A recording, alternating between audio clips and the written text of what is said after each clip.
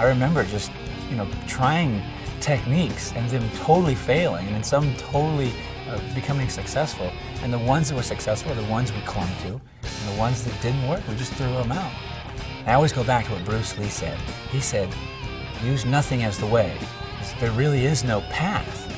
You just, whatever works, you use it. Whatever doesn't, throw it out.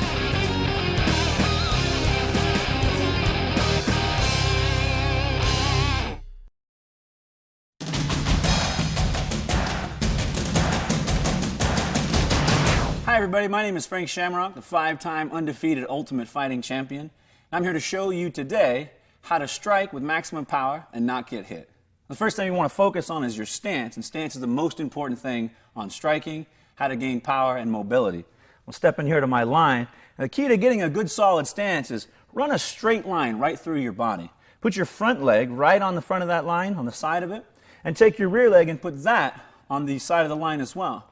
Now you've got a nice line running through your body and a good place to set your weight down and have balance. This is the key to a real good striking stance and developing power.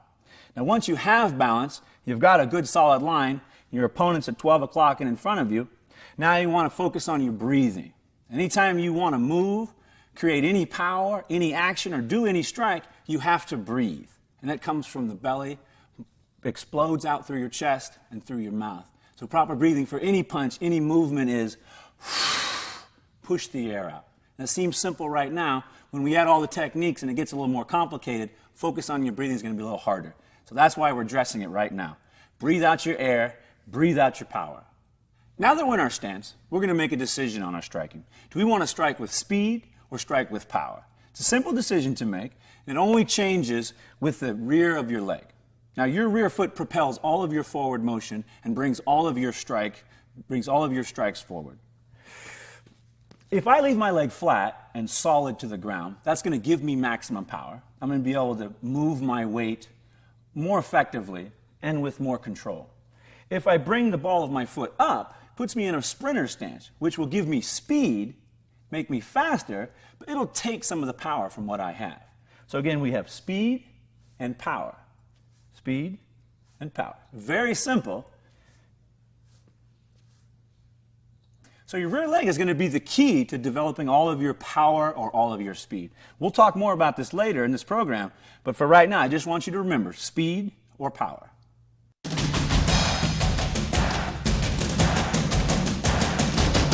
Moving on to movement and footwork for effective striking. Once you have a good solid stance, you know how to breathe, you either want power or speed, you have intention. Now we got to get that attack going. We got to get it forward. The footwork and movement of striking is very subtle and very simple, but at the same time a little bit complicated. So I'm going to show you very slowly how to create constant movement so you can always attack and always retreat, because that is really the key to effective striking, is being able to leave and being able to attack at any time that you want. The first thing we'll address is constant movement. Now, the problem with striking is you have to move your head. If you don't move your head, you're going to get cracked. You see in boxing all the time, all the boxers are always doing a little subtle movement with their head. So what I want to do is get that good solid stance, feel comfortable and balanced, then I just want to start a little bit of movement of my head. That way if a punch comes toward me, it's really easy for me to move my head out of the way because it's already moving anyways. Right now we'll just leave the feet where they're at, but I want to focus on just a subtle movement with my head.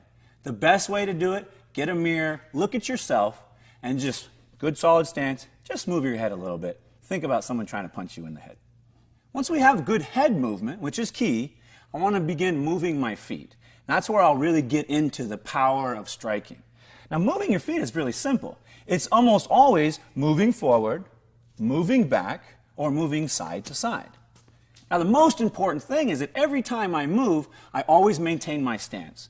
So there's never an opportunity where I will move forward, back, side to side, and lose that stance, that balance, and that power. So I'm going to show you briefly just a few drills that I want to do to develop that movement. We'll keep it simple, and we'll keep it linear for right now. First one is just forward and back. So I'll take a small step and advance my entire body forward. Now it seems simple. I've done this for hundreds of hours because the stress of someone trying to punch you in the head or kick you in the leg while moving around and remembering all these things is really complicated. That's where you get into footwork. Now, boxers, kickboxers, mixed martial arts fighters, everybody does footwork and does lots of it. You have to train your body to move around and do all these things while still being comfortable in punching. So footwork is key. There's a number of drills you can do to develop that footwork.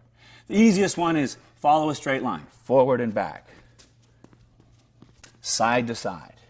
When you get a little more complicated, you can actually develop the muscles in your feet and develop the muscles in your calves to explode quicker, to react quicker, so that you can move from point to point faster and faster. I'm going to show you a couple quick drills, and what I'll do is I'm going to use the lines that are already on this mat, and whether you want to put a line down or not, whether you have mats on your floor that have lines, get a line to begin to work with, and that'll help your feet develop speed. I'm going to take my stance again, heel to toe on that line, and I'm just going to start a little bit of movement making an angle. Now I just turned 45 degrees, really simple, really short. This little turn, as small as it is, when someone is punching at me, if I can make the same turn, I'll be completely out of the way. Let me show you a couple of these footwork and movement drills so you'll be able to develop your body and your feet, move around a little bit quicker. Now it's really important. I don't have a lot of time to drill on this, but watch my feet. I want you to replicate this, even if it's just for a few minutes, so you'll understand how you need to move, where you need to move to be most effective for this. First, what I'm going to do is I'm going to turn right. I call it turning right because if I'm looking at you and fighting, I'm going to take my whole body, pivot over on my front leg. Now I've turned my whole body to the right. It's a short, tiny movement, very effective. Someone punches at me this way, I don't want to be there. I can turn right, I'll be out of the way and available to punch again. So that's the first one, turning right. Second one we'll do is we'll step and then turn left. So again, you're my opponent, we're punching, I don't like it. Take a little step to my left, turn my whole fighting stance to another position. Now it's important when I'm doing these turns that, one, I'm on the ball of my foot and I'm comfortable. And two, that I'm actually turning my whole body, rotating it so I can get there quickly. Now, when you rotate your body, you create power. When I punch, I rotate my body. So, if I'm stepping and rotating my body, I can actually move and punch at the same time. Let's do a few more of those footwork drills. I want to show you just how they flow together with a little bit of repetition. Now, if I was going to actually do some rounds of footwork and training, I would do 5 rounds, 6 rounds, 7 rounds, 8 rounds, just of moving around, moving my feet, teaching my body how to be there, be comfortable, be present, and balanced. So here we go. We're going to forward, forward, back, back, turn left, turn right, forward, forward, back, back, turn left, turn right. That's footwork. It's simple, but it just takes a long time to get comfortable and get relaxed. Other things that help you with footwork, quick feet movement, quick side-to-side movement, jumping rope, all those are designed to develop your feet, develop those dense proprioceptor muscles that react quickly and move you where you need to be. Along with changing position and moving, there's also changing the angle and changing the level. We're doing constant movement, we're moving our body around. Now, anytime I get confronted with a situation, I can do one of two things to alleviate the problem immediately. If I stay right here, somebody's going to hit me eventually. But I've got a little constant movement, now I can begin to change levels. Changing levels is a simple concept. If the punch is here and I'm here, it's not going to hit me. So I can take my constant movement, and if I feel uncomfortable, I can change the level. And just that little drop of 4 to 6 inches gets me out of the way of that punch. Changing levels and combining movement enables me to constantly move forward, constantly be aggressive, and if something happens or comes towards me, I can easily move my head out of the way, change levels, or I can step to the left and change my position. Then I'm not in the position to be punched or hit, which makes it effective and safe.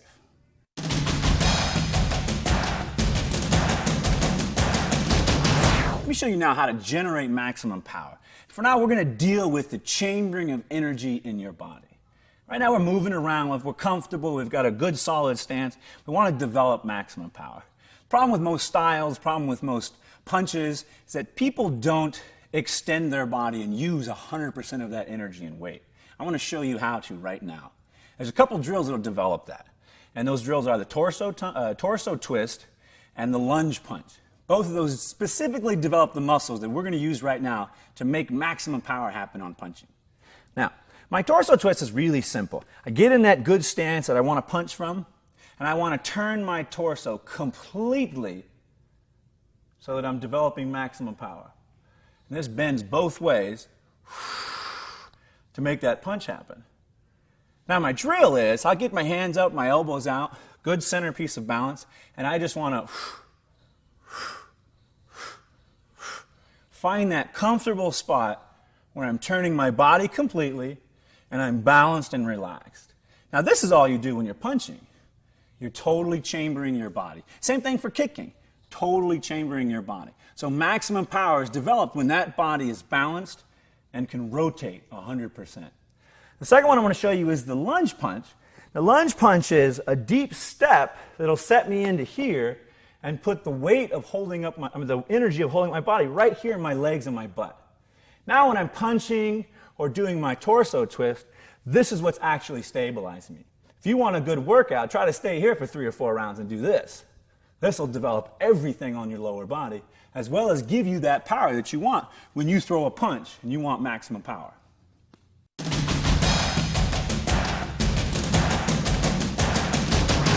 Hopefully by now you've done all this stuff and you're feeling comfortable and relaxed. I want to show you the theory of striking. What I mean by the theory of striking is there's an actual very simple theory that completely and utterly explains the concept of striking safe and effectively. For that, I'm going to bring in my partner, Kelly Delonte, who was good enough to come out with us today. Kelly Delonte is a former UFC competitor and an all-around good guy. Well, thank you, why don't you Frank. be my clock partner? And I'm going to show them the clock theory. Right. So let's put you right here facing me. That way they can get the angle from over here. Now, the theory behind the clock is your opponent should always be at 12 o'clock and never at another time.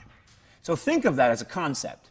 Every time I'm going to get into any kind of altercation, this guy has to be right in front of me at 12 o'clock.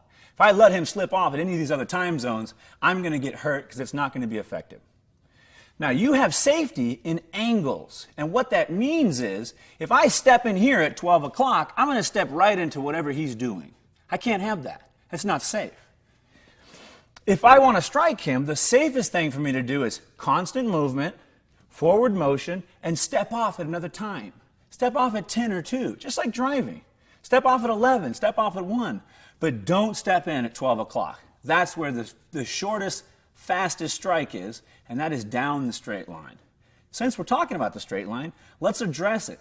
Punching straight is the quickest, powerfulest, and most effective way to get in there and punch first. So I want to avoid that unless I have the advantage. Assuming I don't have the advantage and I'm in a self-defense situation, I always want to step off at some of those angles. Let me show you what it looks like when I step off at the angle. Right now my man's at 12 o'clock. I am always going to leave him there. I want to step off over here at 10 o'clock and throw my punch. That way if he punches down a straight line, I won't even be here to get hit. That's the kind of striking you want to do. Safe and effective, without damage. The same holds true if I step to the other side. I'm going to step over here where he is not and then throw my punch. And it will allow me to be out of the way of the straight line and cut that angle and make the strike. Now, kicking, kneeing, everything comes on that same clock theory. So if I want to kick him, I'm going to step over here at 10 o'clock and I'm going to kick him in the leg where he is not able to strike me. That's what the clock is about. So think about that. Think about it when you're doing your shadow. You should always be at 12 o'clock, turning your body so you're facing and seeing yourself. Anytime you're doing any sparring or shadow sparring or partner sparring, he should always be at 12 o'clock. Take a step to your left. Always at 12 o'clock. Take a step to your right. Always at 12 o'clock. Those little foot turns and stuff we did earlier, that's what will enable you to make that easy transition so that he doesn't get over here and be striking when you're not seeing. That's the worst thing that can happen to you.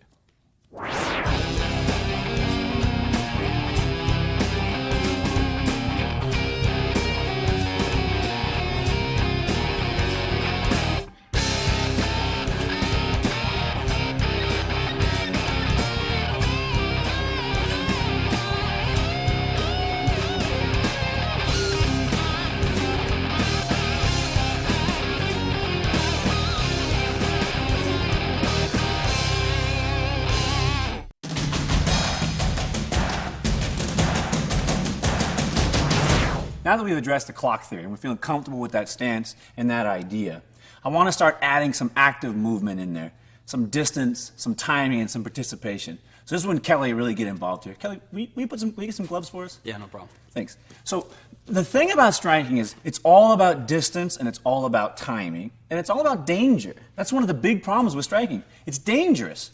Every time you punch or you move into punch, you have the ability to get hit.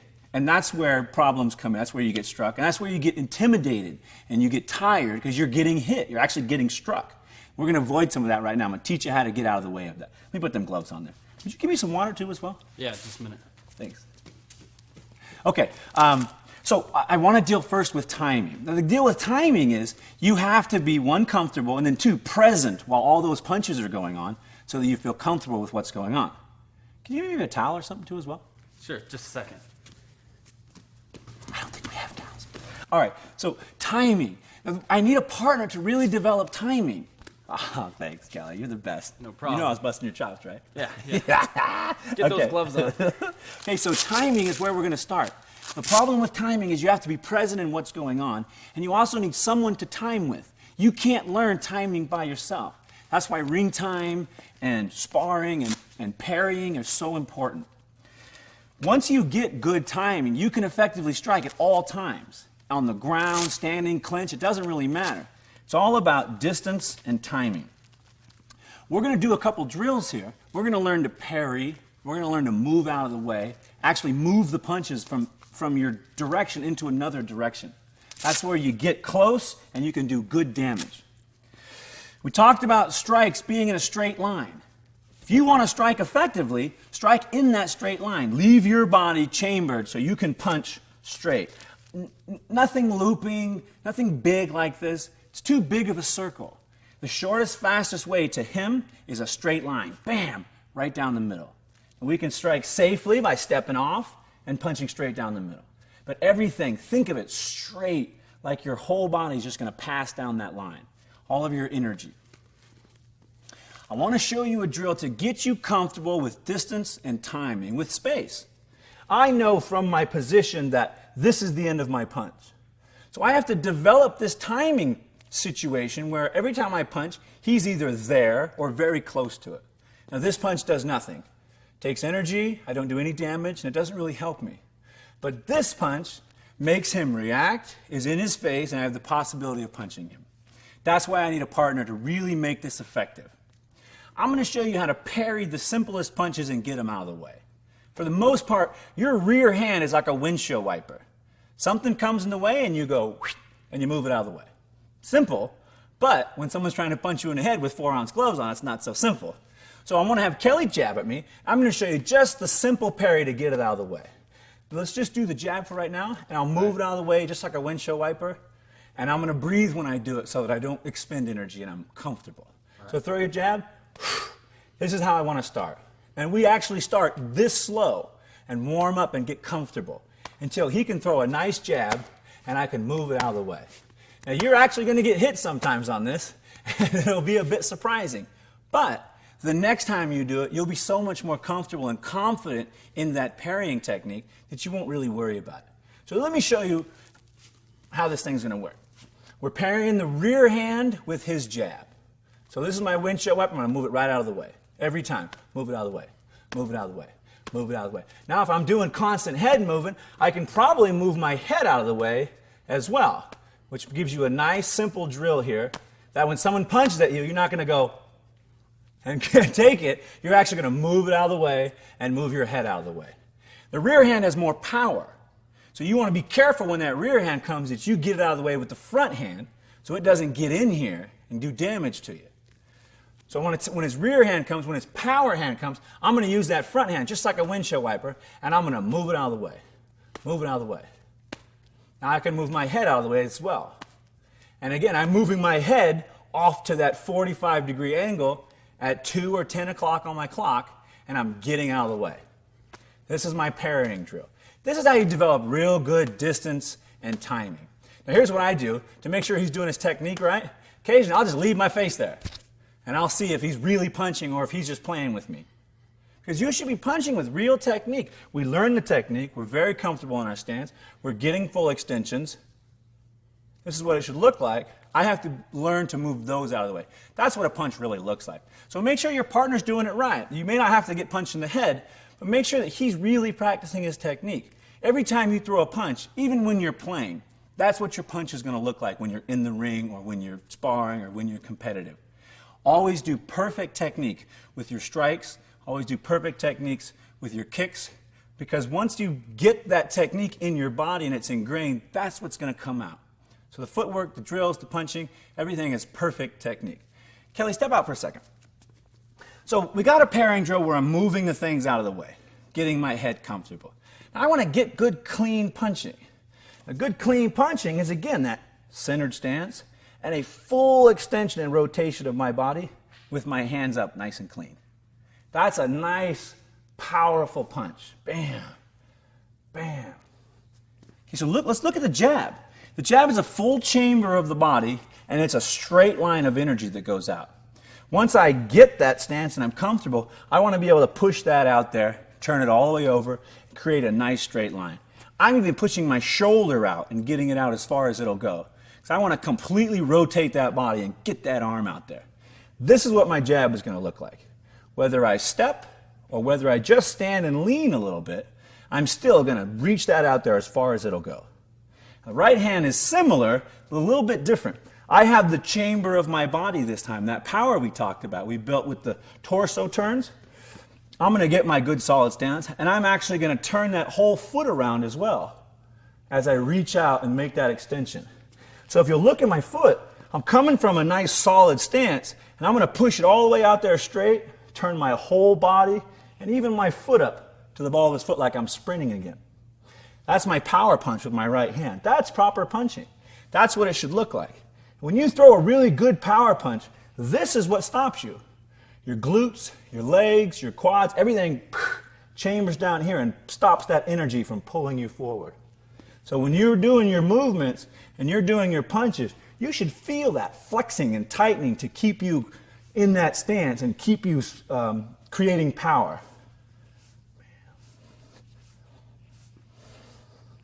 So once Kelly, will you come back in? Once I have that and I feel a little more comfortable, I have good, what I think are good punches, they're nice and straight, I'll bring my partner in and I'll try it with him. And he's got to move him out of the way or I'm going to hit him in the head and he's not going to want to play with me anymore. So I'm going to start with my jab and I'm just going to get it out there. Now I really want to focus on my technique. So I have to be not concerned about Kelly. And I have to think about my technique. He has to think about getting the punch out of the way. And this is your parrying drill. And it's just like this. It's this simple. Once you develop this and you're comfortable, now you can start doing other things. Now you can start doing a couple of punches. And when people punch at you, you're not feeling that stress and that strain of, I'm going to get hit. Instead, it's move, move, move. Maybe you come back with your counter. Yeah, that was good. Yeah. Thanks. Yeah. Let's also show you some slipping. Slipping is very important as well. Not just parrying, but parrying and slipping, or slipping to get out of the way of punches. Slipping also comes in because once you change that level with that movement, you can also grab and take down. Or you could just slip the punch, let it go by, and do a little punching of your own. Let me show you a couple examples. I can do my parrying. Go ahead and throw a couple punches there. I can do my parrying, but if I'm uncomfortable with this, or if some start getting through, I can ball up in a good stance, and I can just slip and let everything go by. So I'm going to stick my head over at that angle with my feet underneath me. I don't want to be bent over with my head down. I'm still going to have a good, strong stance, centered, balanced. But instead of staying here and moving them, I'm just going to dip my head off to the side a little bit and let that punch go by. The important thing is that you keep watching what's going on. Don't look over here or don't look down, because then you won't see the next one coming. I see a punch, I don't really like it, I'll just get out of the way. Let the whole thing go by. Now you can also, slipping is an extension of changing levels. So you can also maybe retreat a little bit and then just dip your head down and slip by a punch. Or if you want to throw some punches, and as soon as he punches back, I can dip over here to the side and let it all slip by. So think of that when you're slipping. You can take parrying and make slipping come right off of it. Just a natural extension of it. That's what you want it to be, comfortable and natural. Now, along with slipping and parrying, you also learn how to block. There's several ways to block. The easiest one, the most effective, is just keep your hands up. That way you can pull them in and cover up your chin and the soft tissue in your face. Then you won't take that damage. The other thing you can do to block is stick something up there. I mean, stick a whole bar up there so you can't get in. If I start getting really uncomfortable here, I'll put my hands up and I'll block some of that. But if some other stuff starts getting through, look at this. I can throw my whole elbow up there and cover this entire side of my face. Now this complete side is protected and I can still see over what's going on. This is what I call an emergency block. Things get bad and your technique starts going awry. Look at this, throw punches at me. Just create a complete barrier for him to get through. Now, I can still see what's going on. I'm looking right over this thing, but it's like a giant arm right in front of my face. So they're slipping punches, and if things get really bad, just throw up a block as big as you can get. Whether it's here or here, throw up as big a block as you can to stop everything right away. Then you don't have to worry about it.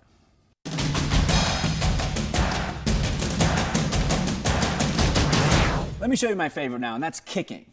Power kicking. Even though we're saying it's power kicking, I want to show you the safety kicks first. And I call them safety kicks because they don't have a lot of power, but they're very safe, hence the safety kicks.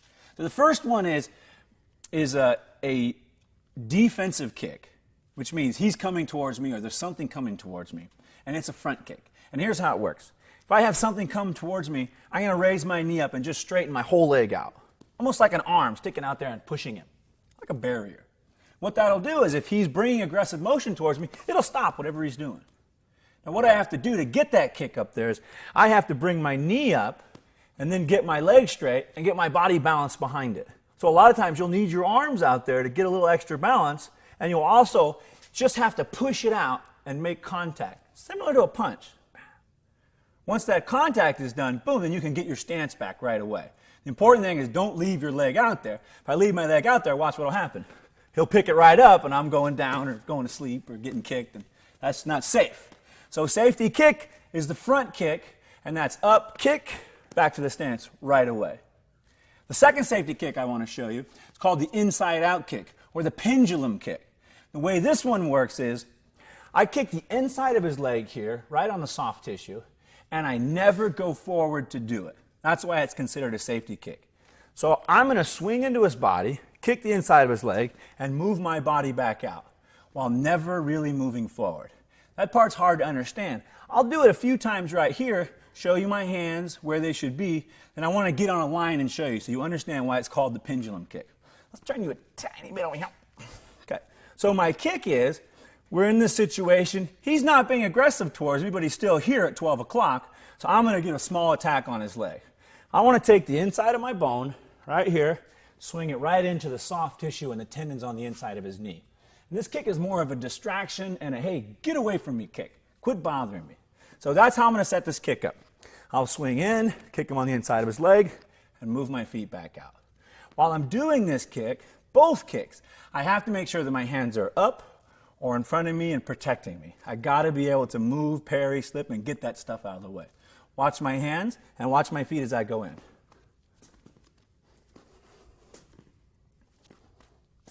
So this is called the inside out or the pendulum kick. And let's go over here on this line. I'll show you why they say that. Now, the reason it's called a safety kick is, here's the center of my balance, this line right here. Centered, I'm relaxed. My opponent's 12 o'clock in front of me. And I'm actually going to swing my legs over the line and back, but I'm never going to step forward. That's why it's a safe kick. Watch my feet. I'll cross the line and I'll come back, but I'll never go all the way across the line. So I'm never really stepping into his power or into his zone. I'm just swinging over, kicking, and swinging back. This is how I teach people, and this is how I recommend that you learn. Get that line so your brain understands that I'm not going to go over here and kick him. I'm just going to swing in, do my kick, come back to my stance where I'm safe and where I'm most comfortable. Now we can do power kicks and really get into kicking.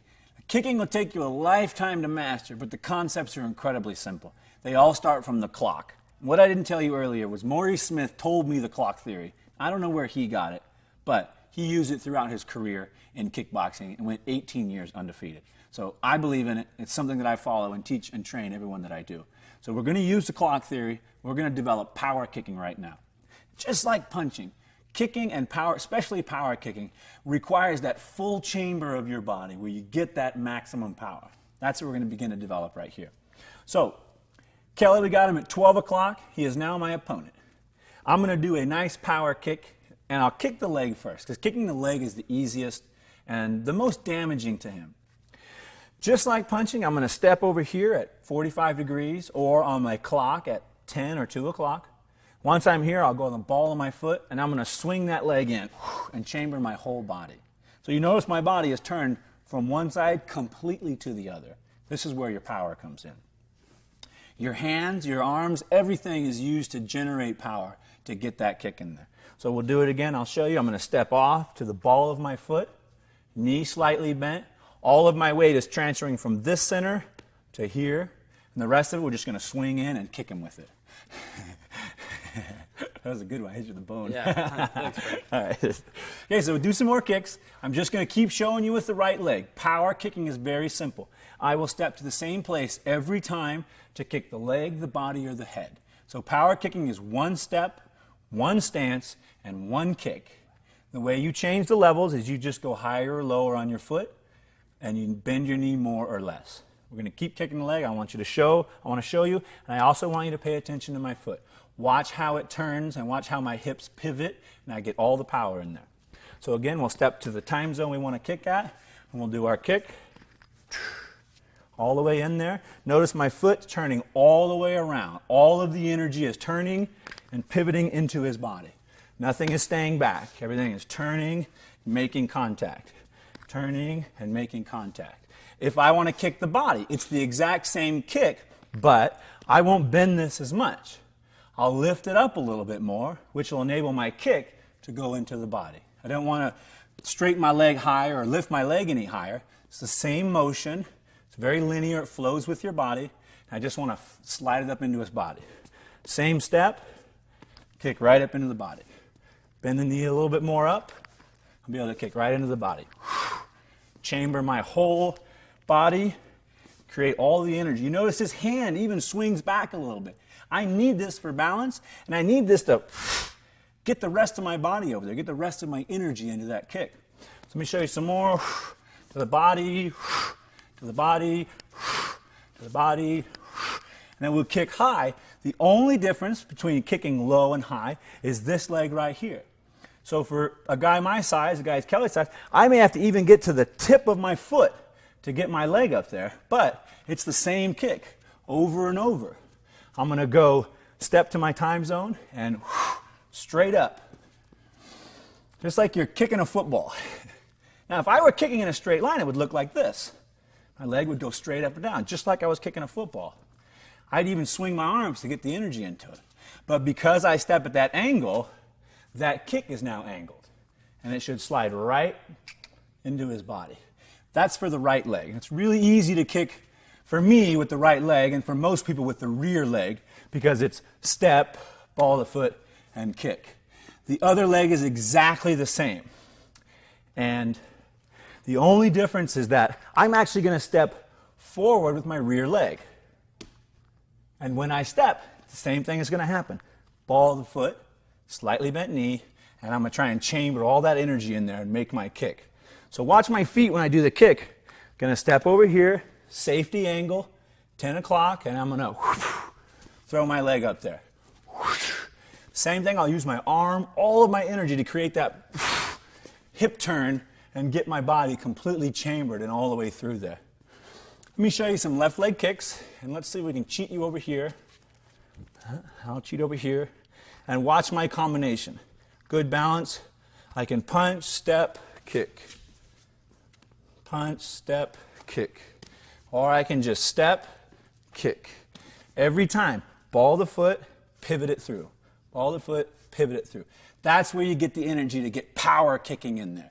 Power kicking is no joke. You can't just kick crazy at all times. You have to look for a spot to kick or distract them with something else so you can get a nice bone-jarring kick in there. That's power kicking. That's exceptionally effective. In fact, I just broke my leg 6 weeks ago kicking someone else because I was kicking so hard. So be careful where you kick, but definitely kick hard.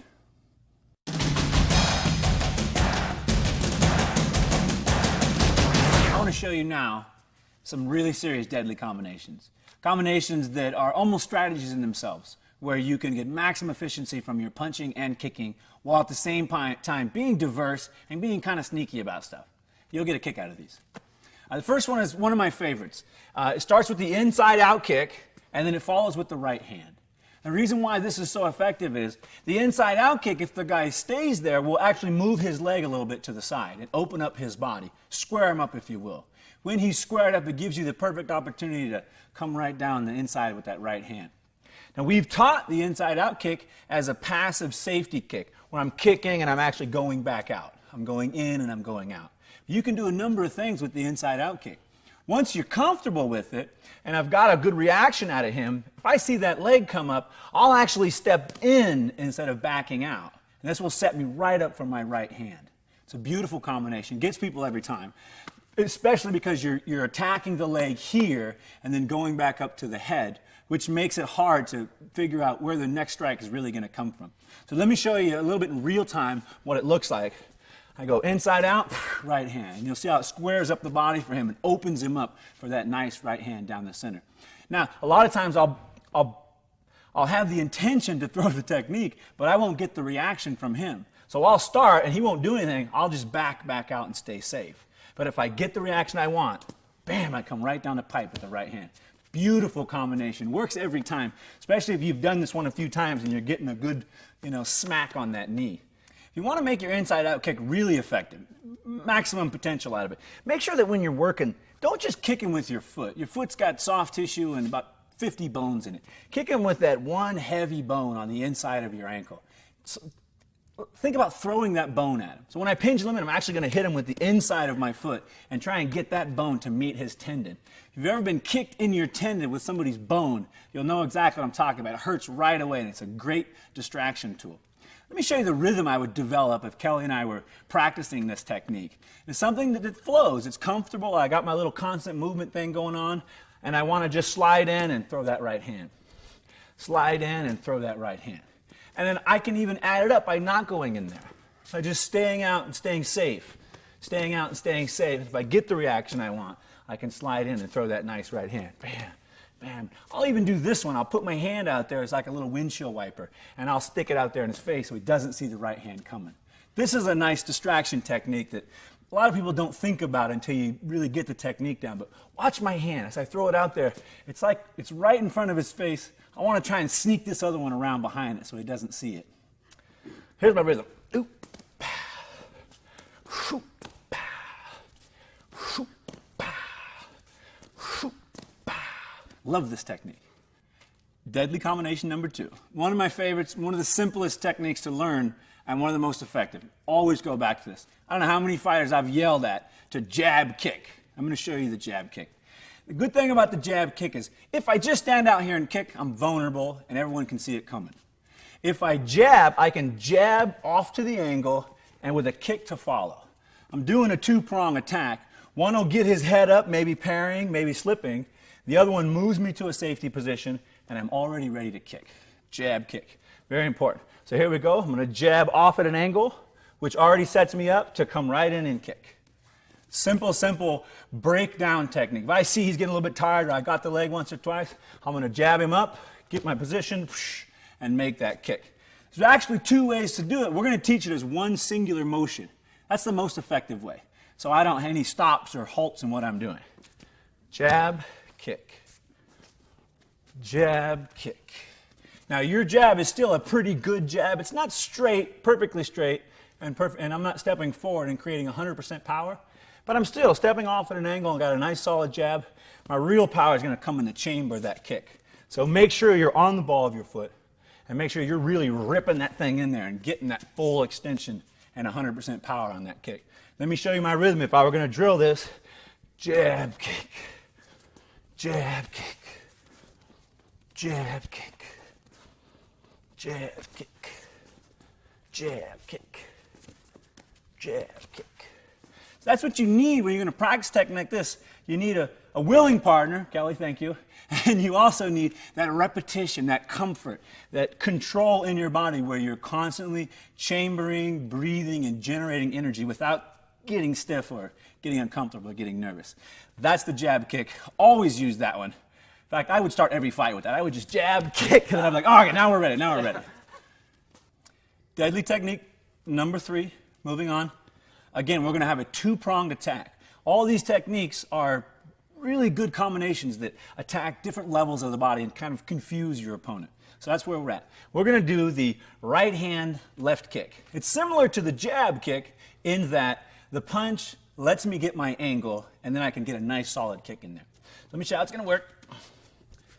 I'll throw my right hand, get a nice solid right hand. After the right hand, I'm going to step over here where my power is. So I'll go right hand, step off at the angle, and then there's my kick. And I like to kick the inside of the leg or kick the body. So nice, clean right hand, full chamber. I got to make it real. I got to let them know it's coming. And after I get it out there, I'm just going to take a step over here, get out of the way, throw my kick. If it's early in a fight, early in the sparring, I would go to the leg. If it gets later and later in the fight, I would go to the body. And then when you think you got him, then you can go up to the head and try that neck kick. Let me show you my rhythm. Good right hand, full extension, get the power in there. Then I'm going to step over here and kick. Here we go. Bam, bam, bam, bam, bam, bam, bam, bam, bam.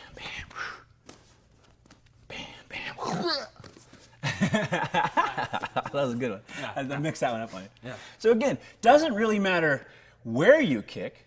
That is metered by your leg, how much that bends, and where you want to land that kick. What's really important is that you distract him with the right hand.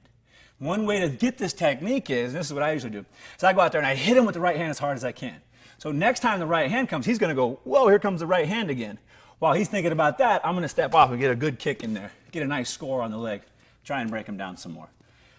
This one is a little more complicated because you're leading with power, and then you're coming with the other leg. But it's really effective because it's the one that you don't expect to come. You don't expect anybody to lead with power, and you don't expect them to cross your body and kick the leg.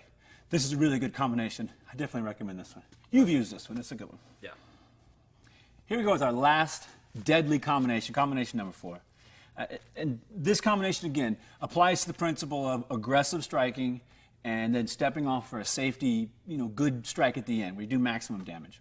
This is the 1-2-3 kick or knee. The reason I say kick or knee is you'll see in a second, the 1-2-3 should back your opponent up, move him out of the way, get him distracted so that you can step off the angle and get the maximum power out of your kick. And we'll start with the kick first. So I'm leading in with my hands, and I have to be aggressive. I have to move forward. I can't do the 1-2-3 here and then try my kick. It's not going to work. So I'll follow in 1-2-3, and then I'm going to step off at my angle and get my kick in there. Now, depending on the distance of him, if he's really close like he is right now, I may have to knee him, or I may be able to kick him instead. But the important thing is use your clean, straight punching to move him back, move him to the side, so that when you step off, you'll have a really good, solid kick. I recommend the jab, right hand, and left hook. As a combination, that 1-2-3 is probably the best combination you're ever going to get. Where I think you'll do the real damage and why this is a deadly combination is the follow-up kick or knee afterwards. So get him going, get him backwards, throw your follow-up power kick in there. Or get him going backwards and follow up with your knee. But make sure on all of your kicks and knees that you're stepping off at that angle, that you're sticking with your clock theory and you're staying safe. Let me show you a couple rhythm pieces on this so you get an idea of what it looks like. And Kelly, just hang out there, don't go anywhere. So I'm going to come in with my combos and get a nice finish kick. So while my combos and my techniques are good, I can't put all my energy and focus into them. I have to remember that I'm doing a combination. So I'm going to come in and bam, bam, bam. I want that last one to be the rest of the energy that's left, the last piece of my balance and the last piece of my power. That's where you're going to get maximum damage. You can cross and do the left leg, but I recommend sticking with the right and sticking with your power because, again, this is the coup de grace shot. I got him going. I've got him exactly where I want him. I want to pick. Is he leaning here? Is he bent over? Is he bent backwards? Where is that final maximum shot of power going to land so that I can do maximum damage on his body? Let me show him a couple rhythm pieces and then we'll move on.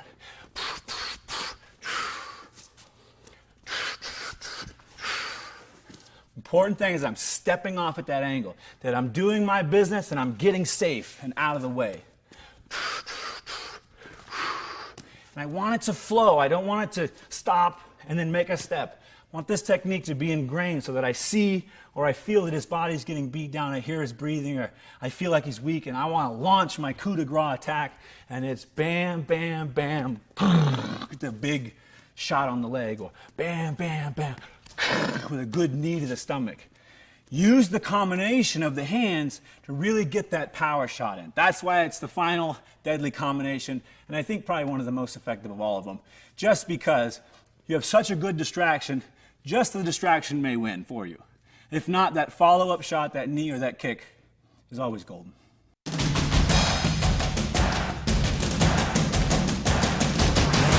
Let's talk for a second about the switch, how you actually get damaged or knocked out, or the button, if you will, when you're striking. Now, something we addressed stance, we talked about balance, breathing, how to relax, how to be comfortable, how to move around. One thing we didn't talk about was the effects of being struck and how to avoid getting struck, at least in the position of your body. Kelly, will you take a good fighting stance over here for me, facing this way? Now, a good fighting stance has a lot of different things we talked about. The feet, balance, the centeredness, the ability to move forward, backward, side to side. But one thing you have to remember is that your chin is just a switch that goes to your brain. If you get hit good on the chin, on the temple, or anything that shakes or snaps your head, your brain, as a self-defense mechanism, will turn itself off. That's called a knockout or a TKO. So a good solid stance, this is something extremely important. It seems mundane, but I really want you to listen. A good stance has a good hand that covers your chin at all times. Your chin should be tucked in a little hole here so that it's hard to get to. Think of it like a button. If I could reach in and turn that button off, he'd go to sleep right away. That's what good striking is about. That's what they call the sweet science of boxing. So look at his stance. His chin is tucked nicely here. He's got his right hand covering the other side. You'll notice his shoulder on this side. It's almost over here touching the other side of his chin. So it's like his chin is in a little hole, something I can't get to and access. This is what you want your fight stance to look like, and this is how you protect your button. Thanks, Kelly. So let me talk more about it. It really is just a switch, and the smallest thing can turn it off. The more I'm fatigued, the more I'm distracted, the more my focus dissolves from this situation, the easier it is for my brain to become distracted and for it to turn off without me even knowing.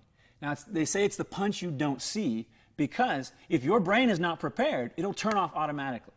Even if Kelly were to punch me as hard as he could in the chin, well, maybe not, but almost as hard as he could in the chin, as long as I could see it and my brain can understand what it is, it won't turn itself off. But the second I look away or I close my eyes and I'm not paying attention and I get hit, my brain will automatically shut itself off. That's what you have to worry about in striking. That's the only damage you're really going to take, besides kicks, knees and minor stuff like that.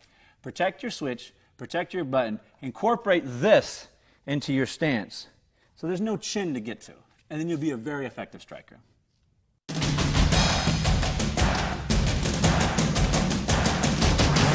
Okay, here's a little something we snuck in here. Tips, tricks, and cheats. This is the good stuff. This is the stuff that we don't show anybody. I'm going to start with kicking with the shin. Now, I was originally taught to kick with my foot, just the style I was taught. What I've found and what I've learned through the years of training that I've done is that if you can hit someone with your actual bone, you can do so much more damage with little damage done to yourself. So when I say kick with your shin, I mean that when you throw your kick, you need to kick with this bone right here. Not your foot, not your muscle, anything else. Specifically target with the bone. Maurice Smith taught me this a long time ago. I never really appreciated what he was doing. But he would throw a kick very lightly at me, and he would leave his bone so the bone could hit me. If you want to kick someone and kick them hard, don't worry about turning it over. Don't worry about being fancy and everything else.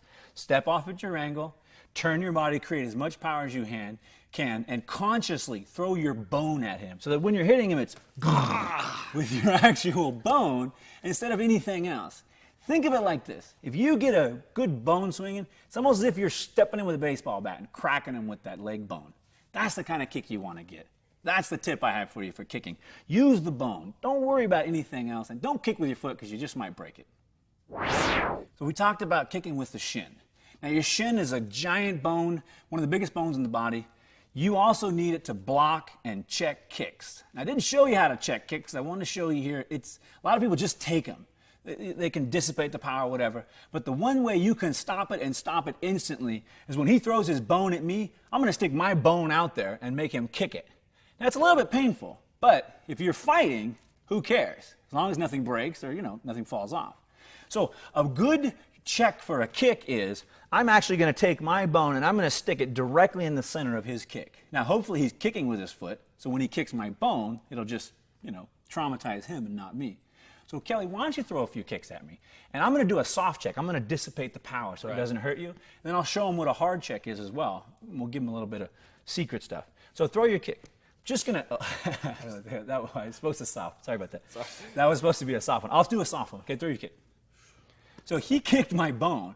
That's the idea. I don't want him to kick the soft tissue in my muscle or the tendon on my knee. If he's going to kick me, I'm going to make him pay for it. I'm actually going to stick my bone up there and let him kick the bone. There's two types of checks you can do. You can do a stiff check, which means I keep this hard. I want him to kick it like a wall and hopefully hurt himself. Or I can do a soft check where I dissipate the power of it. So I'll do a soft check for real this time. Sorry about the last one. I wasn't paying attention. And then I'll do a hard check. But be careful on the hard check so you don't hurt yourself. Right. So I'll do some soft check. Kick me with time. So I'm going to dissipate. I'm going to let the power run down my leg and just let it slide down to my foot. Then if you want, after it slides down, you can push it out, step in, and do your thing. Or you can hard check it. And hard checking is what you do when you want to hurt someone. When they're kicking you and you're like, I'm not going to take the kick. I'm going to make him pay. I'll stick my bone up there and I'll just flex my leg and I'll make it actually hard. And I'll try and do damage to him while he's kicking me. Now, I've seen a lot of people check kicks. And when I was originally taught to check a kick, I didn't really understand where my leg was supposed to be. I thought it was supposed to be over here somewhere or kind of this way, turned and crooked. It's not. All your leg does is it goes from here to there and comes back. Just enough to be in the center of his bone. You want it to be directly in the center of his kick. So if he kicks me once, give me a good kick, and I see it, and I want to stop it, the next time I'm going to try and just stick my leg right in the center of it. I don't want to bend it or do anything. Just lift the knee up with the hip muscle and stick it right in the center of his kick. That's what you want. And then again, it's soft or hard, depending if he's your friend or not. That's your tip for kicking and jamming, blocking a good solid leg kick. Here's a good cheat for you. I call it small retreat, big attack. We've talked about distance, we've talked about timing, we discussed how to get in there and bang and do all these other things, cut the angle and everything else. Here's what I found out. If you can get someone aggressively coming towards you, a lot of times they'll overextend themselves trying to punch you. A lot of times they'll overreach, change their balance, because they think they're going to get a shot in on you. Well, if you can just take a little bit of a step backwards and open up his body, it's so easy to move a little bit backwards and come right in and get him with a good shot. This is what I call my small retreat, big attack. I know he's punching at me, and as long as I'm comfortable and I can deal with the situation without getting hit, if I have good timing and distance, I can take some of those punches and just enough to get out of the way, and then come right back with my good, strong strike. Really effective. This is a huge one. You can also do it for kicking, anything else, as long as you're comfortable, you're covered up, you know what's going on, and you have the ability to just, get out of the way enough and then see the situation for what it is and come right back in. And I recommend when you come back in to have a big attack. Small retreat, big attack. I may move just enough to get out of the way, but when I come back, I'm going to take as big a step as I can and really get in there with the right hand, with the knee, with the kick, with whatever power shot you want to come back with. Make sure it's a power shot. Don't do a small retreat and then hit him with a jab. It's not going to do anything. You want him to go, I'm hitting him, and really open himself up. And when he's there, be ready, be conscious, and whoosh, bam, get him with that short power punch. The last thing that we're going to deal with, and it is part of striking, is the clinch. We've talked about parrying, moving the head, slipping, changing angles, all these other complicated things that have to do with striking, but there's one way to squash it all, to get rid of it all, and that's the clinch. You see in boxing all the time, things get rough, and they grab up and they do a little bit of clinching in here. You get a good clinch and you'll stop all the striking right away, regardless of how good his striking is. A lot of people, when they begin to spar, they forget about clinching. I get a good flurry on me and I get a good shot, I sometimes forget that I can just grab him and stop everything. Now, I recommend that anytime you feel discomfort, you get a good shot in on you, grab a hold of the guy, wrap him up, get control of his arm so you're not getting struck. Now, there's a lot of different wrestling takedowns and throws and all other things that you can do, but the most important thing is just get rid of the hands. Tie them up. Whatever you want to do. Grab them, hold them, wrap them. Get rid of them so you don't have to worry about it anymore. That's the real secret to getting out of danger in striking. So my example is, things are going, I do my little slip, hey, I'm looking all good, I get some shots in, whatever. If I get a good shot and it's uncomfortable, doesn't matter how I get into that clinch. I could take a shot to my grill as long as I'm getting the hands and wrapping the hands up. Once you wrap the hands up, you can change the tempo of what's going on. You can change with striking to the knees or pushing him or whatever, you can change the energy of the fight because he no longer has the balance, position, and control to do damage to me because I took it all away. And if you want his balance, you can even move him a little bit. Now he can't strike you at all. So the last thing I would say, and it's a cheat for striking, if you're not comfortable with the striking, wrap him up. Grab his arms. Make it so he can't strike anymore, and then he'll be out of danger.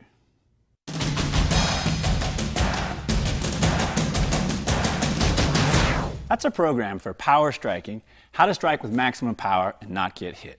Now, I know that some of the things I did look simple and were really smooth and effective. I've been studying this for a long time. I've been studying for 8 years. Only in the last 5 years have I really gotten good at it. So it's going to take you a little bit of time.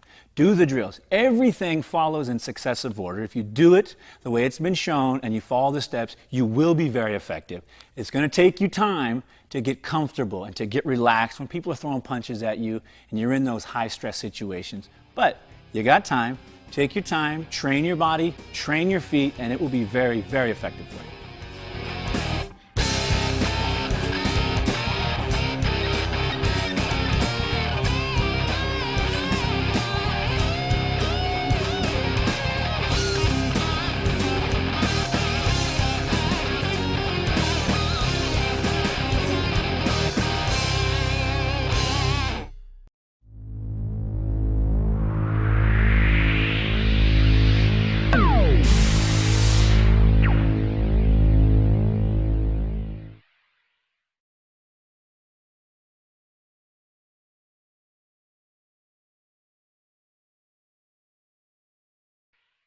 I remember just, trying techniques and them totally failing, and then some totally becoming successful. And the ones that were successful are the ones we clung to, and the ones that didn't work, we just threw them out. And I always go back to what Bruce Lee said. He said, use nothing as the way, because there really is no path. You just, whatever works, you use it. Whatever doesn't, throw it out.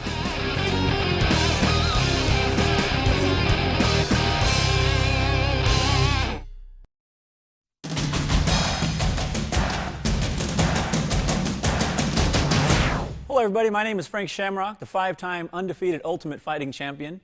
And in this program I'd like to show you how to avoid the takedown, how to defend the takedown, and how to stay on top. And for this, we'll bring Kelly in, my partner Kelly Delonte. We're going to start with showing you the dynamics of a takedown and why a takedown works. That way we can understand it and combat it in the future. So the dynamics of a takedown are that he lowers his level or position and actually attacks or grabs my hips. Taking my hips out from me takes away my balance and my stance, which will eventually get me down. There are 3 parts of a takedown. The first part is impact, and that's usually what gets people down. And the impact in this instance is lowering of the body weight, striking the center of the hips or stomach area, and then pulling out. So you have an impact similar to a punch that pushes the inside of your body out, which disrupts your balance here. So that impact starts like this and actually strikes the body either on the shoulder or the head and pushes through the body like this. So that it takes the hips, blasts them backwards, and begins to fold you down. That's number 1, first part dynamic of the takedown. The second dynamic of the takedown is angles, changing of angles. So after an impact, usually a good takedown will begin moving to either direction, which will disrupt your balance even more. So we have a piece of impact which messes up your stance, and then we usually have them pushing sideways, which further disrupts your body, brings you over to one of the sides. So those are the first 2 dynamics of a takedown. Your third dynamic for the takedown is the lifting of the hips. So we have impact, we have angle changes, and now we have lifting of the hips. And all of your throws, all of your body lifts, all of your clinches involve lifting of the hips. So one of the dynamics of the takedown that you really have to avoid is anyone getting their hips underneath yours and actually being able to lift you up. And once you're up in the air, you're done. So anything from the side or any other situation that lifts your hips in the air makes you immediately vulnerable and should be avoided at all times. Impact, angle change, and lifting of the hips are your biggest problems for takedowns. The fourth dynamic is trips, and trips are hard to recognize, but they're easy to avoid if you're maintaining a good stance and you're not letting someone manipulate your body with impact, angle changes, or lifts. Trips are easy. They usually follow from one of the first dynamics. So if I get an impact on him and he doesn't go down, then a lot of times I'll just put a leg around him and keep the technique going and push him the rest of the way down. If I get a good lift on him, a good body clench, and I lift his hips, it's really easy for me just to throw my leg under and turn him down, trip him down the rest of the way. So there's four dynamics that we're really going to focus in on avoiding the takedown. If you can understand the dynamics and what's happening to your body, then we can start building techniques to combat those. That's where we're going to stay on our feet. That's where we're going to be most effective.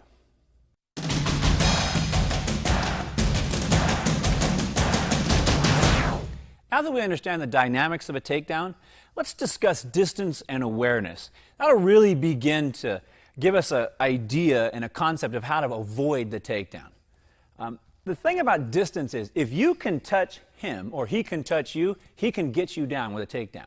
That's what you have to understand. Is similar to striking, you have a good stance. If at any time he can touch you or manipulate any contact with your body, he can get you down and get you down very easy.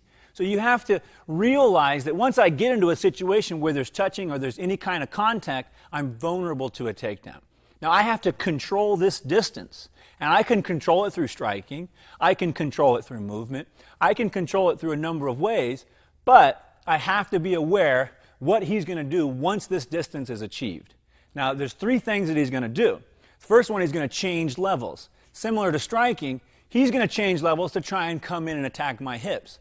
I have to be aware that when that level change comes, a takedown is coming after that. So if we were squared off and I was looking at his body, the second a level change comes, I got to be aware and I got to change position, or I'm going to be very vulnerable to the takedown. The second thing I have to be aware of for the takedown is him reaching into my body. When he reaches into my body, I have to know that he's going to try and grab control of my waist and get inside and grab control of my hips. So punches are easy to see. They're straight. At least good, powerful punches are. Wrestling grabs or clinches, you can see them when they come. They come inside of the body and they reach around it. I have to be conscious of when those come, what's going to come next after it. The third principle for recognizing and being aware of a takedown is his forward motion or his dropping of his body. Once he lets that weight go and drops it on my leg or on my hips or on my body, I'm really vulnerable because he's immediately going to begin bending me backwards. So we got three principles we're working with. The last one is dropping your weight on the body. So go ahead and I just want you to step in and drop all your weight on me and smack me. So this is something that I can see if I'm aware. Watch my piece of energy. Just going to go boom, and I'm going to drop onto his body. Now that's a little different than just changing the angle, and it's different than reaching inside. So we have three separate techniques that we want to be aware of. All three of those lead to a takedown. So all three of those you've got to be conscious of, and you have to be ready that when he makes his reaction to either move out of the way or do your secondary counter. Now that we're aware of the takedown, we understand what's going to happen, we can begin to move out of the way. The key to moving out of the way in anything is footwork. We've got a few footwork drills and movement types that'll get you out of the way of that impact of his takedown or the hands reaching or him trying to drop on your body. Similar to striking, anytime he makes a forward motion, he's going to bring one of those principles of takedowns towards me. What I should be doing, what I have to do, just like striking, is I should always be stepping outside of that foot. I should always be trying to get outside of his power. His power is coming straight forward at me, reaching straight forward. I should always be keeping him at 12 o'clock and stepping on the other side of that foot. That way, when he wants to shoot or take me down, he's got to change or turn, or he won't even be lined up with me. So easy, same as in boxing, same as in striking, is the same as in wrestling. Move your foot to the outside. I should always be moving my foot to the outside. So if we were in a stance, and I wanted to strike, and he wanted to wrestle, every time I would step, he would have to counter-step his foot back. And we would always be trying to step to the outside of that foot.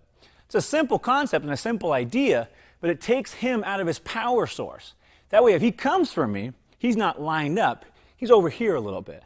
That's your first key to getting out of the path of a takedown. Let's do some more feet work and more feet drills to get yourself out of the way of that intention of the takedown. Now that we're recognizing, we understand what's going on, we've stepped off to the left. Anytime forward motion comes to me, I'm in danger of a takedown. When that takedown comes, the easiest thing is to move out of the way. So, stepping off to the left, stepping off to the right, moves myself out of his power range. The other thing I can do is, if he reaches for my body, I can move my feet off to the side. And it's just a little foot switch here. When I'm conscious of what's going on, I'm going to propel my hips and my body, and I'm going to cut a little corner and move right out of the way. This is what you would do in boxing, this is what you do in kickboxing, and it's what you do in wrestling. Get out of the way of the angle so that he can't grab these three things that we talked about earlier of him getting you down. A couple drills you can do are simple. Try and touch my leg. That movement, try and touch my leg. That movement is enough to give you the distance to either strike or grab or move again and get out of the way. Simple feet movements will keep you in this position and away from being taken down. If you want to use constant movement or you want to use any of these other principles, pulling, pushing, always be stepping off and always be moving your leg out of the way. Those two simple movements will keep you out of harm's way for most takedowns. The other thing you can do to avoid a takedown is a sprawl. Now, a sprawl is designed, as it sounds, to get all of your hips and body away from the attack and also to drive your opponent into the mat. A sprawl is the best way to stop the impact of a shot.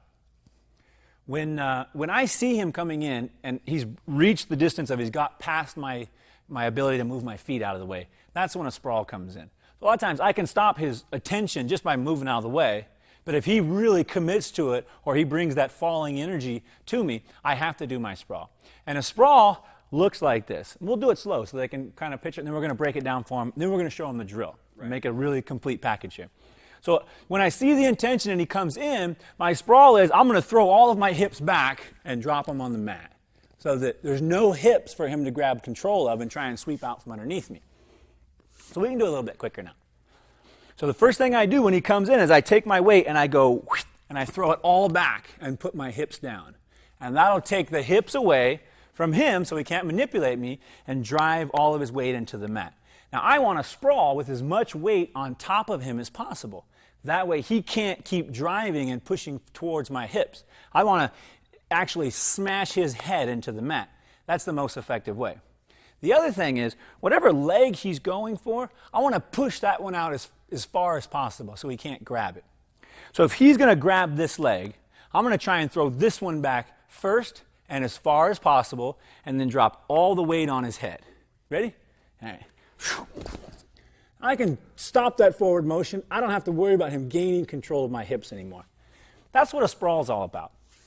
And again, it sounds just like it is because you're sprawling out, getting everything back and flattening it out. Let's show them the drill. And you know what? Let's do it from the front, and then we'll turn to the side so they can see how your body is. Right. And I'll simulate for you. I'll reach in and try and grab your leg, and you can just sprawl without me getting in there. All right? So here we go. I'll reach in. Big sprawl. So look at the back. Hips are completely down. Back is completely curved and arched. And everything up here should be on top of the body and smashing it. That's what a good sprawl looks like from the side. We'll do a little bit quicker. Here we go. Nice. Come back up. Here we go. Nice. There you go. So this is what your drill would look like if you want to drill it and get comfortable with it. Beautiful.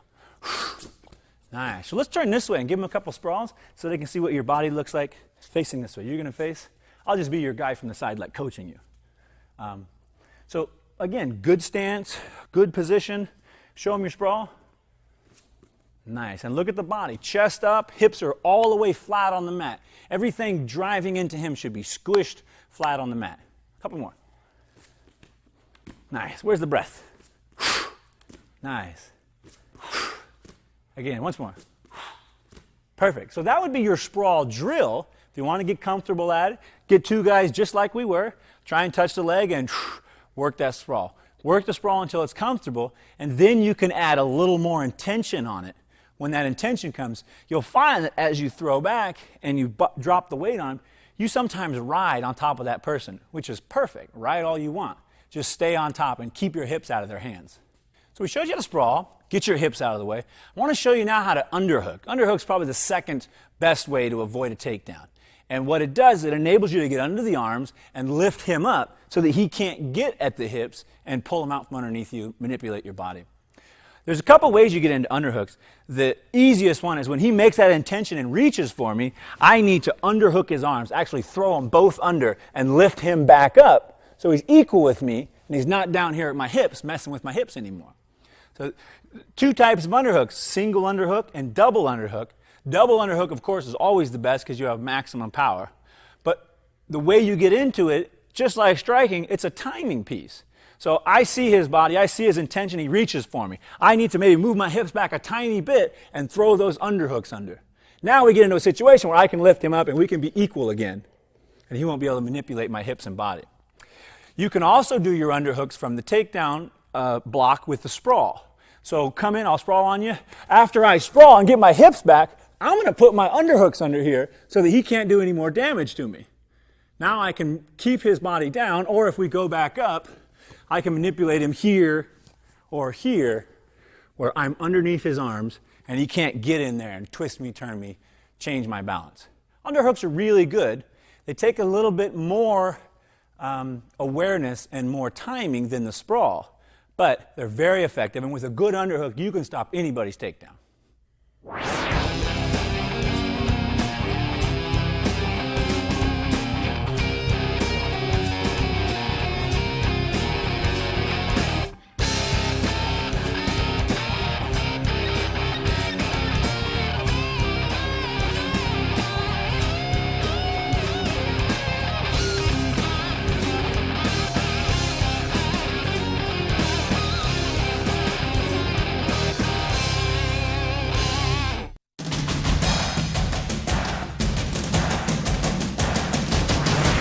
You can use other techniques to stop his initial ascent on the takedown, and one of those is jamming. Stop the takedown before it ever starts. There's a number of ways you can do it. Of course, the head is the center of all energy and leads everything. So an easy way to stop his takedown is if you see forward movement coming, just push his head anywhere on his head. If you stop the head and push it back, he'll lose all of his forward momentum and his forward energy to coming in here and taking you down. I mean, even if it's something still like he's trying to grab me, just pushing his head is going to stop all of his energy. Now, I'm illustrating with a hand. What I like to do is I like to actually jab his head. So if I'm in a situation like this and I feel like he's going to come, I'll actually smack him in the head and take all of his energy, at least the tip of it, and push it backwards, which will stop his step in and stop that energy from coming in. I love to jam the head. It's one of my favorites. I also really like to jab or jam the shoulder. What that does is squares up his body and doesn't enable him to get in that good power stance. His body turns square. So I'll be in a position like this, and if he starts forward motion to me, I'll push his shoulder and turn his body so it's squared up. That way he can't make a good step in on me. Plus, when he's square, I can give him a good crack if I want to. So jamming easy, start with the head, push the head up and back, and also you can go to the shoulder, square the shoulder up. That'll stop any forward motion that he's doing. Let's do a couple of shots. I won't jam your head because it's really not necessary because we understand that. Right. But let's do a couple things where I want to jam your shoulder even after you've brought the energy forward, and we'll show them what happens when I hit that shoulder, okay? So go ahead. So that stops all the energy, and for me it's like a punch. I just turn my body and energy a little bit and put that arm out there, stop that energy before it ever gets going. If he gets in really deep, I'm going to have to go to something else because he's already in that distance of takedown. I got to start wrestling, underhooking, and sprawling. But for the easy one, just stick it out there, stop him, stop his energy, then you can reevaluate the situation. That's jamming. Jamming is really effective if you stop the shot before it really starts, right at the initial stages of it. Speaking of jamming, you can also jam with your forearm, your elbow, and jam on the neck and shoulder area. I'm going to show you a couple of those as well. We jam the shoulder up pretty good, we jam the head up pretty good. Now the distance of that is really long, so I don't really have to, get my hips back when I do that. if I'm going to jam with my forearm, it's half the distance. And while it's a really strong jam, I also have to get the rest of these out of the way, or he may get through it, actually get onto my hips. So if I'm going to jam with my forearm, which I really like, and it's a powerful move, when he passes through that distance, if maybe it's too late for me to get my hand out there, I'll throw my forearm out and I'll actually hit him with it, almost like I'm trying to elbow him, but with the forearm. As I jam, I have to push my hips back a little bit and give me that extra space so he doesn't get inside. Let's show him a little real-time stuff. I'll get my forearm out there pretty good. So if I see the intention coming, I'm going to jam out, throw my hips back. One singular motion. Put the bone out and jam my hips back. And this creates a little wall here that he kind of runs into. Then I have to get my body behind it and support it a little bit. That way he can't pass it and pass through it. The good thing about the forearm jam is that it puts me in a position where I can immediately just grab the head and start kneeing, or grab the head and start manipulating his body right away.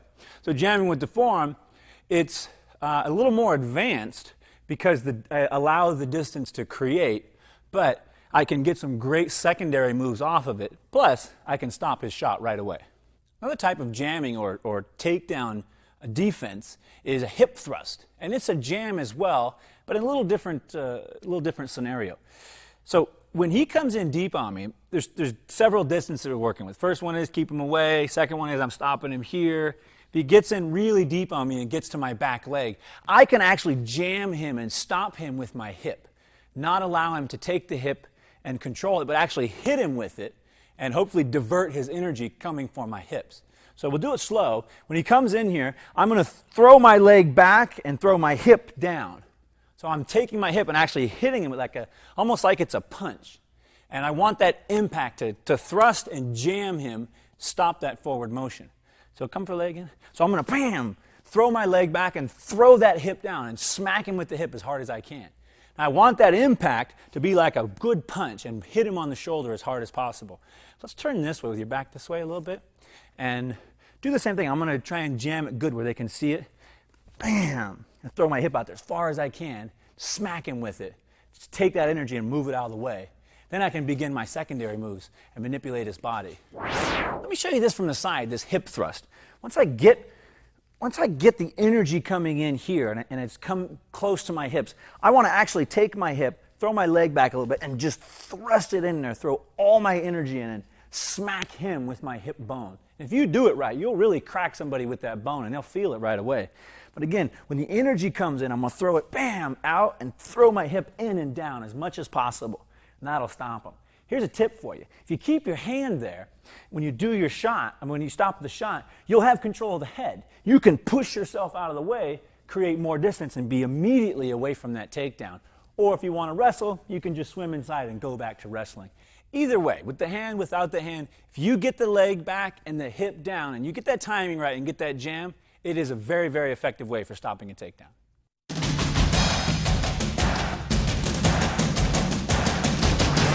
Following up the jamming techniques are great techniques called redirection. Jamming is just pretty much for stopping the technique right where it's at. You can also take the energy of that technique and move it to another location so it's not directly affecting you. And it's really easy to do. Again, it just takes a little bit of timing, a little bit of practice, and a little bit of know-how. So we get in a situation where he's reaching into my body, trying to get a clinch or trying to get a nice body lock. If I stay here and just fight him with the underhooks, it's okay. But if I immediately move out of the way, I'm going to take all of his energy and spin it off somewhere else. So he won't be able to focus on the balance and the hold necessary to get that good grip. He now has to focus on where his feet are going. So a couple of easy instances are, we'll do it again. Reach in for my body. I'm going to get under for the underhook. Then immediately I'm going to take a big step here to my left and move out of the way. Moving out of the way will enable his energy to keep coming this way, and I can kind of swing him out of the way, redirect him if you will.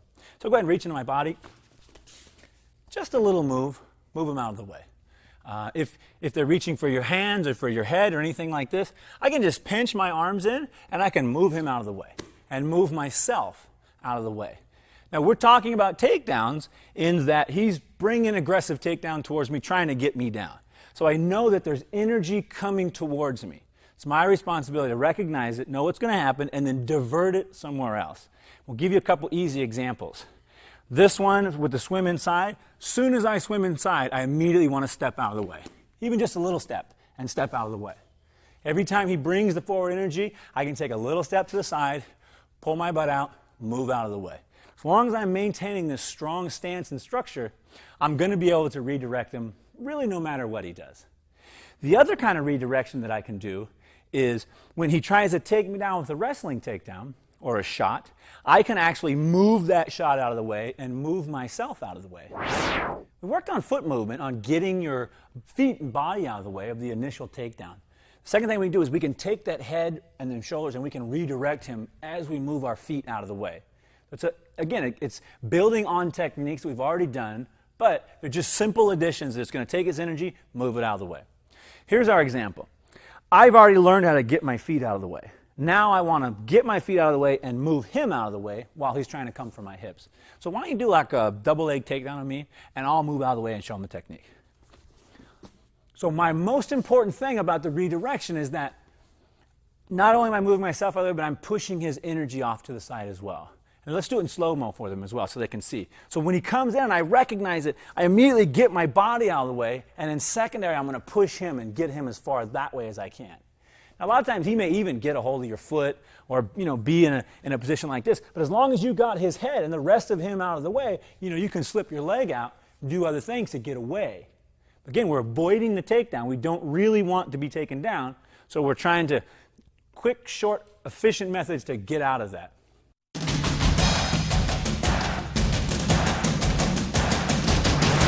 I want to examine the clinch as another type of takedown so that we understand it better and understand better how to avoid it, get in and out of it.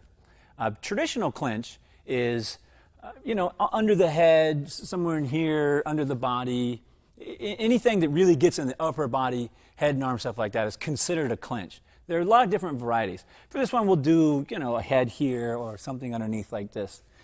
The key to avoiding a clinch is not letting someone get those double underhooks and get good control of your body. So, if he wants this, he's going to reach his hands out and try to get underneath my body and get that position of control. Once he's up here or even down low, I'm in a bad position where he can manipulate me really easy. The way I get out of this is I'm always moving my hips out of the way, of course, but I want to learn to swim my arms inside and to get that even position where I'm under, or maybe we're even equal with both having one under. So swimming is an actual technique that you're going to have to learn if you want to keep them off you in the clinch. A lot of people are able to, do this, and you have to move your head to get out of the way of the punches, and they can grab you, and suddenly you're in a clinch situation. You need to know how to get out. Swimming is how you'll get out. Swimming is really easy, and there's a drill and a technique that we do to learn swimming better, and that's called the swimming drill. It's very easy. I'm going to start, let's see, how can we see this here? I'm going to start with one of my hands underneath his. And he's going to start with one of his hands underneath mine.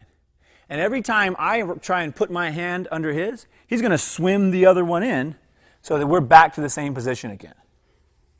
This is my swimming technique. And anytime someone reaches for me, inside or out, I'm going to have to swim and get control. Now my goal, of course, is to get two under and to reverse the clinch. Even if I'm a striker or I don't want to wrestle, if I'm in a clinch position, I still have the advantage because I can throw, redirect, and get back to my striking stance. So think about that. During your swimming, you may get a clinch that you can act on right away. Swimming is the key to it. Let's try the swimming drill, and we'll do a little bit of movement at the same time so they can kind of get a picture of what it's going to look like. We'll start simple and stay here, then I'll start stepping out of the way a little bit, and we'll make the circle go around. Yeah? Sounds great. Yeah, this is going to be a good technique for you guys, and we're going to wrap it up into a drill, technique, and live interaction, so you'll really get it. So my basic drill is stand here, good stance, nice and comfortable, and I'm going to start swimming inside. Once I get the swim going and it feels good, I got the balance, now I'll take a little step off to my right. And he should follow me so I don't get the two under. Then I can take another step. So once you get inside, or once that distance is closed and they makes a grab for your body, you have to swim. If you don't swim, he's eventually going to get inside, get your body, get control of your hips, your waist, whatever. Once he begins that manipulating of your body, you're very vulnerable to trips. That's what I'll show you next is trips. Anytime he gets my body like this and he starts moving me around, It's so easy for him to stick a leg out and pull me over it and trip me. Or bring a leg from the back around and hook around my leg and just fold me over it, because he has control of my body. So the one way to avoid trips, of course, is keep swimming. Even if he gets inside and he's able to get control and get the clinch, I still want to watch for these trips, and I just want to pop my hips out and try to keep them away. He's going to continue manipulating me and continue tripping me, and I have to continue to swim inside. I can also try to redirect and push his head out of the way, but let's be honest, if he is inside like this, he's going to have total control. I'm better off swimming inside, getting under hooks, or getting a clinch of my own than I am letting him control my body.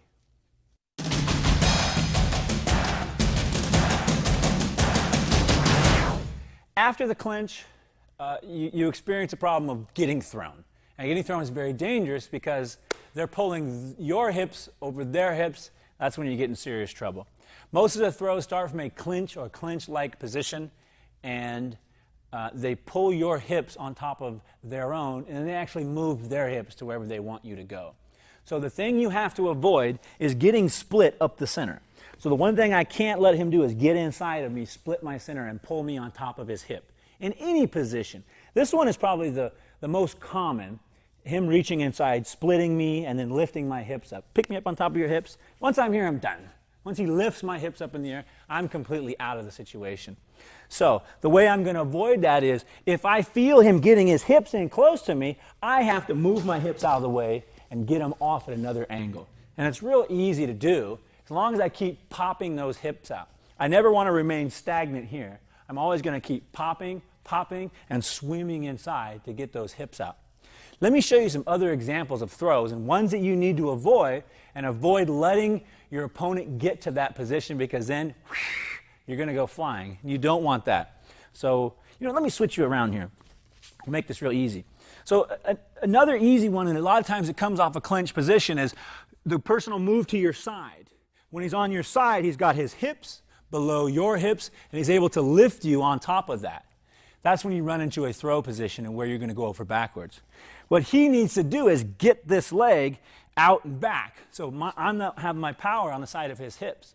All my power right now is on the side of him. I can pull him over the leg, I can lift him up with the hip, and I can throw him back on his head. What Kelly needs to do is he needs to take this leg and rip it back and get it away from me. Now we're in a different type of position, one where he can swim back in and gain control of my body again, or at least get himself in a defensive position where he's comfortable striking. Be careful with the throws. If you go and you get thrown, here's the tips to don't hurt yourself. Tuck your chin to your chest and let whatever you got out there just smack the ground. Don't try and post or stop yourself, because once you go, you're going. There's very little you can do to stop yourself besides ripping your hips back, pushing the head, and swimming yourself inside. Anytime you feel somebody get up under your hips, if you're worried about getting thrown, sit everything down. Just drop like you're falling asleep. And so you know this technique. Anytime someone gets around you and they're about to launch, you can just drop everything. And just that lowering of your hips will take the power out of his hips, so you won't be thrown that way. That's really one of the best techniques. If you're not comfortable grappling and you're really worried about throwing and somebody gets to the side or gets behind you, just sit down, relax, put everything down, and you really won't have to worry about the throw. Besides the clinch, besides the takedown and the throws and the trips, you also have to worry about the hip toss. And the hip toss is a really good, solid technique, comes from judo, and it's not that hard to avoid, but again, you got to be conscious of what's going on. So the hip toss looks like this. Guy gets inside, drops his hip below yours, and then throws you over his hip. That's why they call it a hip toss. There's a number of ways to counter it. Why don't you come in and hip toss me, and I'll show him the ways to counter. So when he comes in and brings his hip, I can't let him throw me over the hip, or I'm gone. So the first thing I can do is I can just shift off and get my hip off of his. Take the control back. A little short motion. We're in a clinching position. Let's start with the clinch, and you can throw your hip in. We're in a clinching position. He throws his hip in at me. I have to immediately throw my hips over here, or he's going to get up and be able to toss me. The other one I can do is, if he is throwing his hip in to get me, I can again sit my hips down so I have control of my hips back, and I can scoop this right up under, and I'll have control of his body. So where I'm avoiding the hip toss and the takedown, I again can put myself in a position where very easily I can take my weight back and whoosh, take him down, avoiding the hip toss altogether. The other thing you can do is what I call a hip toss reversal. And that actually comes from me being in somewhat of a hip toss position. So if we're swimming and I'm trying to get away and do my thing, and I end up in a hip toss position, I can take the hip and throw it at him, and as soon as I get a reaction, I can actually whip all the way around, grab his head, and sling him to the ground. So, I threw some energy at him, or maybe he was over there anyways. But either way, I give him some, and then I turn all the way around with the head and the arm, and I redirect his energy the other way. Real simple technique, and let's do it from like here so they can see everything. So regardless of how you get in the position, because you'll be in these positions all day long if you're trying to avoid the takedown. If I'm over here, I'll throw the hip at him, wham, and I'll get a reaction. As soon as I get any kind of reaction, no matter how small, I'm going to take my right leg back, and I'm going to turn all my energy to his head and his arm. Grab him just like this. Try and wing him down. Try and redirect and spin his energy around. The good thing about it is you have big circles that create a lot of energy and a lot of power. And it's very fast. But you have to do it in succession. Even if I don't want to go down, I still have to throw my hip at him to make him think that he needs to move. And when he moves, then I can take advantage of it. That's the hip toss, and that's the reversal to the hip toss.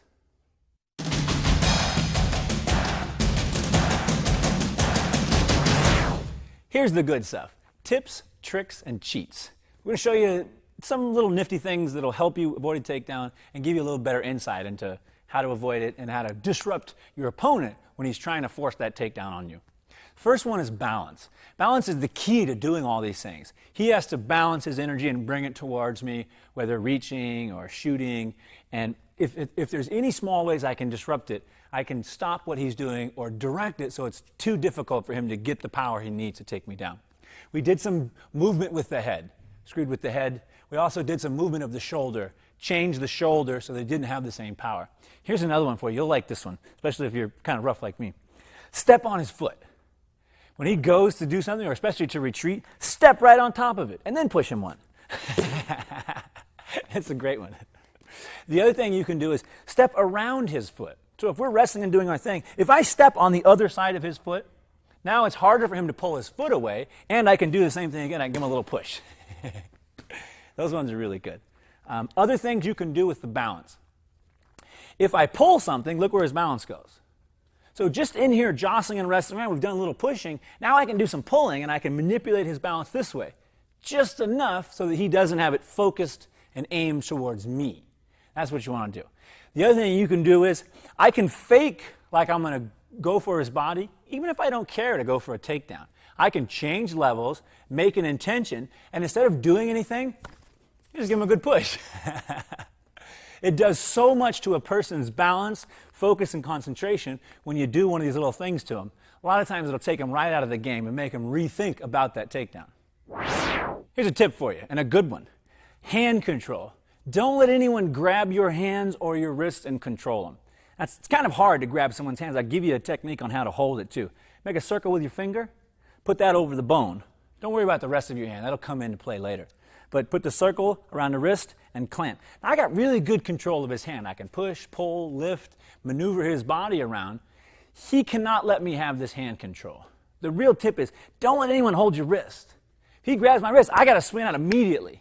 Because anytime he gets any kind of grab on me, he's going to get some control and be able to mess with the balance and mess with my body again. Especially if he's stepping on one of my foot. If he pulls one of these and he's got my foot, he's really going to jack me up. Don't let anyone hold your hand. Don't let anyone hold your head. If he comes for your head, move it off. Push it off. Don't let anyone hold your elbow. If he reaches in here and holds my elbow, don't do that. That's the first thing that's going to get you wrapped up in that takedown and get you deep before you can control the distance and make good decisions. So again, soon as someone has the ability to touch you, they have the ability to take you down. So never let them have hand control. Don't let them hold a hand or two hands or your arm or anything else.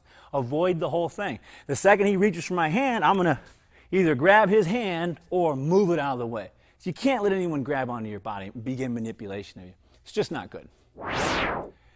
Okay, here's a good cheat. I don't know if it's a cheat. It's a basic element of wrestling, but if you don't know how to wrestle, it becomes a cheat for getting it down. Head snaps. If I can snap his head down, I can really change the balance and energy of his body. So again, we're in here doing our thing, whatever. If I can get anywhere on the head, watch what I'm going to do. I'm going to take my whole body and I'm going to throw it backwards. And the last thing I'm going to do is pull his head down with that weight. So if I can get anywhere on his head, I'm going to go and rip that head down. One hand, two hands is always best.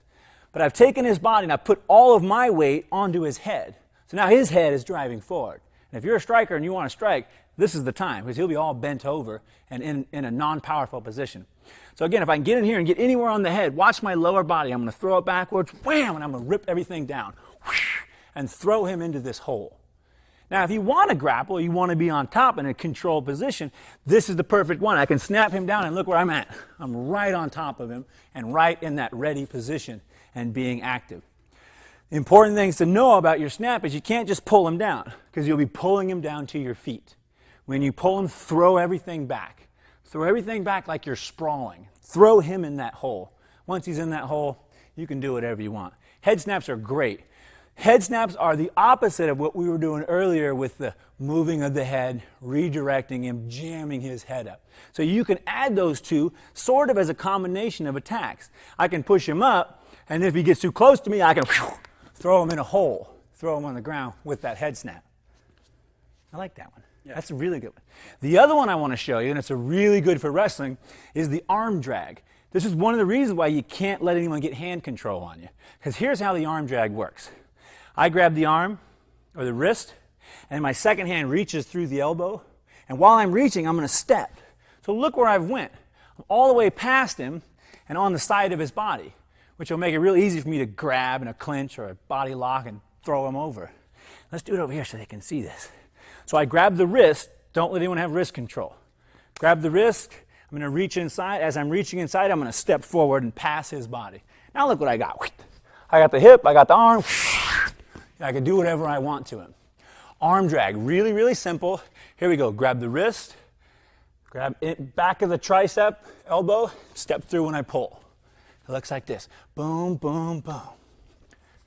Boom, boom, boom. I'm all the way through and past his body. Once I'm there, you can do whatever you want. You can trip, cut, lift. Really, you're on the side of him. You can really manipulate him. Do some arm drags on me.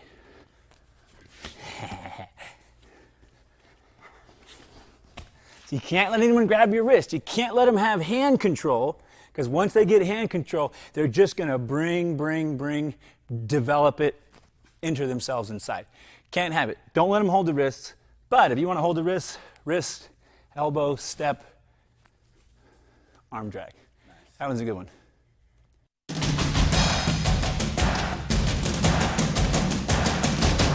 So that brings us to the end of our program for avoiding the takedown and controlling the takedown. There's a couple points I want to stress. Make sure you have a partner when you're working on takedowns, working on the wrestling techniques, and a willing one at that. You got to make contact, you got to tussle, you got to run, you got to swim, practice the techniques. It will take some time, but play with it, jostle with it. If you want to avoid the takedown, the principles that we've just taught are very sound. They explain almost every takedown there is. If you understand the principles and what's going to happen, the techniques to escape them are very simple. Get your body out, get your hip out, get yourself away, and get yourself safe. I know if you practice these techniques, they'll definitely work for you.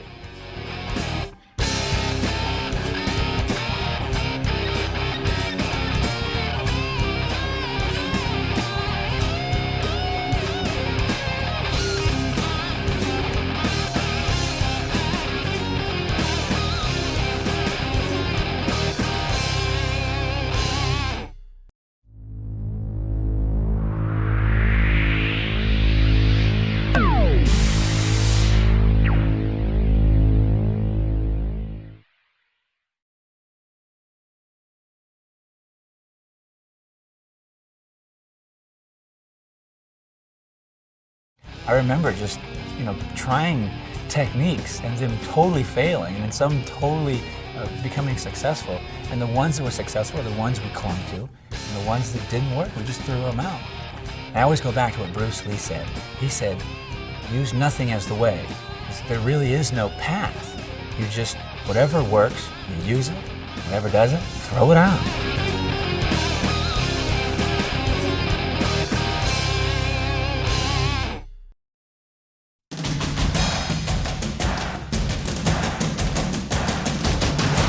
Hello, my name is Frank Shamrock, 5-time undefeated Ultimate Fighting Champion. In this program, we're going to show you how to escape the ground, how to get up and strike. We'll start by assuming that you went to the ground and that you're about to wrestle. So let's bring my partner Kelly in. Let's talk first about safety positions. Going to the ground happens if you're going to get in a tussle or a contest or whatever. The important thing to know is to be relaxed, to understand what can and will happen, and then to have a few safety positions in mind where you can go to, and then begin working from there to get back up and start cracking. So let's start. The first safety position is called the guard, and it is a passive fighting position in that I'm going to hold him between my legs and either wait it out or wait for a technique where I can flip him over and get out. I'll show you the position, and then later on we'll do some techniques from the position to make certain attacks. So come on over here. Grab between my legs. So this is the basic guard position. And the key to the position is wrapping your legs around the guy and tying him up. And just waiting it out or getting safe. Watch the headbutts. Keep your knees up high and tight. And if he starts punching, stick your hands out in front of you. But get a nice, safe position that you can work from. This is called the guard. It's the first one. The second safety position on the ground is called the turtle or the open guard. And this is one you can actually fight from. And that is this position, where I lift him on top of my shins, my elbows are to my knees, and I'm actually holding his body weight on top of me in this position. And what it enables me to do is control 100% of his body weight at all times. The difference between the guard position and this position, the open guard or the turtle, is that from here I can be very active. I can turn, I can flip, I can lift, and I can go directly for holds. And the perfect example is this. So we're first going to examine the safety positions on the ground. We talked about the turtle, we've talked about the guard. We want to give you a sense of comfort when you're on the ground, so you don't expend a lot of energy or get distracted as to what's going on. There are safety positions that you can get to, and from there we'll build a nice aggressive style from that. So getting to these positions sometimes are rather difficult, but we'll show you a couple of ways to get there, and that'll make it easier to push yourself into the position, and then you can work from there. So I want to show you the shrimp, and shrimping works from every position, and you can shrimp yourself back into the guard. We'll show it with Kelly, and we'll have Kelly go out, and I'll show you the actual drill of shrimping, which is really good. So let's do this. I should come like on the side mount here. So this is a position that I'm not familiar with, and I'm not very comfortable with it. The reason why is we don't really know this position. So what I'm going to do is I'm going to take his body and I'm going to push my hips out and bring them inside so that I can get back into this position that I know as the guard or the open guard or the turtle. So shrimping is just pushing on his body and then moving your hips back around so that you have your position of the guard or the turtle and you have your legs inside. So it looks kind of complicated here. Go ahead and stand up for a second, Kelly, and I'll show them just the technique. The technique is this. If I'm on my, I always want to turn to my side a little bit. I'm going to push whatever I have out of the way, and I'm going to move my knees up inside. So it enables me to get my knees and my legs around and inside of his body so that I have these pieces of energy in the way, and he's not just crushing me. So again, my shrimp is everything off the knee, and then the knees inside. This is the positions I'm looking for right here. That's a basic shrimp. You'll see the shrimp again as we go along on these techniques on the ground. But the basic idea is, if you're in a position that's uncomfortable, shrimp yourself to the guard or the open guard. You'll feel a little more comfortable and you can start working from there. Now that we're on the ground, we're dealing with getting into safety positions. Let's talk about gripping, because you're going to need to hold and you're going to need to wait, or you're going to need to act right away. Either way, you'll need a good grip to prolong your ability to stay in that position. There's two types of grips I want to show you. The first one is a strong grip. And the reason it's a strong grip is I'm actually going to employ the majority of muscles in my upper body to get this nice, powerful grip.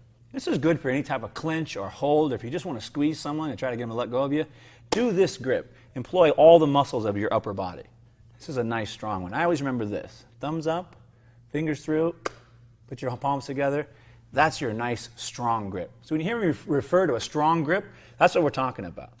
The other kind of grip is a long grip. Now, long grip is not muscular. It doesn't employ your muscles. It actually hangs from the skeletals of your body, the skeletal muscles and the structure. That's how rock climbers climb. They hang from the skeleton of their body, and it doesn't fatigue their muscles out. So if you're on the bottom and you're in a position, but you're staying safe, you may have to be there for a while. You're going to need a nice long grip, one you can hang out with and do your techniques without your arms getting tired and taking shots to the head or anything else. Once we have our grips all lined up, we're going to use our long grip right now. And we're going to imagine that we went to the ground. We're in a position where we're not in the guard and we're not in the turtle, the open guard, but we still are stuck on the ground. We're going to use a long grip, and we're going to clinch, and we're going to wait for an escape. We're going to wait to do some action. So Kelly, come back in here for a second. And, get me in the half guard, because that's one people have a lot of trouble with, right here. A lot of times you'll get a guy in this position and he'll figure four his legs and he'll hold you right here. Now it's hard to get out, and sometimes it's hard to shrimp back to the guard. What you may have to do is you may actually have to clinch in here and wait for a while. Wait for him to make an advance or wait for him to punch you. So you'll notice my long grip up here on his back. I'm going to keep it nice and high to keep the weight down on his head. That way if he pushes up, he actually has to carry my weight around. Now I want to hang out here until I can either push back to the guard and I feel more comfortable, or wait for his advance to the next position, and when he makes his advance, then I can make some sort of explosion or do the next technique to get off the bottom. Again, it's just like a clinch in boxing. I want to remain equal to him, have a nice long grip, and then just hang out. Once you get your nice grip, and you want to tuck your chin in nice and tight, keep them elbows up there. Having a long grip will allow you to use your elbows, move them around up and down, and create these barriers to block your face. So when punches do come, and they will come, you can stick your elbow there and tuck your chin a little bit. It'll get your head and your face out of the way. The elbows are great for blocking. Really, the only way you get good use of your elbows is if you have that nice long grip up there on the back. Again, make sure you have that grip as high up on the head as possible. So if he wants to lift up and punch, he has to lift you up and your body weight as well. That's what you want. That's effectiveness from the bottom. Now, this is an intimidating position for a lot of people. You're on the bottom, a guy's on top, he's striking. And although we're learning how to block and we're learning to tuck our chin and all these things, we've got a good grip that'll keep us there for a while. We also got to remember something that's really important, and that is the level of my opponent. Now, just like in boxing, if I let him get way above me, up here on my head or way, standing above me, he's going to have a lot of power when he comes down to strike me. So one of my jobs to be on the bottom is to not let him advance up on my chest and to not let him advance over my head where he's punching down, where he has his punch and gravity on his side. This is something This is something definitely to avoid. This is also something that's really easy to learn and just takes a little bit of conscious effort while you're doing it. So I'm in a position here where I got a good grip and I'm hanging out and I'm doing my thing. If he continues to try and walk up me to get closer, I need to stay equal with him. Look at where my head's at. It's equal to his head. The second I let him get higher up on me and get a deeper position, I get more and more in trouble. So my first and foremost goal is to remain level with him. Don't let him get that high up on me. Every time he makes a forward motion, I have to match it with one of my own. And I'm using my grip to stay in tight, keep myself protected, and I'm using my feet to push myself along, just like I'm walking on my back. This is how you keep him from getting deep up on your chest and getting a lot of power down on you. Now let's scoot back here a little bit. I want to show him this. This is great.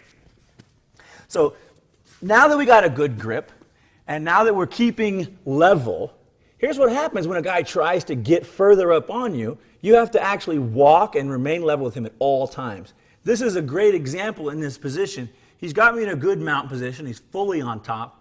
And even though it seems bad for me, as long as I keep level, I'm going to be okay. So go ahead and walk up on me a little bit, Kelly. I'm going to try and keep as level as I can. So always walking, always keeping level with him. And don't let him make that advance. If he makes that advance, you're going to be in worse trouble. Then you really got to use energy to get out of there. If you stay level with him, all the mechanics are lined up. All of your techniques just flow right from here, and your escapes are really easy from the ground.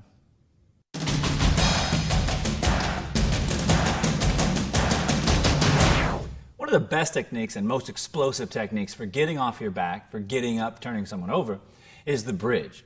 The bridge is a very simple technique, although the mechanics are a bit complicated. I will show that to you, and then we'll have Kelly demonstrate as well. And then we'll actually do the technique of bridging people over, and I'll show you all the mechanics of breaking it down. The first thing we have to understand about the bridge is all the power is from your hips. All these techniques where you're getting off the ground, everything explodes from your hips. Starts there, and then passes through some other point. In this instance, all the power in our hips is going to start here, and it's going to pass between these 2 points, your shoulder and your head. So when I bridge, I want to put my head on the mat, lift my shoulders up just a little bit, and I'm going to push my hips right through these 2 points. And this is the source of all your power. This becomes your new fulcral point, which you roll over. So if someone were on top of me, I would grab them and bridge and roll them over with my hip power. Things I want to avoid are lifting up my head, lifting up my shoulder, and taking away my new balance point. The power comes from your hips and goes all the way to the tips of your toes, so you can get maximum power out of this bridge and everything that you're doing. We'll do all the breakdowns and stuff later, but let's show you exactly what the bridge looks like. And we can get Kelly to do it for us. And let's see.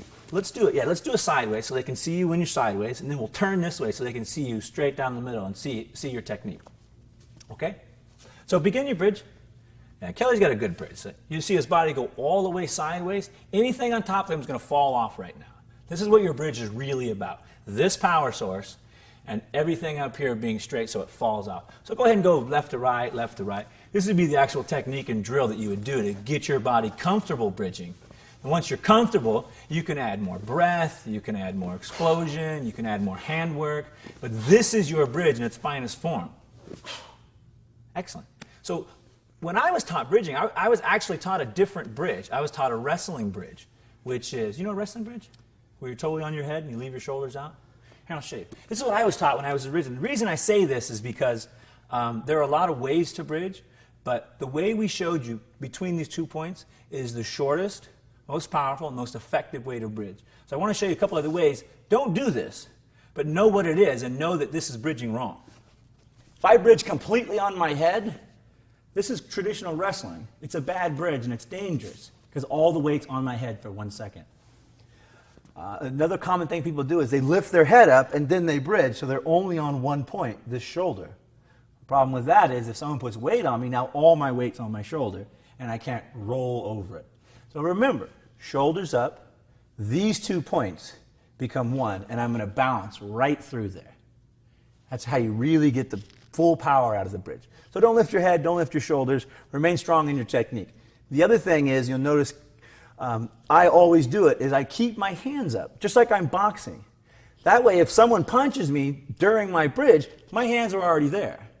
I never want to lift them out and make my arms vulnerable, but I want to keep them up. Hands up, elbows in, nice and tight. Just like I'm fighting, just like I'm boxing. That's the real key to your bridge. Now, once you get a good bridge and it's comfortable, you can flow from both sides, you have to learn to bridge someone off of you. When someone's on top of you, it's real easy to get upset and get nervous about their position. But if you're remaining level, if you're walking and keeping level with him, all he is on top of you is a table. He's got 4 legs. And your job is to break that table down. Now think about it. If he's on top of me, come here, jump on top of me, Kelly. Look what I got here. 1, 2, 3, 4. So I got 4 legs on top of me. Now that's the only reason why I'm trapped here. If the legs weren't here, if it were a 3-legged table, he'd probably just fall over. If he were a 2-legged table, he'd fall over definitely. So my job in bridging him over is to break down this table. And that's how I want you to think about it. Think about, I got a table on top of me, and I have to learn to move it over. Here's how you move it over. There's 3 techniques to breaking down the table. They all follow in progressive order, and they all start with catching a leg. So I put my leg around his. So I got one end of his table right there. One side, one leg is gone. You always catch a leg before you ever bridge anywhere. So this is a golden rule. Catch a leg, and then catch an arm. And there's 3 ways to catch the arm. This is what I was talking about. The first way is inside the arm, inside the joint. I'll just pull it in, bring my elbow to my side. This is the quickest, shortest, and fastest way to bridge.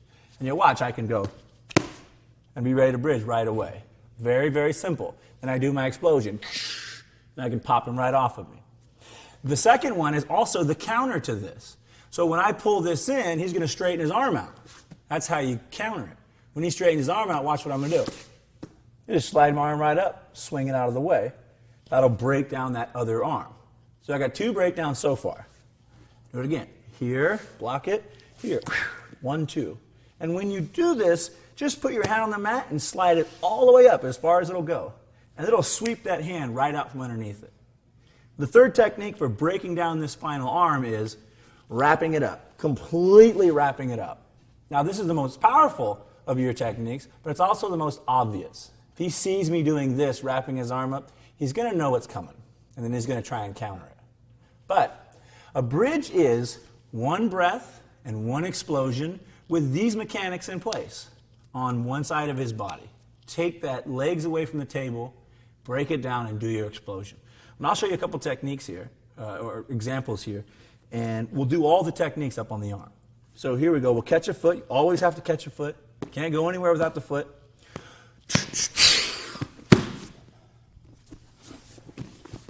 I can also do catch a foot, pull it down to your counter.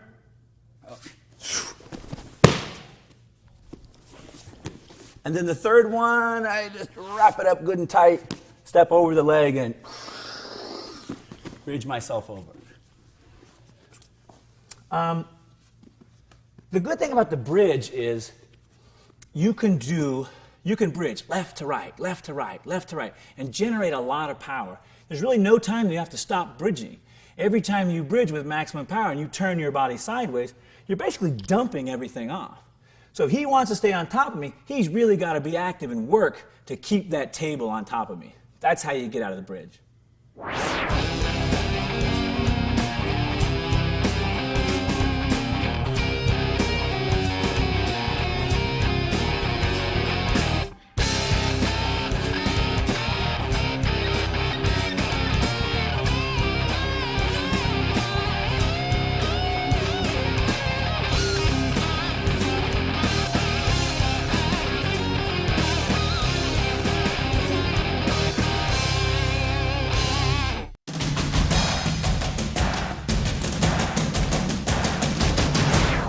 Our next technique comes from the safety position, the turtle, or the open guard, and it's called the elevator.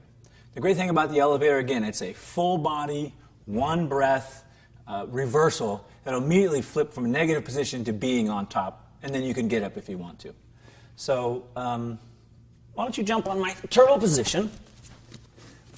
And again, the turtle is elbows to knees. I want to take all of his weight that I can, and I want to pick it up and kind of control it.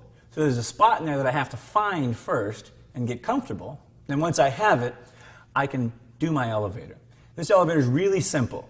We talked about a table. He is a table right now, except I have his table up in the air a little bit.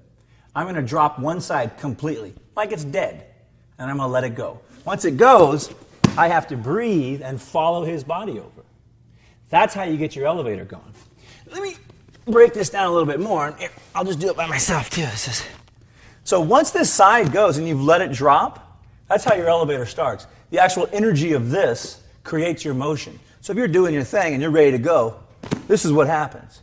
Then once that happens, I'm going to kick my leg over and reach the rest of my body over until I get that top position. Important things to remember are, once you get him going, keep going with him. Follow his energy so you can get on top. Do you want to elevate me a couple times? Absolutely. Let's do that. So we'll do it a couple different angles so you can see all the mechanics and stuff. And as well, the breath. So I want you to give a good breath when you do this so we can follow when and where to breathe. All right? So I'll give him all my weight. You can do your elevator. Nice. Let's see.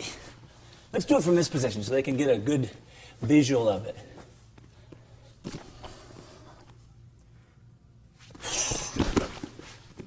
I love it. All right.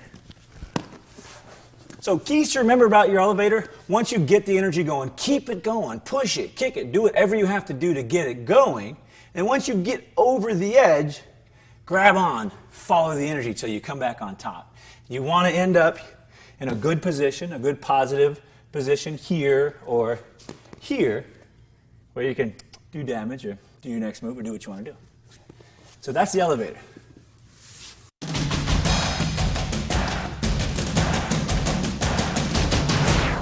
Our next technique is going to be called the hip pop, and it sounds very much like it is. I take my hips, the same power source that we use in the bridge, and I'm going to explode them up and elevate him to another position. Starts from the mount position. So come here, mount, go. Starts from the mount position, and again, if I were holding, I'd have a long grip, and I'd be hanging out here for as long as possible, keeping level so he didn't get too high on me. Once I've done my bridge, or I feel like these legs have loosened up a little bit, I'm going to take my hands, put them on his hips, and I'm going to explode my hips in the air. Once my hips are in the air, I'm actually going to close the hole and go to my turtle position. So this will look familiar to you once I get it going. This is the position I'm going to advance to. It seems rather simple, and it is. See, let's do it once more, and then we'll do it without the body. So again, hands on his hips, and the bottom of the hands are on my hips. I'm going to explode the energy of my hips up. And once I get those up in the air, I'm going to pull my knees up and close the hole, bring my elbows to my knees. Now back in the turtle position. So this is what the hip pop looks like with a person. Let me break it down for you without. So the mechanics are really, really simple. Hands on my hips. I'll do it this way. Hands on my hips. Hips in the air as far as they'll go. And once I've started this flow of energy, this flow of power, which is going in this direction, I'm going to go to the very end of it. Once it's done, I'll continue with my hands, and I'll close my elbows to my knees. So it's one motion. Closed. That's what the hip hop's about. The great thing about the hip hop is it's very explosive, it's very quick, and it creates a lot of power on his body that, if anything, lifts his body in the air. So if you're having trouble with space and he's crunching you or holding you tight, you can move around a little bit, get your hands ready, and actually lift him up in the air, and then close your body up to a safer position. That's what the hip hop is for. With the hip hop, knowing when to pop, or your timing, is very, very important. This is a very explosive move, but it has to be used effectively and efficiently. So come here, Cal, jump on top of me. So the key to knowing when to pop is these legs. If they're wrapped up in your legs and holding you tight, you're not going to be able to pop him and slide him up in the air.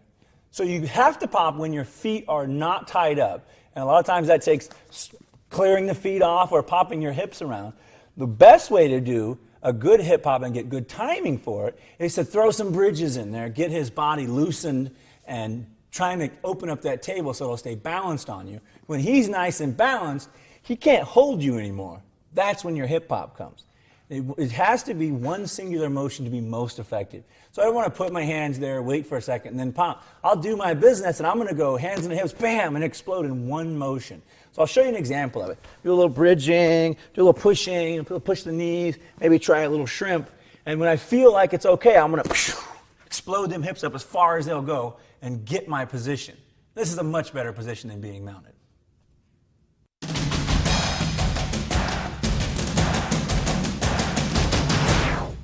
One of the better ways to get up off the ground when your opponent disengages you is the stand-up.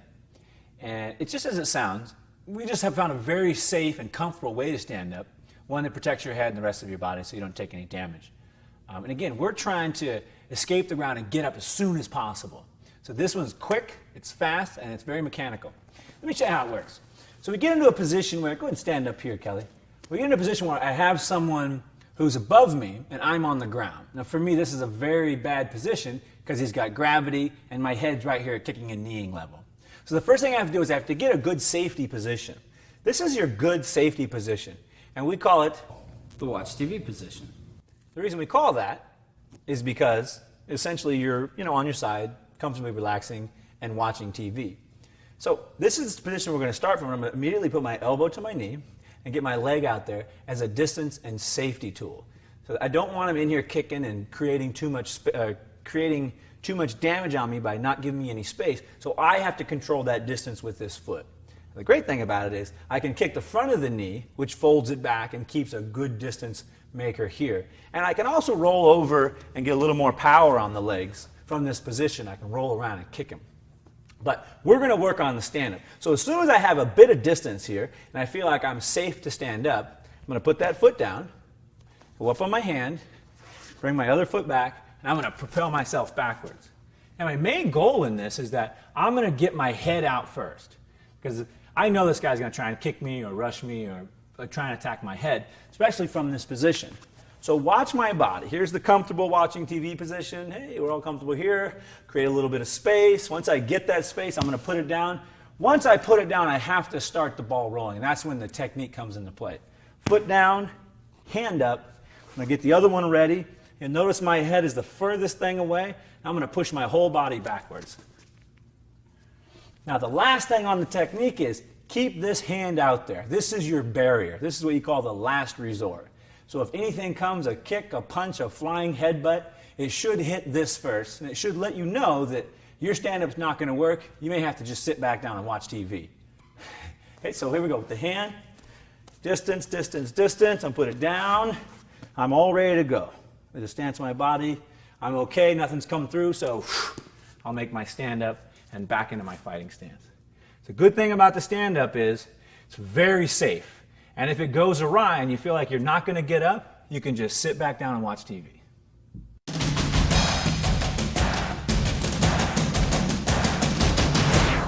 Let's address another position when you're down. We don't consider it a safety position, but it's an active position that you can reverse and get right back up and strike, get right back up and escape. So that position is this, on all fours. And we call it the dog position. It's a very powerful position, but it also needs to be a very active position. So it's not a position where I can hang out and chill, because I'm going to get punched, I'm going to get choked, and I can't really see what's going on. But there are a number of techniques from here that you can throw quickly that are full body techniques that you can instantly reverse this. So let's do that. Let's get Kelly behind me here. So here's my position. Whatever scenario, I end up here. I'm in the dog position, and I want to do the monkey roll. The monkey roll, we actually named it because I watched a monkey do this roll, and it was pretty cool and interesting. In wrestling, they call it a Granby, but we're going to modify it slightly. Anytime I get to this position, as I just said, it's an active position. So I'm immediately going to build up this foot and get myself in a sprinter stance. That way, if he lets go, I can just blaze and leave right here. I can get up, sprint, and get right out of here. If he stays with me, I've got this leg up. I have a nice hole to do my monkey roll where I can roll through. Now, I'll show you two types of monkey rolls. The first one is I'm just going to roll and get out. The second one is I'll roll and do a lock since I'm already in here. So here we go with the monkey roll. Reach through and give myself a bunch of energy. I'm going to roll right through this hole. Right through my own body. That's the hard part. That's what people don't get. People think that you're jumping and rolling forward like you're going to do a front roll. But you're not. You're rolling inside of your body. And watch this from the side. You'll see what I mean. I'm going to take my whole body after I build a little bit of power, and I'm going to stick it right through my legs. Whip all the energy inside of myself. Now what this does is, because I'm going through my own body, anything behind me gets wrapped up in my legs and is thrown in front of me. That's why you don't want to roll forward. You have to roll inside of yourself. So come here, Kel, let's do it again, and I'll add a little more energy to it. Let's do a couple of these moves full speed so you can see what I'm talking about. Build the power up, elbow to knee. Once I get that, I got to throw everything through my body. You're going to hear my breath. It's going to be pretty loud. I'm going to whip everything through. Toss him off. Now, normally I would just keep rolling and just pop up as quickly as I could.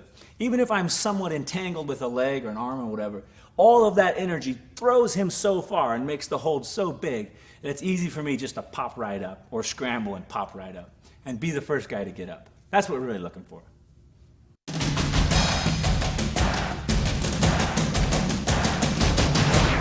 Besides the monkey roll from the dog position from all fours, you can also sit out. And the sit out's great because it gets the guy off your back and puts you head to head where you're in a more advantageous position. You can do the sit out from any position. That's the other good thing behind it. It's a simple mechanic. It's a little different than some of the moves we've been doing, but we'll explain it to you and we'll do it real slow. I know you're going to get it. So let me do it by myself, and then we'll have Kelly come in and go behind me. Your sit out is basically this. I'm going to take my dog position, and like I always do from my dog or from my all fours, I'm going to build a little power, put myself in the sprinter stance. That way, if I get a chance, I can leave right away. That's first and foremost. Now, the last one we just did, we did the monkey roll, and that brought us through ourselves. The next one we're going to do the sit-out. We're going to actually throw our hips out and turn around completely and look at where we were. So the mechanic is build the power, elbow to knee. I'm going to throw my hip out here, 90 degrees. Look at that angle, all the way out. So right now I'm just sitting on my hip with my hand posted. Now when I want to turn and look around and finish this circle, I'm going to let this arm break down, reach out, turn all the way around. Now it's kind of complicated. Watch, so I'll do it a couple more times, and we'll do it from a couple angles so you get all the stuff. Here we go. Elbow to knee. This one goes 90 degrees. Look at that, and I'm sitting right on my side. Once I'm out, everything's out, my back's straight. Whatever's behind me should fall right off. Now I'm going to break this elbow down, look over my shoulder, give a nice big reach. That'll complete my circle. I'll do it again from here. Yeah, do it from this way. Elbow to knee, 90 degrees, all the way around. So when I add my breath, it becomes even more fluid and relaxed. All the way around. Important things to remember are, when you throw your hip out there, don't overextend it. Don't just throw it out there.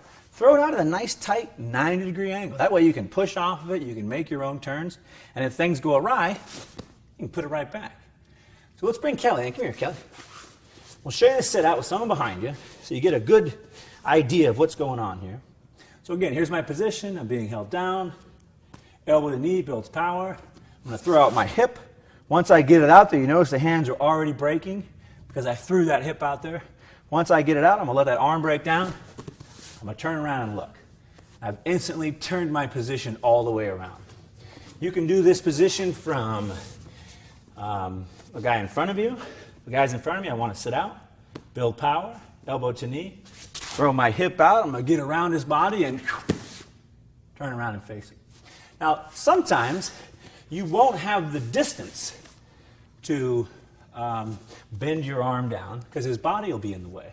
But for the most part, breaking that arm down simultaneously while throwing your hips out gives you so much power and energy on that new pivot point. Your new pivot point becomes your elbow. So watch this closely right here. Watch what happens when I make that turn.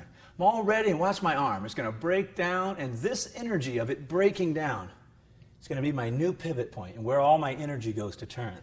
So it's a subtle move that a lot of times people miss it. Watch the arm. That's how I get around. And now I'm all the way up.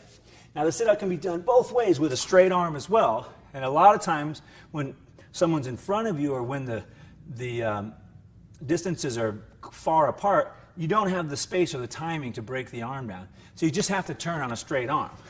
It's always the same. 90 degrees, get that hand up there as a nice post, look over your shoulder and make the circle. That's how you do your sit-out. And again, when you do your sit-out, don't hang out in this dog position. Don't hang out in all fours. Get in that position, bring a foot up, build power, and get ready to go.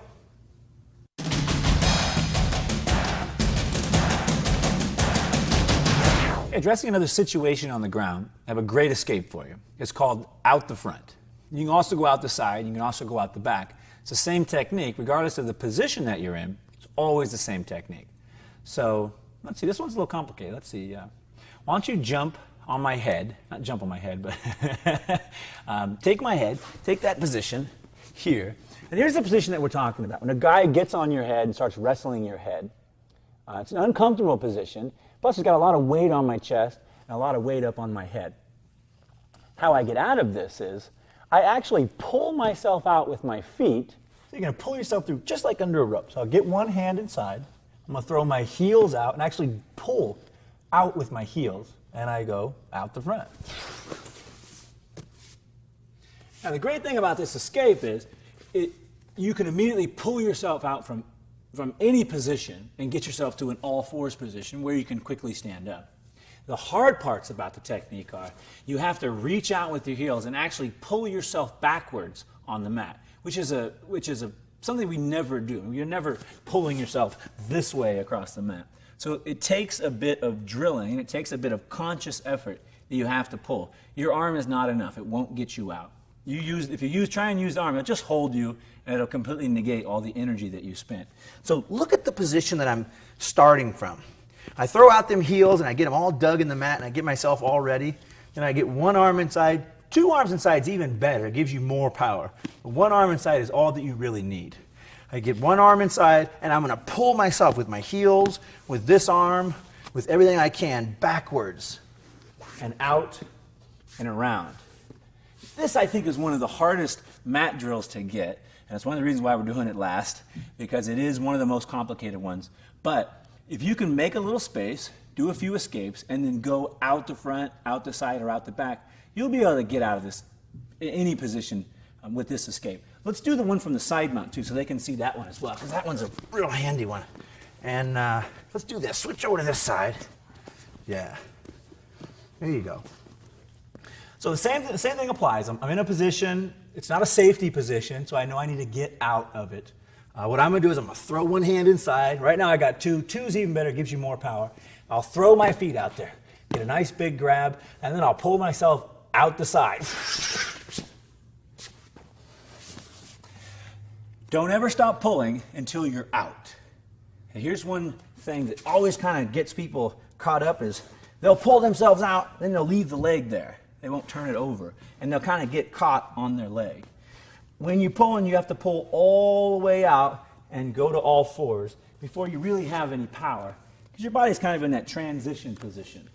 So be sure when you do your pull that you pull fully, as hard as you can, and pull fully with your heels and get as far as you can out before you turn around and make your look.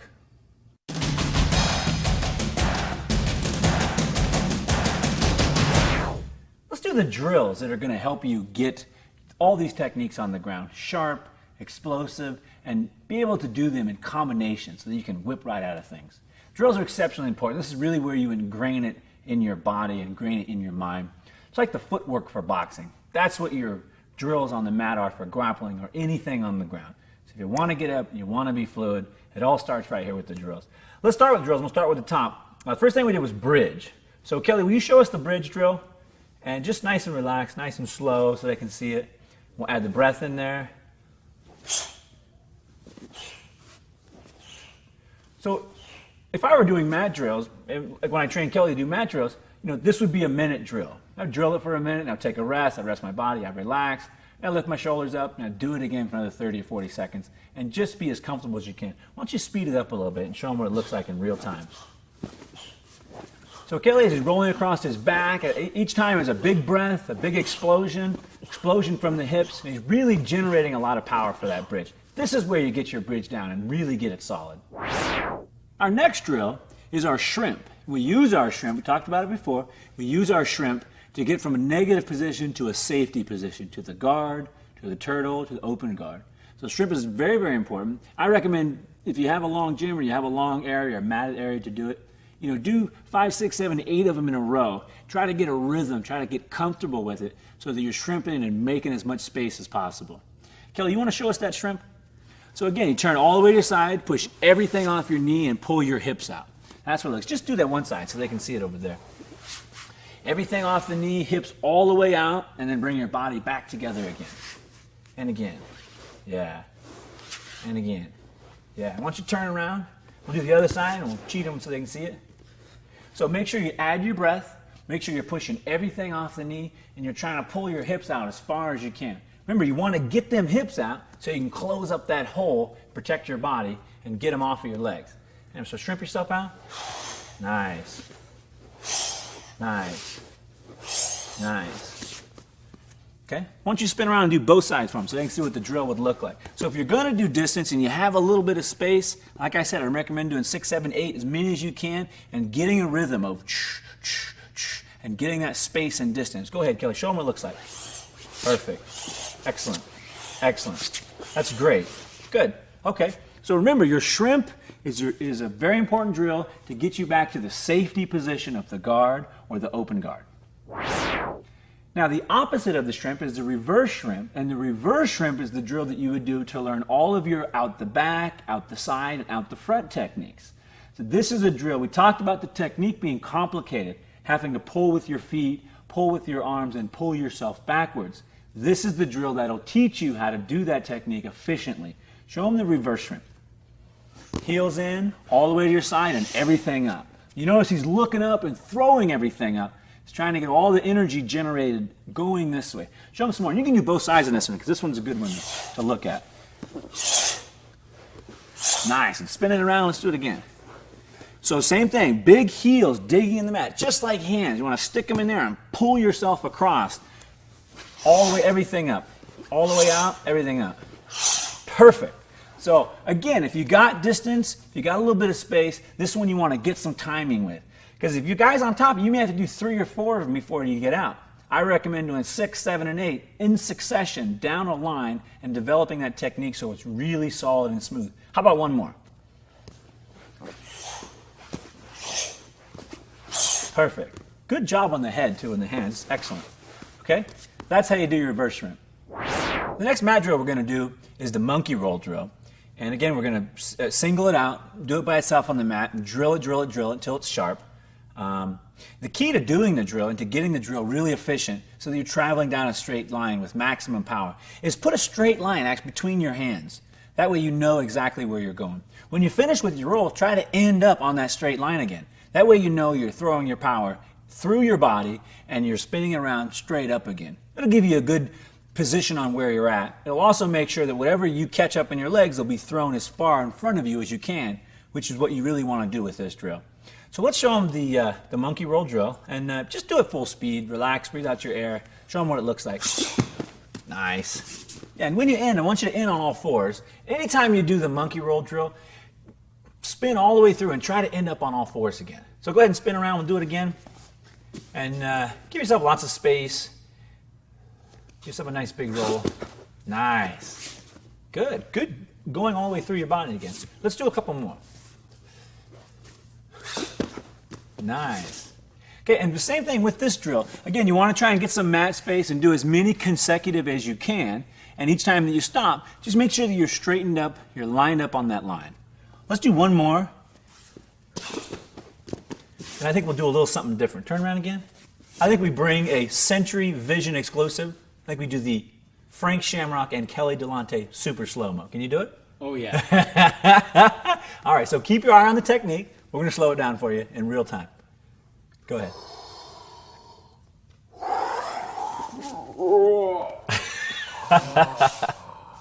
Good. So we're funning with it, but it's this right technique. It's right down the line, all the way through his body, and maximum power. Those are the drills that we're working on right now. All right, our last drill we're going to do is for the sit-out. We'll get a nice drill, support the sit-out. And again, very mechanical drill. It just takes that time and energy to ingrain it in your body and your system. This one you won't need space because everything will spin around in a circle. Just get a tight spot and we'll flow through it. Let's show them in steps, Kelly. Start by building power on the leg, throwing the hip and leg all the way through 90 degrees, breaking down the arm, looking over the shoulder and reach it. Nice. One more with steps and then we'll speed it up a little bit. Let's see. Build that power, throw it through, break it down, all the way over the shoulder. When you break it down in steps, it's a little easier for your brain to digest it. Then you can use your own body and follow those same steps. Now speed it up a little bit. Let's see what it looks like. Good. Breathe out that air. Exhale that air. Nice. Good. Kelly's got a nice reach on his hand. You see, he's a former wrestler, so he's got a good, solid, arcing reach with his hand to get himself around. That's really important if you want to generate that energy to make that quick turnaround. Excellent. Should we do another super slow-mo? I think we shall. You got another one? I think we shall. Another Century Vision exclusive. We're going to do another super slow-mo. Here we go.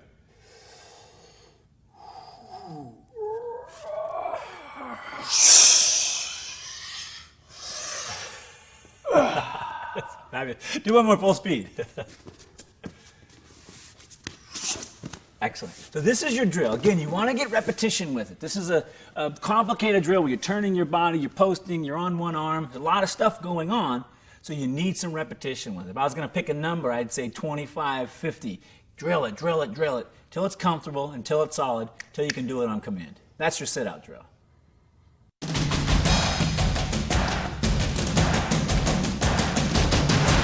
The last thing I want to leave with you is shadow rolling. And it's actually combinations of escapes and drills. We call it shadow rolling because it's just like shadow boxing. You get your techniques, the drills, the escapes, you get on the mat, and you roll around and you do them with perfect technique and in succession. And the key is making them combinations and making them as smooth as you can while keeping that same technique. As you get it going, you're actually going to get quicker and quicker and quicker at the techniques until it looks pretty good and it doesn't look like you're just falling around the mat again. So we're going to start with shrimp, reverse shrimp, monkey roll, elevator, and sit out. Nice. Sit out. All right. So let's start again. And let's slow it down. Let's get good technique, and then we'll build it up and go quicker and quicker as we go. All right? So here we go. Shrimp, reverse shrimp, to all fours. Yeah, monkey roll, elevator, and sit out. Nice. Good breath. Everything is fine. Nice and solid. Good combination. Let's do it once more, and we'll speed it up a little bit. Shrimp, reverse shrimp, monkey roll, elevator, and sit out. All right, once more. The major speed. And you can shorten your techniques up a little bit. Just relax and try to speed through them as quick as you can. Ready? Shrimp, reverse shrimp, monkey roll, elevator, sit out. Very nice, Cal. Very nice. There's your combinations of escapes and drills for the ground. Again, it's called shadow rolling. When you do it, relax, breathe your body. All you have to do is add another person, and that man right there is wrestling. That's what wrestling and that's what grappling is about.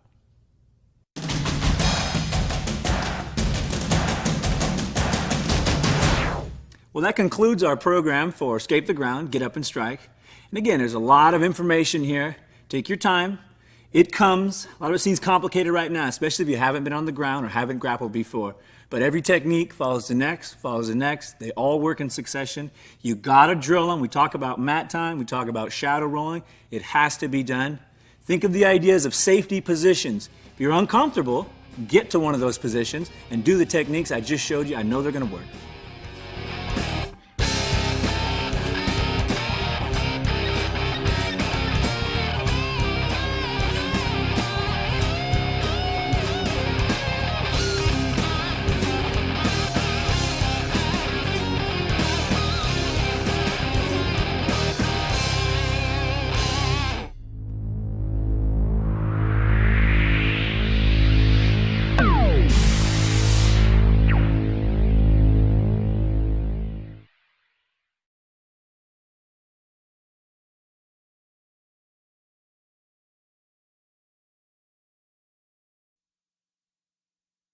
I remember just, trying techniques and them totally failing, and then some totally becoming successful. And the ones that were successful are the ones we clung to, and the ones that didn't work, we just threw them out. And I always go back to what Bruce Lee said. He said, use nothing as the way, because there really is no path. You just, whatever works, you use it. Whatever doesn't, throw it out.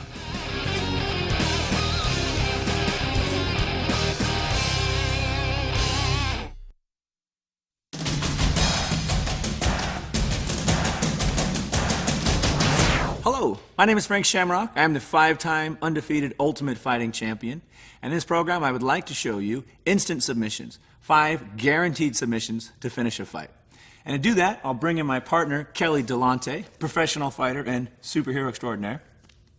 Moving right on, first one I want to show you is the front choke. And the front choke is very similar to how it sounds, and it's very instinctual in all of fighting. And in fact, when you're kids and you're messing around, everybody grabs the head and gives the old squeeze of death. I want to show you the proper technique to finish a fight long before it ever gets to the ground or gets that close to you. Now, the way we get into this, or the way you usually get into a front choke, is someone will try and grab your body, grab your hips, waist, clinch you, and try and throw you down. The way you sink in a nice, clean front choke is you have to go all the way across the chin, right underneath the bottom. Once you get underneath the chin and you have control of it, then you want to stick it under your arm. Now, I'm in a front choke position, but the real power of the choke comes when I take all the space away, when I pull that arm all the way up. So you'll see my arm go across and then go up as far as it'll go so there's no space.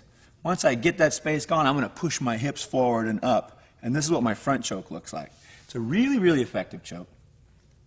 The reason why it's so effective is all of this is just gone. The forearm is completely across it. I'm going to push my hips in and pull my arm up and try and lift him up by the front of his neck. That's where the real choking comes in. Let me do it again here. So, all the way across, you can see my hand through here. I'm going to take away all the space. Then I'm going to push my hips in as far as they'll go. And you see he has to rise up if he wants to keep breathing, because I now have all of his body weight resting on his neck. So that's how you do the front choke from standing. If someone tries to grab you or get you in a standing position, that's how you're going to sink it in. You can also push him into that position. If I'm grabbing onto him and I want to front choke him, I can pull him over here to this position where I'm choking him. That's really effective if there's a lot of different things going on in your fight. Wrestling, punching, things get mixed up. All I have to do is snap the head down a little bit, and I've got him really tight in a great position to throw my front choke in there. Let's turn, let's see. I want him to see this from a different angle. So let's do this. Let's turn your back like right over here. I want to come from over here. I want him to see how this arm is really tight and there's no space in there. The less space you have in the hold, the tighter the choke is going to be.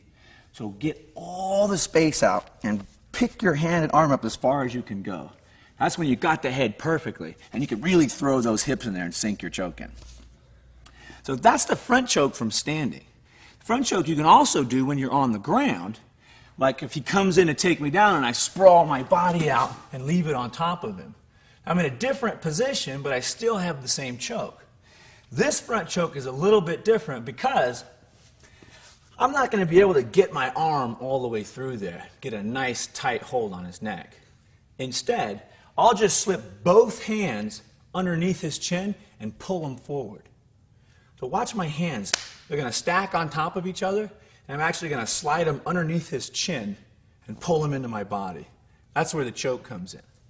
So if I'm in a down position and I got him tight, I'm going to put those hands all the way through and right under the chin.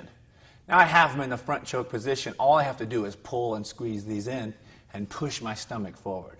Again, I'm doing the same thing.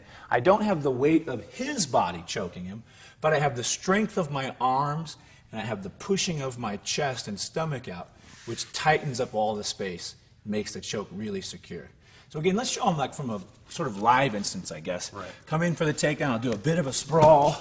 Get his head nice and far down, using my body to hold the head down.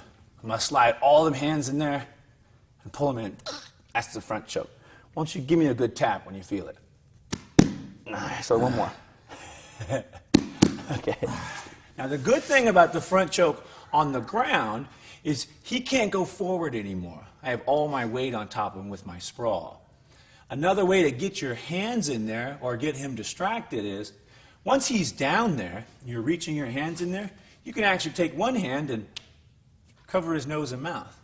Now he's got to breathe. When he goes to breathe, he'll pull the hand down, which will put you right in the choking position. So let's see if we can get it on camera. Maybe you could tweak your head a little bit to the side so they can see. Right.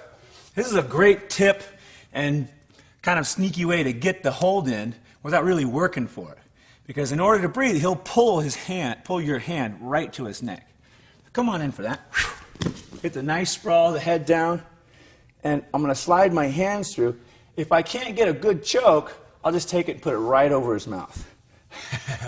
In order to breathe, he'll pull the hand down. When he pulls the hand down, tighten it back up and throw it in there. Now, he can stand up from here. Go ahead and stand up, Kelly. He can stand up. If I keep the head in the center, I'll keep the choke. If his head goes to the side and he tries to get me down, now I'm back in my standing front choke again. So again, front choke, two different types, on the ground or standing. Very, very effective. Make sure you take all the space out. Make sure you use your hips and your body to get all the energy in there.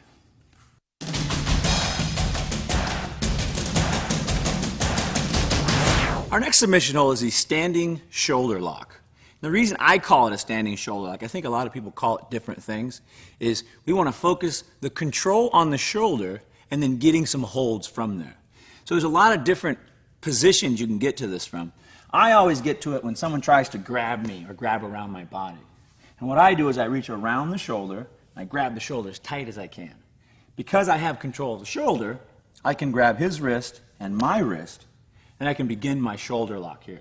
Now you can do a lot of different techniques once you have the shoulder. I can throw him, or I can do the hold while I'm standing. I'm going to show you a couple different varieties, but we're going to focus on pinching the shoulder, getting control, getting the lock on the hands. And you can do whatever you want after that. First thing I want to show you is just doing the lock while standing. Now, once I get control of the shoulder, I'm going to take all of my body weight and I'm going to whip it over my right shoulder and get this arm up as far as I can behind his back. Now, if he gives up on this, I mean, it's a legitimate submission hold, and I'm definitely threatening his shoulder once this goes back up there. If he's good or he's flexible and active, I may have to continue through on this motion, which is the real technique anyways. So let me show you the first one. It's just a short standing shoulder lock. Control the shoulder, and I'm going to get this all the way up as far as it'll go. That should be enough to get most people. For the ones that are flexible, the ones that have experience, I'm going to use my body weight to make this hold work. The way I'll do that is I grab control of the shoulder, and I'm going to stick my foot inside of his body. I'm actually going to drop on the ground. So all of my weight is going to transfer to his shoulder and drop him on the ground. Let me show you what it looks like. Foot inside, all the way to the ground. Whoosh. That's an interesting one. Yeah. Let's do this from a different angle. See the same stuff. Shoulder grab all the way around. Figure 4, nice and tight. And then I'm going to throw my hips and my body to push that thing up. Now I said you can throw from here, and you can. Once you get all the way in, if you want to, you can just stand up and keep pushing this, which will make him go over. And when he goes over, you can take your top position, do your lock here, or do another lock on the ground. Let's talk about how you get in this position. A lot of times it's from the clinch. A lot of times he'll get in on you or get around your body. Always remember to try and square up to him, reach around the shoulder. Get that tight grip and get that figure 4. Figure 4 in the shoulder lock is what gets you into this position. In wrestling, in fact, Dave Schultz made this very, very popular. In wrestling, he would get the same hold and he would go whoosh, and just throw people for their life and rip their shoulders out in the process. But we want to finish this one either on our back or while standing, because those are going to be the most effective and probably the safest for us. Let's do the one on our back. So when I go down, Cal, your natural reaction is to roll through because you're experienced. Correct. But I just want you to go down like most normal people would go down. Right. Like try and stop, maybe stick your other hand out, try and stop yourself. The natural reaction. Here's my position. Put my foot inside, and I'm actually going to fall to the ground. The weight of me falling is going to bring this arm and shoulder up. So here we go. Foot inside, falling to the ground. Here's my finishing position. I want to bend that as far back as I can. Go ahead and tap when it hurts, Cal. Okay? So that's my hold. And again, what we're attacking is the shoulder. So don't get confused about the arm. Leave it at 90 degrees and really grab onto that shoulder as tight as you can. So when you crook it up there and get it behind his back, you know, them tendons will lock up and it'll go to the end. That's what you're looking for, is that locking point. All right, let's change the angles for you so you can see it better. So I'm over here. Same techniques. Shoulder tight, grab the wrist, grab your own, and I'm going to knee inside and just fall right to the ground. And bend this up as far as you can go. As far as you can go. Now, a good tip on the finishing hold of this, a lot of people want to leave this arm up and get it up in the air. But I actually want it to be as close to his back as I can and as far up his back as I can. Because that's exactly where the arm does not go. So that's where I'm going to push it. Right? Oh, yeah. Okay, the other lock from here still deals with shoulder control, but a lot of people, they don't want you to get this figure 4. It's a powerful position. You can feel it when it's coming. Once I get the shoulder, if I go for the lock here, a lot of people will straighten their arm out. Now, that's a great block to get out of this technique, but there's a secondary counter to that, and that is I won't try and grab my wrist anymore until I slide down to the elbow point. Now I've got his arm completely locked and straight right here. I can finish this right here. How's that feel, Kelly? Oh, yeah. So I start with the shoulder. If I go for my hold and he straightens his arm, I'm going to move down to the elbow, right on the point. That'll be my new attacking point. Now that I got his arm straight, I can take him anywhere I want, or I can finish right here. I like to finish standing because I'll give it a good tug, and if it doesn't work, I can back right out, go back to striking again. So we have two types of shoulder locks. one standing and one on the ground, and the straight arm, which starts from the shoulder lock. Those are my 2 or 3 secret submission holds from the standing shoulder.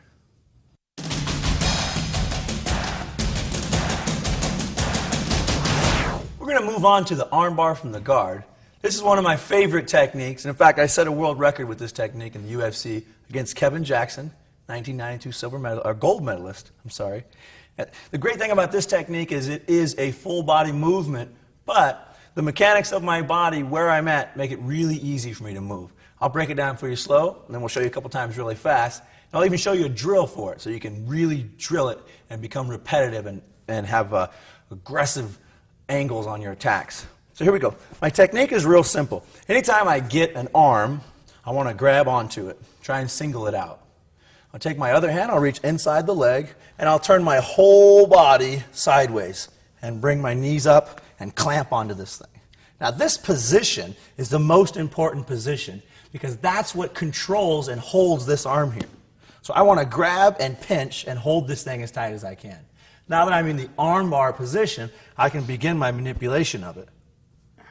And right now I'm just using my arm because I got Kelly really tight. The real piece of power is I'm going to push my hips through this, and I can fold that arm right over my hip area. This is the power of the hold. So let me show you again. We'll break it down once more.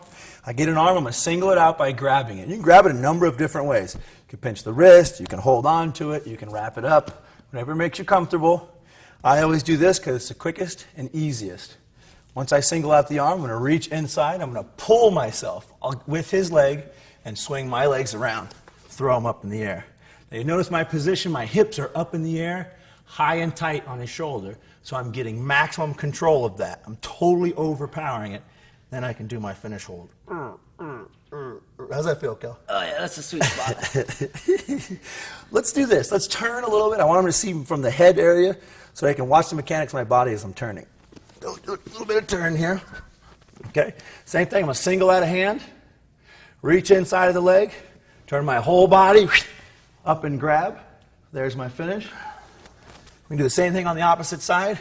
Control a hand. I'm going to reach inside of the leg, swing my whole body around, grab up and finish. Be sure that when you get to the height of your power, that you really push them hips in there and make your finish strong. The power is in your hips. As always in everything, the power is in your hips because that's the biggest source you have on your body. Told you I'd show you a drill. Let's show them the drill. Go ahead and straighten your arms up for me. Bring your knee, come up as high as you can. Kelly's going to over-exaggerate this position because he's going to allow me to move around in here. I'm going to try and get my body fluid and comfortable. There's a lot of things going on. The grabbing of the hand, reaching inside the leg, and swinging the feet around. So I want to try and get comfortable and relaxed and breathe through all of that. I need the cooperation of my partner. As always, you've got to have a good partner for this. Thanks, Kelly. Okay, so here we go. I'm going to develop the drill for you.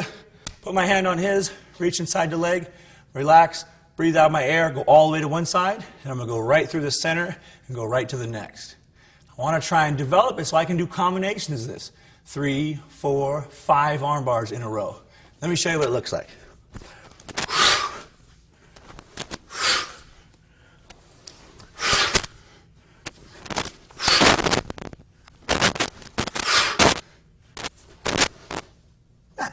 Even though I've done this 1,000 times, even my technique after 3 or 4 or 5 gets looser and looser and looser. Just the mechanics of it. When his body moves a little bit and my body moves a little bit, the mechanics change. So each time I go, I have to constantly readjust myself and clamp that nice tight position to make that strong attack. This is a great technique because you're in a negative position. You're on your back, a guy between your legs, and you can do it when someone's punching. You can do it when someone's choking you or grabbing you or trying to hold you. As long as you remain active, you're comfortable moving from side to side to do the technique. You can slap this one on in just a second or two. It's great.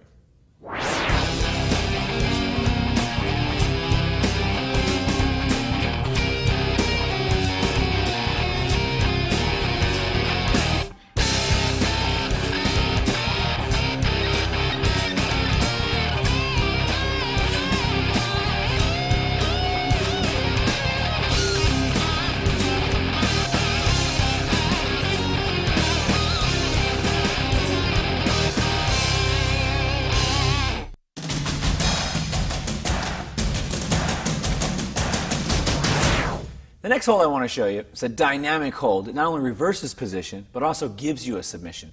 It's called the monkey roll to the knee bar. And it's a bit complicated, but I'll break it down for you real slow and simple. And we'll break all the dynamics apart for you so you understand completely.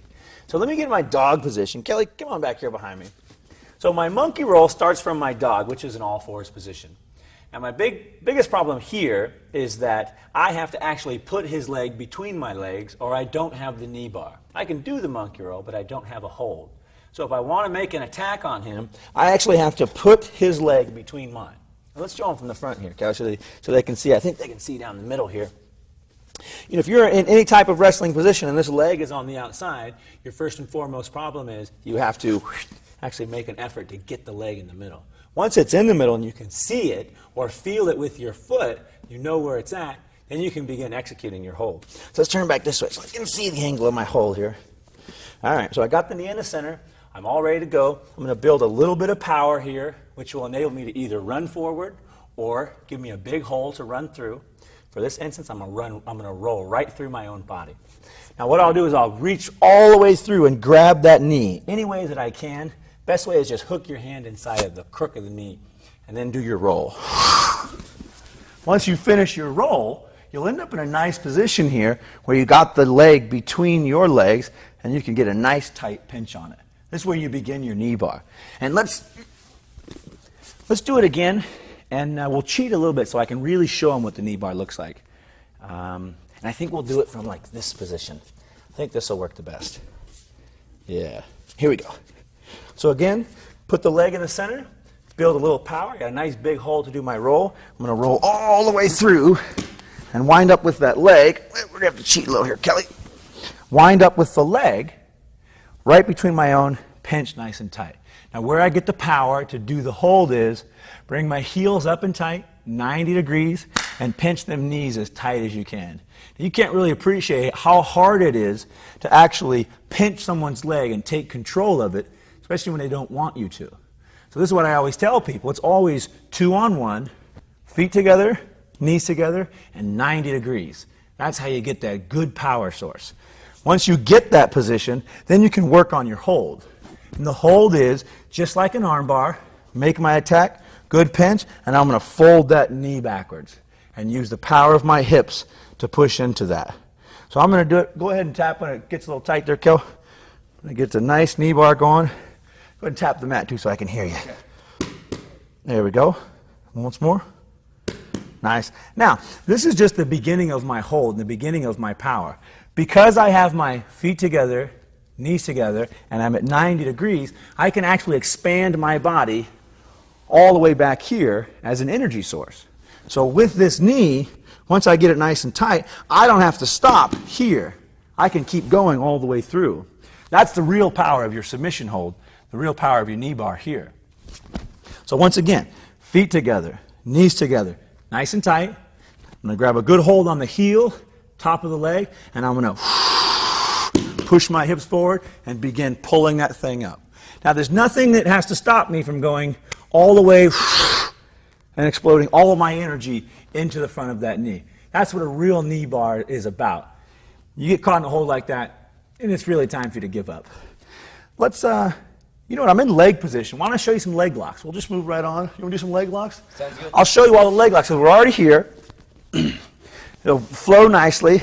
If I miss the knee bar, if he starts to spin around and tries to get out of this, I'm already in this position. Feet together, knees together, 90 degrees. So whether this knee is facing down or in this instance facing up, I still have a bunch of locks that I can keep working on. So we can use the knee bar, we can use the monkey roll to the knee bar to get into a bunch of different leg lock positions. Here's the ones I'll show you. They're real simple. First one I want to do is Achilles hold, and it looks just like this. I'm going to stick my arm all the way underneath his Achilles. I'm going to make a bar. I'm going to try and bend his foot over the bar. That's simple form for you, simplified form. All the way through, take away all the space. Now, same thing, feet together, knees together, hips up, and I can begin attacking the foot and the Achilles. Here we go. All the way through. I'm going to keep this at 90 degrees. Notice my arm is 90 degrees. Good strong angle. Feet together, knees together, 90 degrees. Hips all the way up. Something popped in there, Kelly. Yeah, that's a good hold. Sorry about that. Okay. So I move from my Achilles hold. I can go right to my heel hold. And watch the heel hold. It's real simple. I'm going to take a circle. I'm going to turn his heel up with my tricep. Now I got the actual heel in my hand and the crook on my bone. Once I get that, I can grab it with my other hand and just slowly rotate it over. This is a really dangerous hold because it targets the knee area. It goes from the ankle to the knee, and you can do a lot of damage with it. So be careful with your partners, and be careful when you're training and sparring. Someone gets you in a heel hold, look at it, evaluate it. A lot of times, your tendons will pop before there's any pain. So be careful with this. Here we go. Tricep all the way around, heel all the way up, grab my own wrist, and I just turn this over. Ooh, that's a good one. All right, so that's my heel hold. So we're Achilles hold, heel hold, they all follow in order. Next one's my toe hold, and here's what I'm going to do. I'm going to turn my body a little bit. I'm going to reach back right above his bones here. The last bone on his foot, I'm going to pinch right above that and crush all of his toes together. And what that does is it lines his bones up in his feet and locks them in place. So when I get up here and put a little push on that, all of these bones and tendons are now locked into place, and I can use my foundation and my leg to bend this right over and do a quick toe hold. So this is my toe hold. And if you want to add a little bit more, you can reach up and actually grab that heel, like the heel hold, and turn that as well. Oh, yeah. Oh, yeah. Let's give your foot a rest there, Kelly. Yeah, thanks. So the leg locks are really simple. They all come from the same position. We use the monkey roll to get to that position. We made our first attack as the knee bar. Then I showed you some legs. We kind of played with that.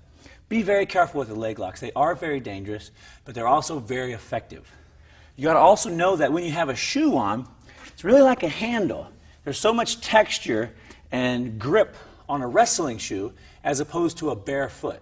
Bare foot will slip out, pop out, you can strip it out, but that shoe is like a big, handle out there, and it's much easier to get a hold of. So be aware of that if you're going to practice leg locks, especially competitively. A shoe is a handle, and a foot is usually pretty slippery, especially when you get going. There's one more hold I want to show you from this dog position, and that's the shoulder lock. They combine together. The monkey roll to the knee bar and the shoulder lock flow together. And let me show you how it works. So I'm in my position here. Kelly, why don't you get behind me? Kelly's behind me. I have the option to go for the knee bar by putting it between my legs. Or if that's not good or he's sitting me down low and I don't have a good hold, I can build power and reach around that shoulder, just like that shoulder lock we did earlier. Pinch that shoulder in tight. Grab his own wrist. Grab my own wrist. Now I have a good attack on his shoulder. And again, the way I'll make my attack, similar to the standing shoulder lock, is I'll actually throw my body out here. And I'll put this behind his back as far as it'll go. And remember, keep it close to the back and push it up as far as it'll go. Push it exactly where it doesn't want to go. Common mistake everybody makes, they get it going up here, and it's tight, but it's not that tight. This is where you want it to be. That's a really tight hold. That's your finish. How's that, Kel? Oh, yeah. That's good stuff. Okay, so let me show this hold from over here so they can see it from a different angle. Again, we're in an all-fours position. And here's your alternative. If you have space, go for the knee bar. If you're being held down and you don't have space between your legs, then go for the shoulder lock. The shoulder lock, again, will build a little power, which will enable me to reach up and around the shoulder as tight as you can. Once I get around the shoulder and I'm tight, grab his wrist, grab my own wrist, then I'm going to sit all of my weight out and put it on the mat. That'll drive his shoulder all the way down, and I can push it up behind his back. So here we go, nice tight lock, pull my back, and all the way up. Yeah. Nice. Those are two great holds from the dog position from all fours. One, the knee bar, we showed you some leg locks, and as well the shoulder lock. Definitely very good holds.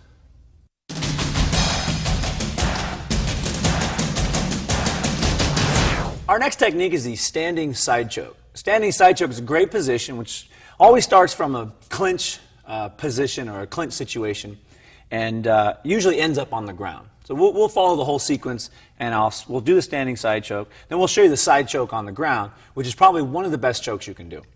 So we're in a clinch position of sorts, and I'm going to push the elbow up.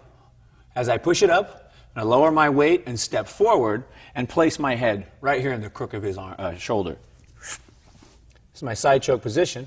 Once I'm in tight, I'm going to pull this over, take away all the space, bring this arm up, figure four, and bring this your left arm, your figure four arm, bring it back as far as you can. Take away all the space. That way, it's just a big squeeze, whoosh, and your choke's all there and ready. So again, we'll do it a couple more times. Clinch tight position. Push this up. As I push it up, I'm going to step all the way in and place my head in there. And I'm actually going to push my head into his body as I'm pulling this across.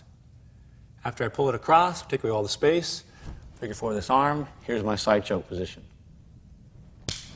Now let me show you from the other side so you can get a better shot of it. So turn him around, and you watch my body drive in there. Nice tight clench position, elbow up, all the way in, zero space, nice figure four. So it looks better, it looks a little different from the other side. You can tell my arm, the zero space, and how I'm pushing my head over there to make it really tight. Now, the dynamic of this hold is once you slap it on, you're both standing. So usually your opponent will kind of start twitching, moving, struggling, dropping to get out, or pulling backwards, one of the most common ones as well. Anytime he makes any kind of retreat, you should take advantage of it by reaching around his back leg and tripping him down. We'll show you how it goes right here. So again, my position, elbow up, all the way in, nice tight hold. I get my tight hold. He begins any kind of retreat. I'm going to step all the way around the back leg and just fold him right down. Now that I'm down, I'm in my side choke position. I'm just going to push all of my weight onto that arm. And again, no space. Watch my toes and my energy moving forward. I'm just going to slowly push it up on his neck so his own arm is choking on his neck. How's that? Oops. Kelly, you got to tap a little bit sooner. You're not going to make it. Come on. So let's break down the side choke from the bottom position. Tripping is easy. Just step around the leg with your rear leg and make it so he falls down. I've even taken people and just thrown them down with the choke because they get so focused on the choke, they really forget about what else is going on. So lay down on your side here, on your back. The side choke, in essence, is, and this is why they call it a side choke, is I'm just taking his arm and pushing it across his neck from the side. I get my body weight and my energy from the side, and I push it down across him. The other arm is completely tight in here. I'm creating this triangle around his neck with my arm, his arm, and my body weight on the back of it. So this will move us to the side choke on the ground. Side choke on the ground is a great hold because it doesn't require any energy to do. It's all the weight of my body and the mechanics that I've created. So this is the position that we wound up in. Down here on the ground. That nice tight, no space, all the way through here. And you'll notice my body is 90 degrees to his body. It's completely out towards the side. That way all of my weight is directed on this arm. And there's no way he can grab me with his feet or crawl onto my body and pull me around. All my body is out and away and completely sideways to his, hence the side choke. So I got all my space taken away. I can get two different types of holds in here. The important thing is that I'm taking away all the space and I'm pushing that arm across his neck. I'm actually going to use my head like another arm and push his arm across his neck. Once I get it over there, I'll take my weight and I'll just slide it forward gently and right on top of that arm. You all right, Kel? Oh, yeah. All right, let me do it once more. So again, remember the head. It's like an arm. It helps push that arm in a choking position. So if it's not there yet, use your head and then push that weight forward. Remember the key points on the side choke. Don't be next to his body. Be completely sideways, pushing your weight across that arm. And don't worry about squeezing with your arms. It's really not going to help you that much. Worry about the mechanics of getting zero space and your hands nice and tight. Whichever hold you get down here, take away all the space, get it nice and tight, set your weight on the back of that arm. That is a side choke.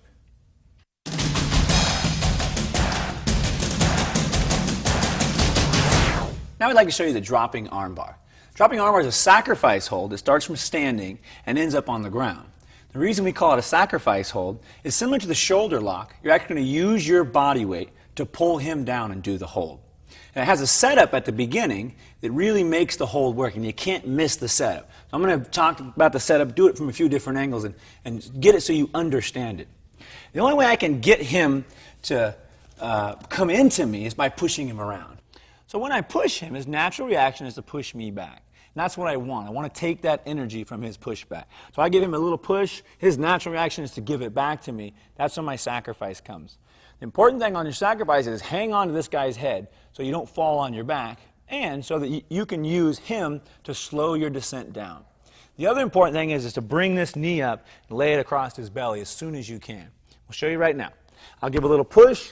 When he gives it back, I'm going to take the push with me, and I'm just going to sit down, holding the head and bringing the knee up. This is my sacrifice hold. This is the same armbar position we ended up when you armbar from the guard. And again, same mechanics. Heels in, feet together, knees together, and hips up. This is my finish. The important thing to remember on the falling armbar is you have to remain attached to this guy. You need his weight and his structure to control your descent, or you'll just smash to the mat.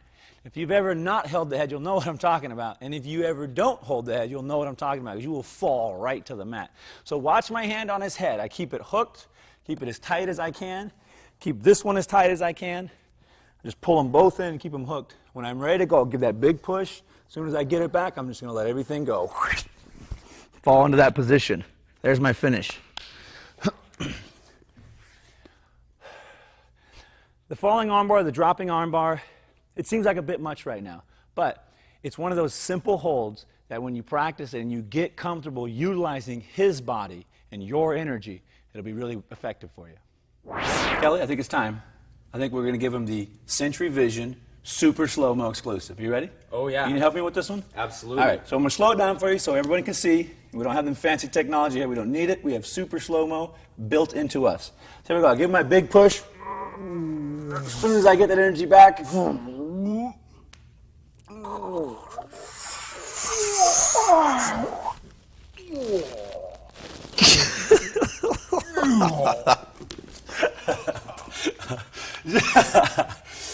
just playing around, but the elements are always the same. Give him that push, take his energy back, go to your position. If you have a good position and you have a good structure, it'll definitely work for you.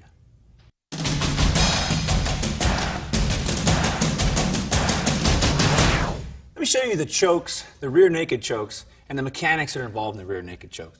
A lot of people see a choke and you think it's just a big grab and squeeze on the head. There are a lot of fine mechanics that if you know them, you know the angles, your choke will be very effective with very little energy expended, which is what we're working on.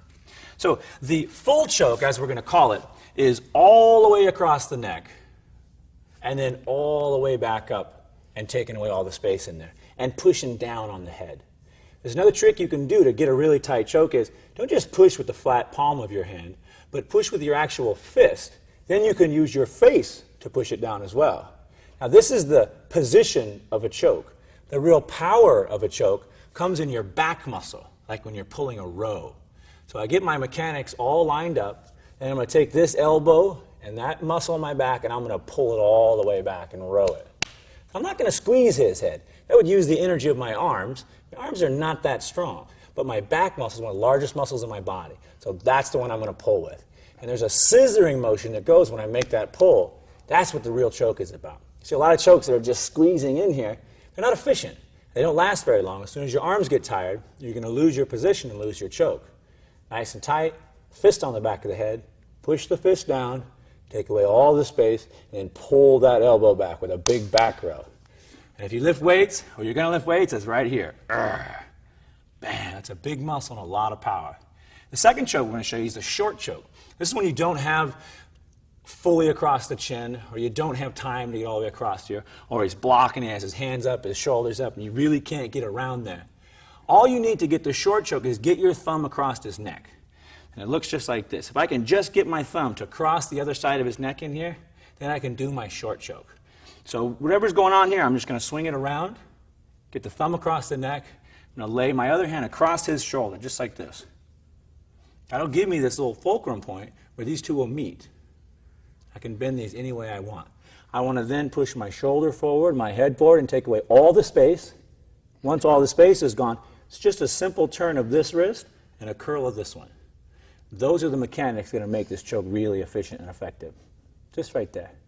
Now this choke is different than the first one. The first one is a full choke, which means I'm getting both of the veins in his neck and the air.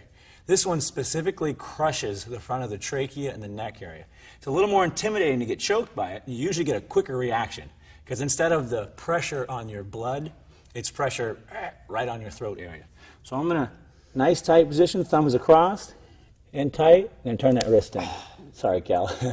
We give it one more, and we'll go a little slower. We go, watch my wrists, turning it in slowly, slowly. And the wrist turns a lot, especially with this other fulcrum point that you have. So you can get a lot of energy out of it. Now this is the dynamics of a choke. The second thing you need is you have to have control of the person's body.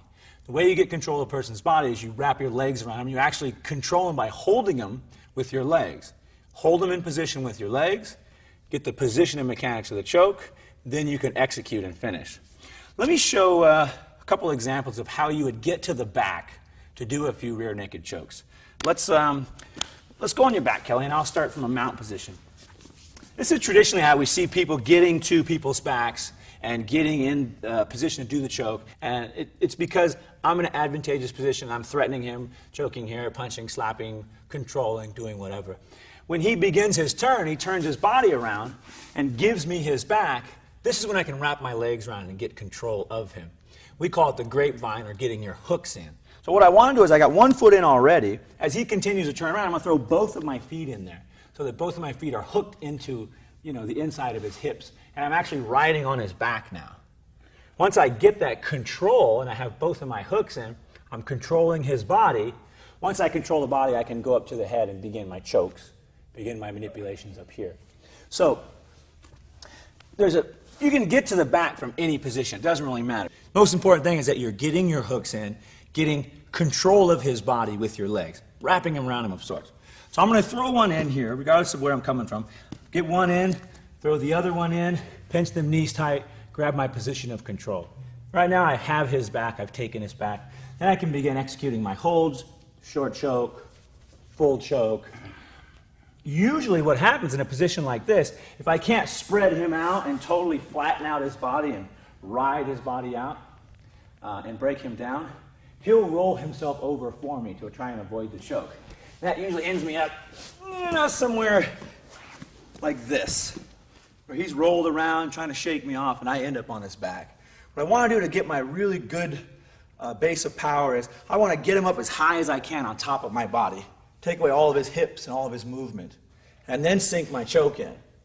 Once I get the choke in from this position, it's easier for me to squeeze the knees tight, give that good pull, and scissor that head off. Remember, it's not the arms. I'm pulling with my back when these mechanics are in place. Short choke is exactly the same. This position, get him up on the body, get control, turn that choke in.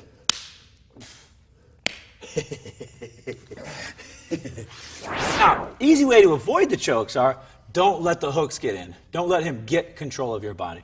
Even if he has my head in whatever position, squeezing, choking, as long as he doesn't control my body with his legs, I should be able to get out. So remember that if you're getting choked.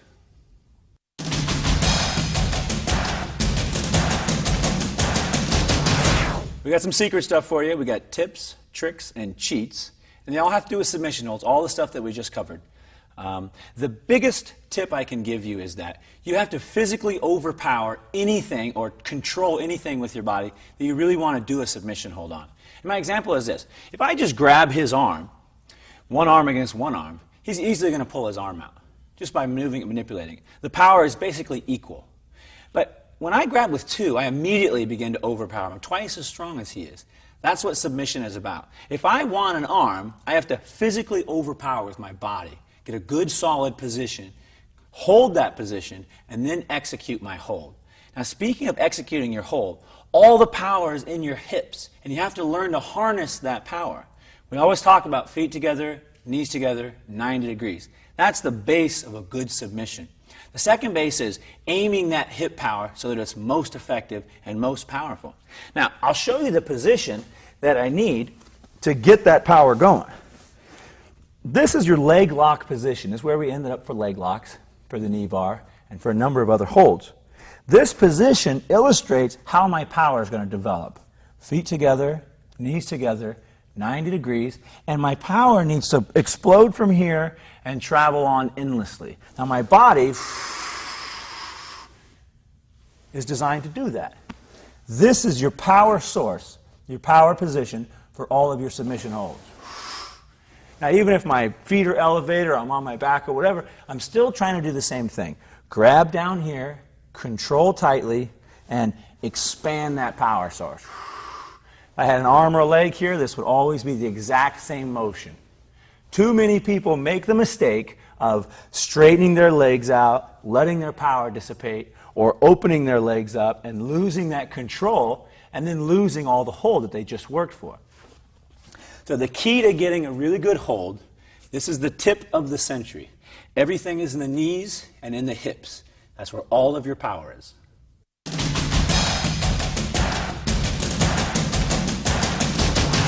That'll conclude our program for instant submissions, how to lock on 5 guaranteed holds instantly.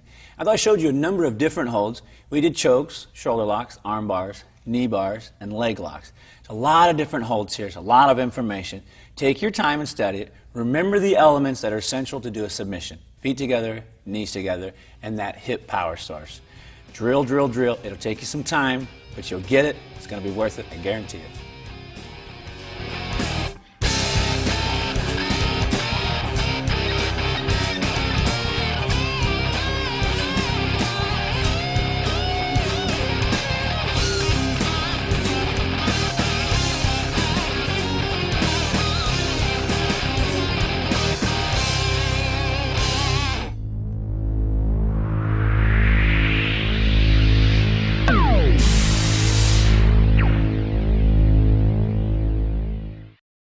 I remember just, trying techniques and them totally failing, and then some totally becoming successful. And the ones that were successful are the ones we clung to, and the ones that didn't work, we just threw them out.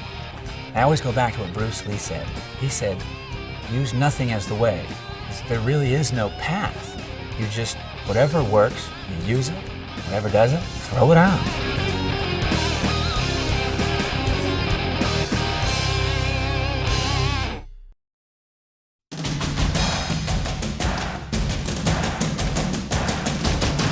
Hello everyone, I'm Frank Shamrock, a 5-time undefeated Ultimate Fighting Champion.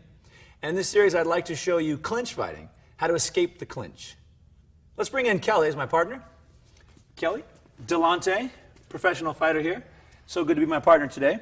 All right, I want to start with clinch fighting.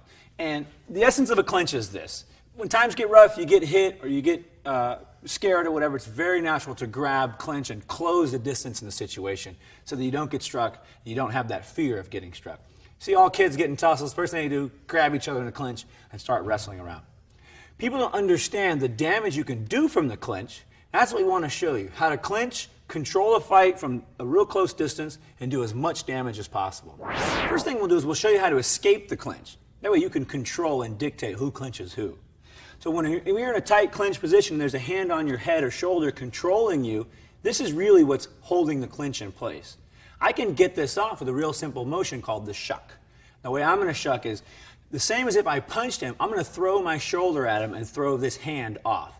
We'll show you from this angle, then we're going to switch and show you from the other. So there's a hand on my head. This is what's holding me in tight here. I want it off. I'm going to take my shoulder and everything, and I'm going to throw it at him and throw the arm right off.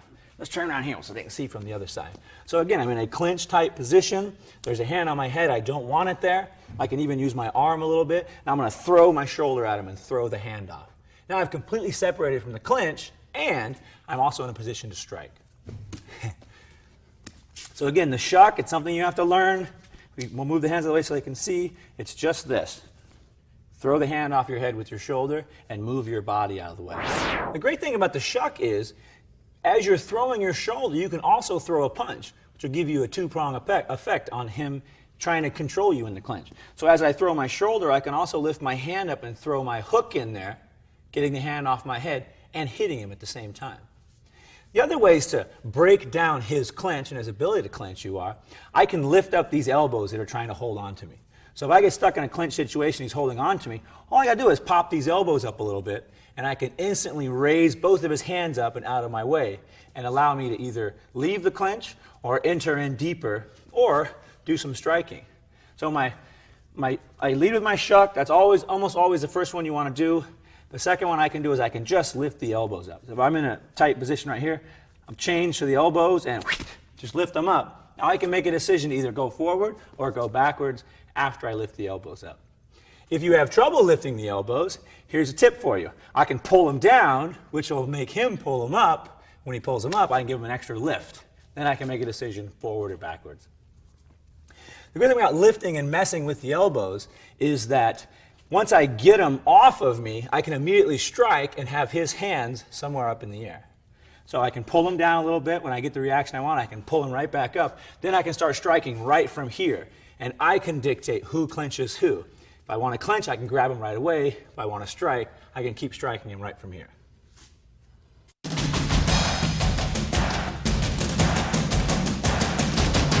I want to talk a little bit more about the clinch. We've done a few techniques to escape the clinch and to break the clinch apart so that you can make attacks. But if you want to clinch, or if you're stuck in a clinch, that's really where the clinch fighting becomes necessary.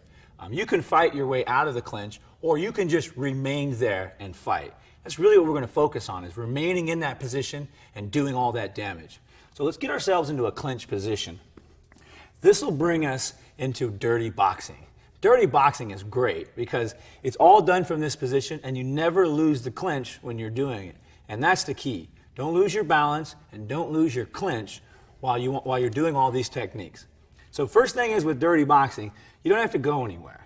This hand that's in tight here, you just want to bring it short and just start hooking things. Right hand, whatever hand is free, you can bring it around the top of this arm and do just nice little easy hooks. You can also bring it around the arm and come up under the chin, which I really like. So you're holding here, just reach around, a little bit uppercut here, go over the arm, little hook here. You can also give him a little pull when he steps in. Look at his body squared up, uppercut him here, go to the body. Easy shots, and you don't have a lot of power here, but you have some power. So try to get as much power as you can without losing your position. Now, I want you to watch my feet on this. When I do this shot, I'm going to get all the power that I can, and the last little bit of power is going to be my hips and that foot lifting my fist in there. So where normally I would just be punching with my arm, if I want to get a little more energy in there, I'll just lift my body at the same time. So I'm actually pushing my body into him, pushing my body into him. You don't have a lot of power because you're in a tight, tight position. So get the maximum power that you can get out of your little punches here. So this is the hand that's on the arm that I'm doing these short punches with. You can also punch with the hand that holds the head and controls the head, but in order to do so, you'll have to strip out of your clinch just a little bit. My example for that is, if I want to hit him with my right hand, I'm just going to take a little step backwards, pull my hand free, and then chamber whatever I have in there. Now these short punches, especially with your power hand, are really effective, especially if you push a little bit and rip out as you push, then he's not prepared for the punch to come in. One of the dangers of punching to the body is that you'll lose your balance reaching forward. Usually his body's a little further back, and to get out there and punch that, be careful you don't overstep your punch or overpush your punch, or that he gets it wrapped up and you lose your clinch altogether. Now you're in a completely different position. Let's turn around so they can see this from the other side with this power hand. Power hand's usually holding the head so you can keep this barrier of control on that clinch. Now when I want to hit him, I'm just going to give him a little push, which will move him backwards. As soon as he goes backwards a little bit, I'm going to strip my hand out and get ready to do that shot. Come back in with as much power as I can get. These short punches are really powerful, especially if you're turning your body and just generating that last bit of energy in your feet.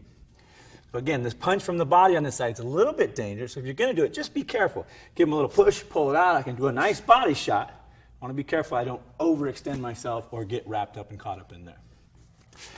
There's a number of other little punches and stuff. If you do this and play with it, you'll figure it out really quickly how to dirty box from the clinch position.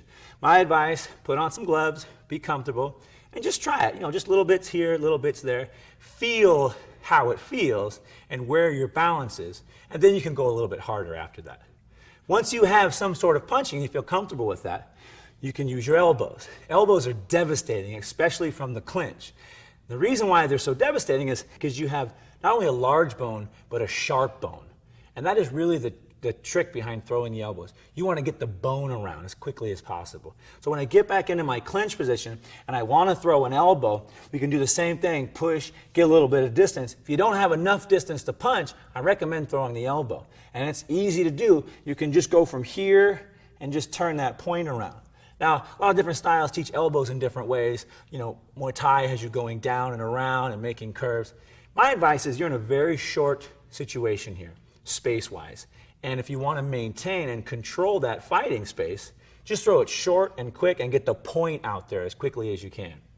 You can also, once you have a little space, or even right from here, throw your elbow straight up the face and just get that point out there. The important thing is that you're getting the point somewhere in the soft tissue, getting a big reaction and a big distraction from him. Your other elbows are here. Just like we did the shuck, I can now shuck with an elbow. I can hit him with that elbow point. I can also, when I get a little more space, I can bring the elbow just like a forearm across the face. And this guarantees you a barrier that he's not going to cross. So while this may not be the biggest shot, there's a barrier now separating his face, and you can do your secondary shots. You can knee him, you can kick him, you can push him, you can try and run him down from there. Speaking of knee, we can just move right on to the kneeing from here. Kneeing from a clinch is a lot different than other styles of kneeing. The reason why is I can't overextend or put too much power into my knee because I have to maintain this stance to maintain my clinch. So knowing that, all of my knees are short, tight, and go right back to my clinch position. If you're going to knee, you should always start from here and work your way up. That way, when you're kneeing his legs, you'll get reactions, movements, and he'll forget about his head, and you can slowly work your way up his body. So the first knee we'll do is really simple. It's just right here to the front of the leg. Now, I don't want to push it forward or jam it too much. It's just point A, ding, point B. The real damage being done here is that my bone is hitting the center of his muscle and causing a little bit of damage or a good reaction. I don't want to try and slam that knee into him. It's not going to help. Be quick and be accurate and just pop him right in the center of the leg. Go right back to your stance. Now, if I get a good reaction like this, this may be time to do the next knee. I can go to the body. Again, it's just short, it's tight. Look at my hands and my upper body up here. This is never going to change. I'm going to maintain my clench at all times. It's just that my knee will go pop, pop, in and out, in and out. So you can start by manipulating his body, and that will show you and help you in places to throw the knees. So if I give him a good pull and he takes a nice step, I'm going to look at where his knees end up, and that's where I'll throw my knee. Again, straight forward, in the center of the muscle, try to get that knee point in there. Don't worry about slamming it in there or jamming it or getting extra power. It's not really going to help you. So watch this. I'll pull him forward, take a nice big step. That's my knee. Push him back, step back. The front leg is there. That'll be my knee. Always start from the bottom and work your way up. So that'll put us in the midsection. My knee's there. Don't worry about slamming it in there. Just pop it up, back to the stance. Back to the stance. As we're working our way up, we can go to the head. And when you want the head, it's easy to do because your hand's already here. So you just take a little extra energy and pull that down as you bring this thing straight up. And when you do it, just relax. Here, take a step back right there, Kelly. I'm going to do it without your body. Look at my knee. If I just relax, it'll go pretty high. But when I try to tense it up, it immediately tightens everything up. So I got to stay in my position. I got to remain calm, and I just bring it up there and let it go. Just relax it. That bone traveling up at that speed is going to do a lot more damage and be a lot more deceptive than me trying to go, and kill him with the knee. So, it reminds me of just little shots. Tink, tink, tink, tink. Slowly breaking him down while holding him in this position where he can't get away.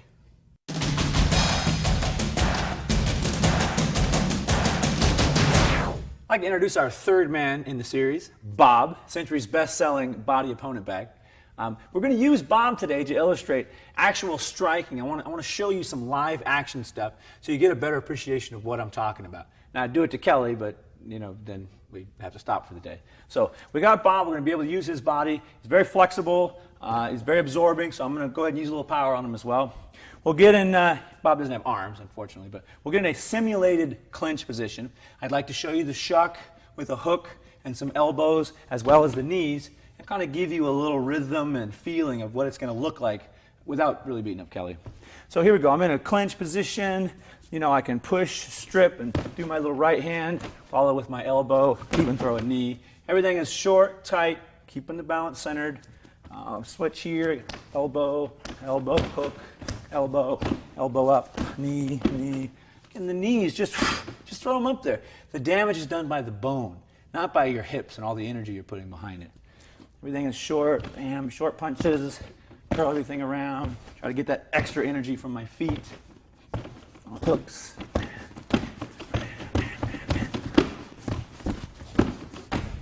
As long as you're staying tight in that clinch position, you can just flow with it.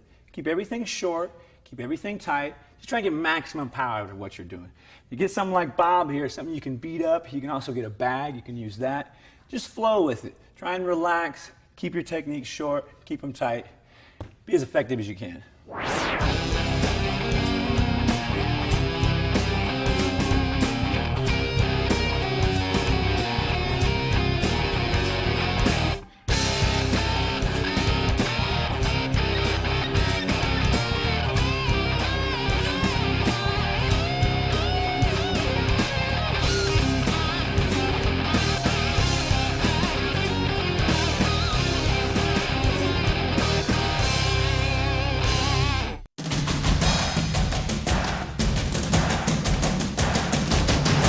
I'd like to show you how to get into a clinch. There's various different ways you can get into a clinch. Probably the most effective way is to punch or strike or do something offensive to get your way into the clinch. Just grabbing hold of somebody is sometimes difficult, especially if they're trying to punch you in the head. So we're going to address a couple issues with the clinch. The first thing we're going to do is just punch our way in. We'll do a number of different punches and grab and clinch from there. And let's do that. Let me show them. Okay. So the best part about punching is that it gets his hands up and makes him aware of the punch, gives you an opportunity to get in there and get your grab. The key to punching and clinching is not to stop that forward motion that you start to punch with, but to actually follow it up, do a good punch, and then follow up with an actual grab. So I'll show you my first example here. We'll do a jab, and I'll jab my way in, bring my whole body, and instead of standing here, I'm actually going to lean forward and make my catch. And when you catch, aim for the head. Always think, aim for the head first. If you get the head, you will be able to get an arm or something else in here. Usually what happens, almost always, when I grab his head, he'll almost always grab mine. So it's just an instinctual thing. Someone grabs your head, you want to grab the next big thing to handle onto. So I'll jab my way in, boom, I'll keep my energy going. I'm just going to lean all the way forward and make my catch. Once I've got him, even though my energy is flowing forward, he's going to stop it. So he's going to be, he's not going to let me run him over. If he does, I'll run him over and get on top and give him some whackings. Oh, yeah. So we'll jab my way in. Watch my energy. Good jab. My energy's coming forward. I'm going to keep it going and just make a nice tight grab. Clinch up here like this. Now the key to getting a good solid clinch again is getting that hook around the head and then keeping this forearm up there as a barrier.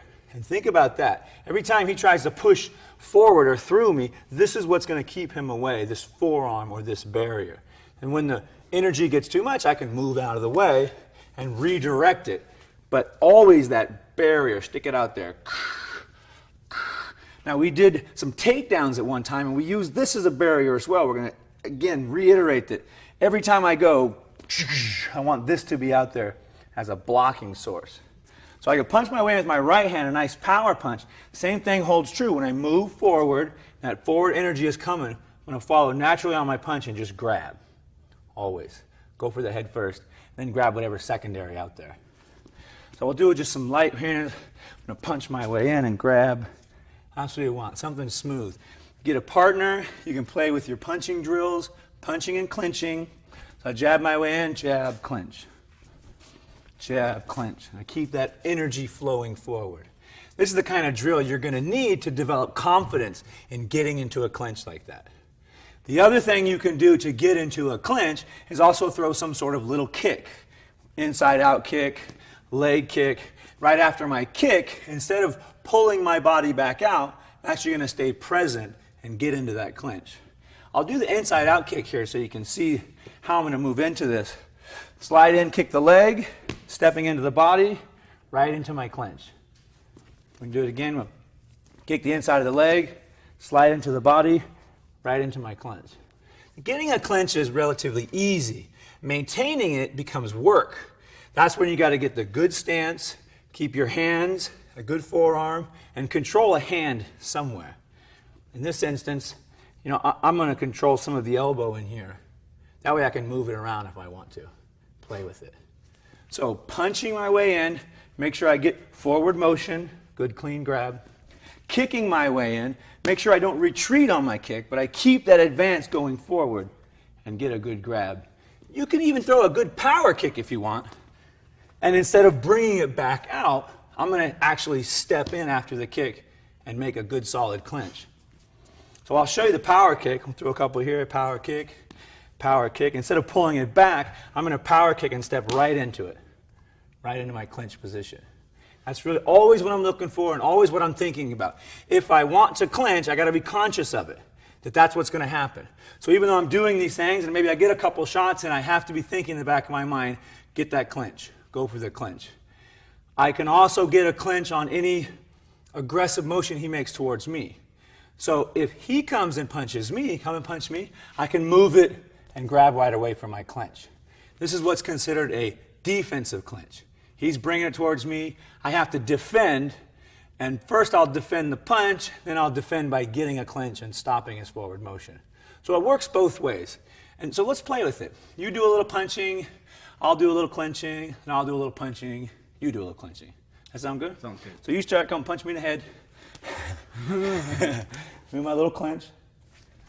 So if you're going to parry and move stuff, and it starts building and getting more complicated, keep it simple if you can. Just move out of the way, and then grab your clinch.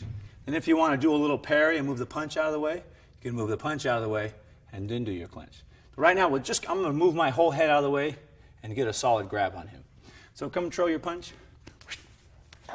Good solid clinch. Punch. Good solid clinch. I'll start with the head, get something on the arm, get a nice good balance, then I can do whatever I want from there. Let me punch you. Right. And you can clinch me. That sound good? Sounds good. So I'm just going to throw my jab here. And I just want you to make a nice tight entrance. Yeah. That's all we need to do. So we'll get a little rhythm going. Jab. Jab. Jab. Jab. That's how you develop that timing piece and that comfort in getting a clinch and holding a clinch. Remember, anytime you're uncomfortable with striking or anytime you've taken a hard shot, go for the clinch. Get yourself in a safety position where you don't have that distance so you worry about those big shots. Everything inside are short, small shots. They have some power, but nothing like being out here and chambering all of your energy into a punch. Another way I can avoid the clinch or avoid his striking and get into a clinch is I can jam what he's doing. So if he starts bringing a punch towards me, I can actually move towards that and stop it with some sort of force, something up there. I recommend sticking up an elbow point, putting it kind of in front of your face, or just coming in with your hands up really solid. My example is this. If he comes and tries to punch me with his right hand, I can move right into this and cover it up, block it up, and stop the punch before it really gets started. Once I jam it, then I can go right in for my grab. That's what a lot of the modern athletes are doing. They focus on the striking, but they don't worry so much about the defense because instead of defending with a traditional bob or a weave or a slip, they're just jamming everything up, stopping it at its source and grabbing hold of stuff. That's a great way to stop anything before it starts. And I can do the same for a kick. If I see a kick coming, I can stick my leg out there and actually step into the kick before the power starts and jam it all up and grab my clinch. Let's do a couple examples. I'm going to use this one. I really like this one. Right. I'm going to use this one. Right. And then for the kicking, I'll use this and I'll just kind of step in behind it. Sounds great. Important things to remember are, if I'm going to jam, I'm actually stepping into something. So I have to be fully protected. You look at it from this angle, look at where my elbow's at. Completely covers my face. It enables me to rush into anything without taking the damage in my face. Just a little simple cover. But if you don't want to strike, you're not comfortable, jam it up. Stop it at its source. You won't have to worry about it. So do whatever you want. I'll just jam it up.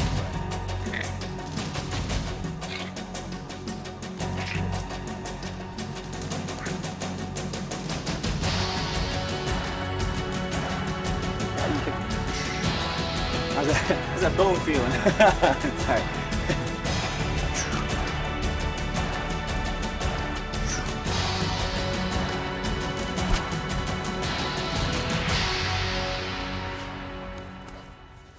So your jam, throw everything out there. Throw your shoulder, throw your elbow, throw your forearm. Make a complete barrier for your face. That way you can blast through whatever's out there. Then you won't be intimidated by it, especially if you want to force the clinch. You can also do defensive jamming, but it's a little more complicated. I have to wait for him to finish his punch or finish his kick and then come for another one. So it's a little bit more, it's a little bit riskier, but the end result is still the same. My example is throw a 1-2 at me. Right. So the first one I can get out of, the second one I'm actually going to have to jam up and then come back into it. So instead of aggressively pushing, the second he moves forward and I jam, I'll actually wait for his technique to come. And once his technique comes, I'll look at the distance, and on the second one, maybe I'll jam it up and then make my grab. Let's show this from another angle. I want them to see. Yeah, can we do that? Yeah, that works. I just want them to see this as I'm moving forward, covering up my face, making that solid jamming entrance. Watch my chin. I'm going to tuck it in a hole, shoulder, elbow, everything in front of it. And I should be able to walk through whatever's out there. Unless I'm taking a bad shot, then I should go for the clinch right away. So we're jamming everything up, jamming everything up. Look at my right hand, totally covering the outside of my chin, just like my fighting stance. I just have this big barrier in front. I'm going to keep entering that in there. Cover it up, bring it in. Cover it up, bring it in. Really simple exercise. And again, something you have to drill. I recommend getting a good opponent, getting a good partner, having put on some nice big gloves, and just have him feel a distance. Throw some light punches out there. And try jamming them up, walking right through them. See how it makes you feel. Should bring your confidence level up and enable you to use this technique in a more fluid motion while you're training and sparring.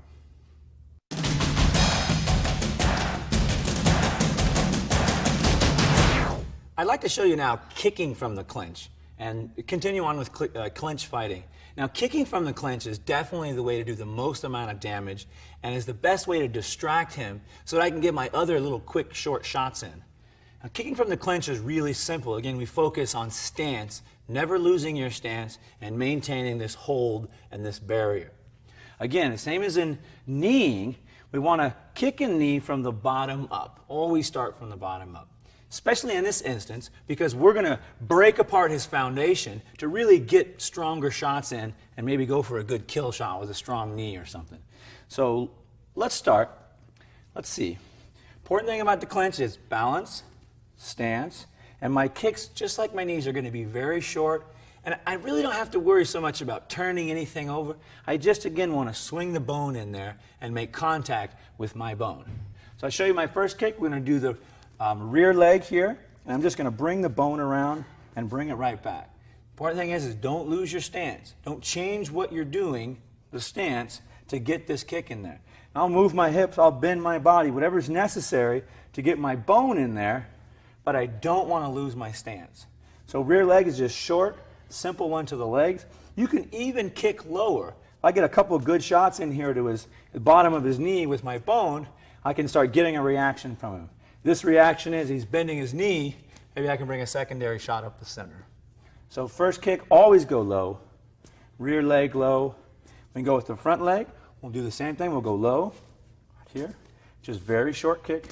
Don't change what you're doing to get that kick in there. Keep the position. Low, low inside, low inside. I'll do my first combination going low. And that is, I'll go low inside when he moves his leg. I'll just step over here and kick the rear leg. Now look at him. Bing!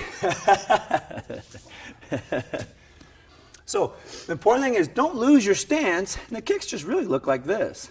I don't have a lot of power, but I have enough to begin moving him around so that I can develop more things.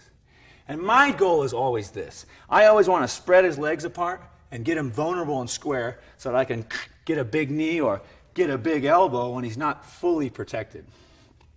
So think about chopping him down. Start from the bottom, rear leg, rear leg, rear leg. Do the front one again, front leg, and we'll go 1, 2. Spread them all the way out. This is just a great offensive position for me and a terrible defensive position for him. Let's bring it back. So I'm going to go a little bit higher with the kicks now. I'll bring the rear leg up as high as I can and get into the bone in the rib area. Just try to bring the bone up. You'll notice this doesn't move, change, hop, skip. Just bringing the bone up and bringing this. That was a good one. I felt that. Sorry about that. Nice. That was nice. Just trying to bring it up as high as I can with the bone without changing what I'm doing. Rear leg, rear leg. Now, I don't recommend kicking that high on the body because it's shorter and more efficient just to throw the knee up there. So if you're going to go higher than the, I don't know, maybe a couple inches above his navel, bring your knee up. It's faster, it's shorter, and it comes in a straight line. Kick with my left leg. We can kick the leg a little bit, kick the leg a little bit, kick the body a little bit. If I want to get any higher, I'll bring my knee up, straight up inside. Now we're keeping a little distance here so we can demonstrate for you. Normally we'd be a lot tighter in our clinch, and these techniques will be right here. But I want to keep it open for you so you can watch my body and what happens when I begin these motions. Let me show you a couple techniques that I really, really like. We'll go outside kick, inside knee. So there we go. Right leg kick low, left leg kick to the body. Now we call this the marching knees of death because I don't have to stop if I maintain a good position. So I'll get a good kick, get a good knee, and right back to my stance. I never really lose this power position that I can at any time go and go back to punching. That's what your clinch is all about. Control that middle ground that no one really investigates. Everybody gets on the ground and grapples. Everybody stands up and punches.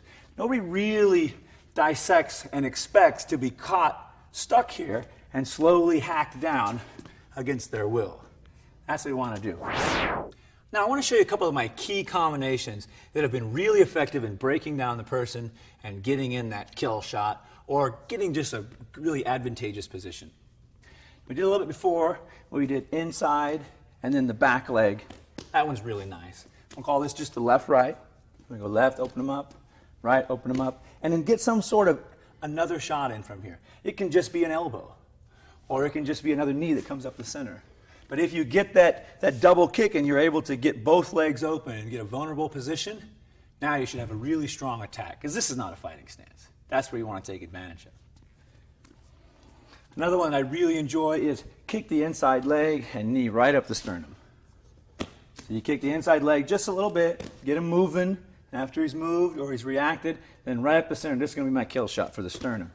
So right for the sternum. Try to go just up inside of it, get it up there as quickly as you can. Again, don't worry about the power. You can't slam it in there and try and kill him with it. That's not what the technique is about. The technique is about that relaxation, that breath, and that bone hitting him in the sternum unexpectedly. That's what's going to hurt him. The other reason why I can't rip him with all the power is I don't want him to know what I'm doing. If I'm pulling on his head and ripping him around, he's going to feel everything that I'm doing.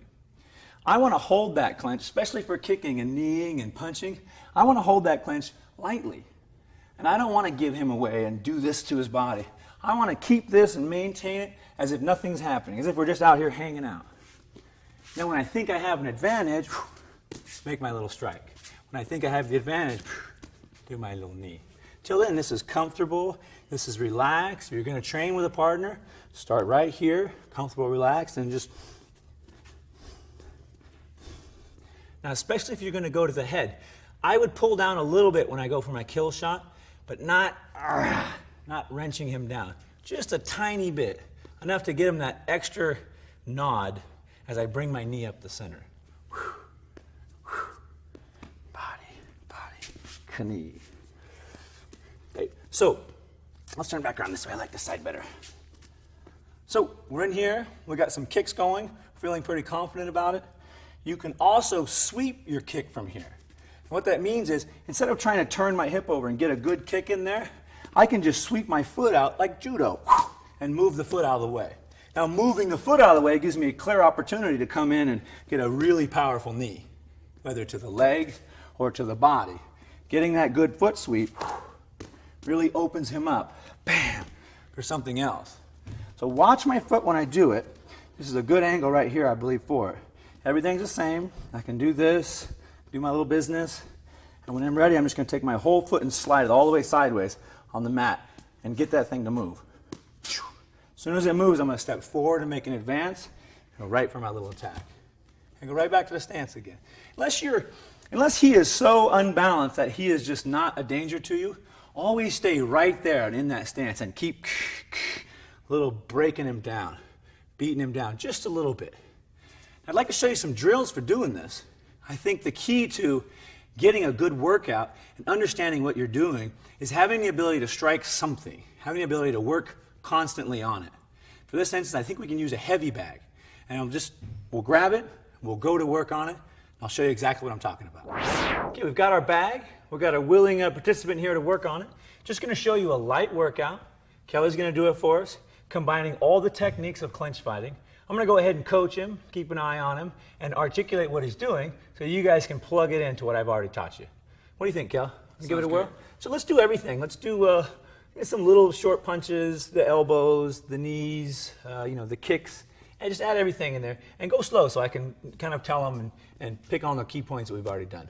Don't forget this elbow. That's one of my favorites. The big elbow? Yeah, the big elbow. All right, so let's start. And then what we're going to do is we're going to clinch the bag, we're going to grab on it just like you're grabbing on an arm and a head, just like you normally would, to get a good solid clinch. And don't let go of the bag. If you let go of the bag, now you're doing kickboxing. We want to remain in the clinch fighting at all times. So even if the techniques start getting big and wild, stay on the bag, stay in your position, and keep doing your clinch fighting technique. You ready, Kel? All right, ready. Let's give it a whirl. Nice. So again, we're doing the knees, nice fluid motions. Nothing out of position, nothing out of stance. And every time he lets go of the bag, he's going to grab it right back again on his next shot. So he's never really disengaging completely from the bag. That's really the essence of clinch fighting. Let's speed it up a little bit, see if we can make you sweat. Go ahead. Get your little workout in there. Nice. There you go. Nice kicks. You notice he's not losing his stance. Always attached to the bag. Always engaged in the clinch fight.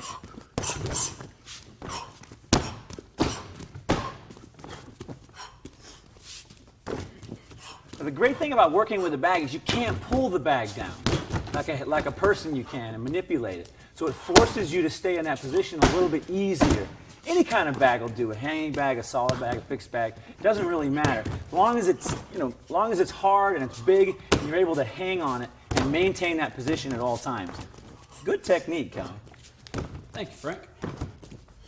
I think that's good. I think that's good. I like that. So if you want to get a good workout, find yourself a bag, any kind of bag will do, get a good position on it, and go to work. Little short shots. I recommend doing 3 to 5 rounds after you've already trained the techniques of clinch fighting. That way everything is sharp and fresh in your mind. You really understand what you're doing.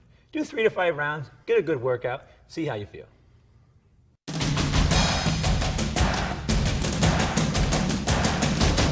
Okay, the last thing I want to show you, and the good stuff, tips, tricks, and cheats. These are just, of course, the little tweaky things that make clinch fighting that much better, and no one knows it, so shh, don't tell anyone. First thing we're going to do is we're going to add a head snap in with our clinch. Now we can do our striking, and we could get him moving around, but if I want to get him down, especially if I get his legs spread out or get him open, I just want to snap that head and throw everything in the hole. So I can take my clinch fight, once I get a little bit of work going in there, and I can whip him into the hole. The important thing when you're head snapping, as always, is one, get him in a stance that's not very strong. Open it up a little bit with a kick or a knee. Then once you get that position opened up and you want to do your head snap him down as hard as you can, and it's like you're throwing everything in a hole. So I'm going to throw him in the hole, and I'm going to move my body back so he falls in it. snap him all the way down. Once he's down, well, then you're in, of course, an advantageous position where you can move on. So that's our tip number one, the head snap from the clinch. Best way to throw it, and that's why you never want to pull. You never want him to know you're going to do it.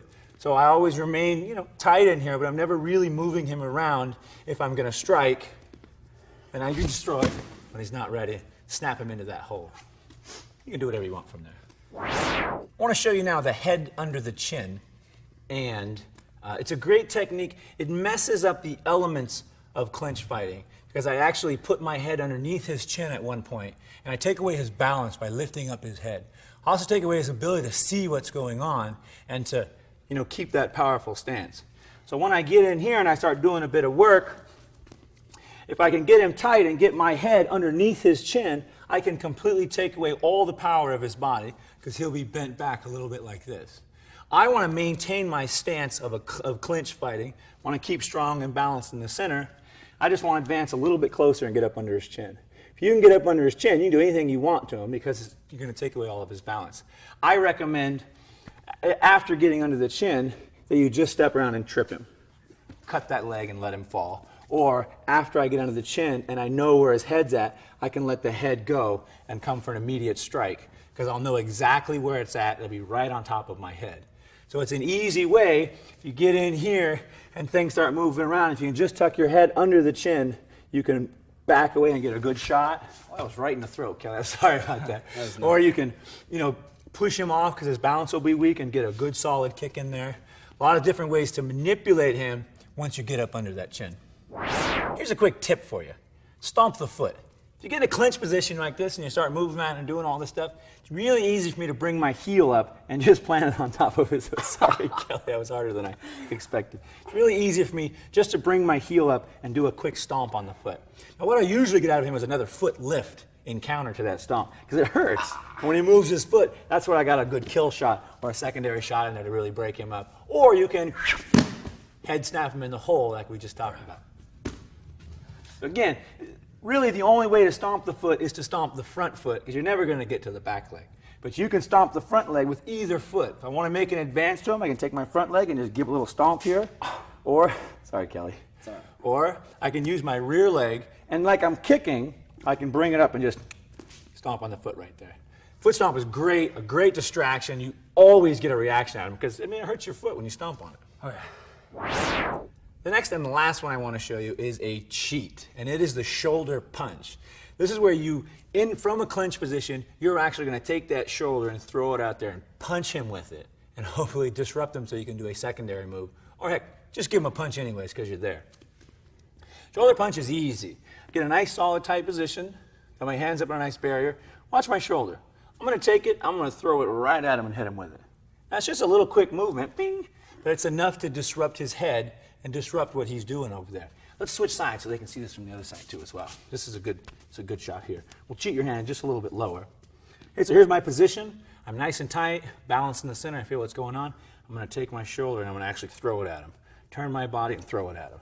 And just get enough reaction out of him, maybe to knee him and do a few more extra things on him. Continually break him down. If you can move the head, you can move the rest of the body. The shoulder punch will give you the opportunity to move the head. You can do the shoulder punch even if I'm in a little bit closer than a normal clinch. I can still take my shoulder and give him a good pop with it, and then maybe follow up with a secondary shot. Shoulder punch is a really sneaky trick. They do it in dirty boxing. They do it in mixed martial arts fighting. I really enjoy doing it. It's one that you don't see coming because you're focused on the 8 points of striking. Here's a 9th point for you, and it always works. I got a great trick for you here. And don't do it in training. This is for a self-defense situation or an actual fighting situation. It's the headbutt from the clinch. The headbutt from the clinch is exactly as it sounds. I get all tightened up here, get my thing going. Look how close his head is to me. I'm going to take my head. All the hard tissue on my head starts from here and travels up. All the soft tissue is on the way down. So I'm going to start from here up and try to smack him with my head. Now from the clinch, it's real easy because it's right here. So I'm just going to take my head and try to hit that soft tissue on his face. The one thing you can do to get a more effective headbutt is I can move him back a little bit. Once he goes back, now his head's a little more exposed, I can bring this down with some more force. Bam!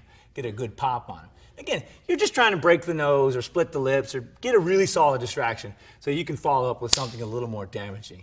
Headbutt is a great technique. It's a little dirty and it's very painful, so don't headbutt your friends.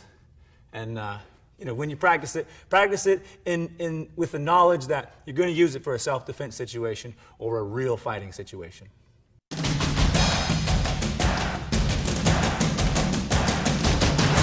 This will conclude our tape for clinch fighting. And again, clinch fighting is a fairly new idea and a new system. I hope I've addressed it for you efficiently. All the moves here are guaranteed to work. It'll take a little bit of time. You definitely need a willing partner. Practice them. We've shown you everything from punching, kicking, elbowing, knee, and snapping the head down.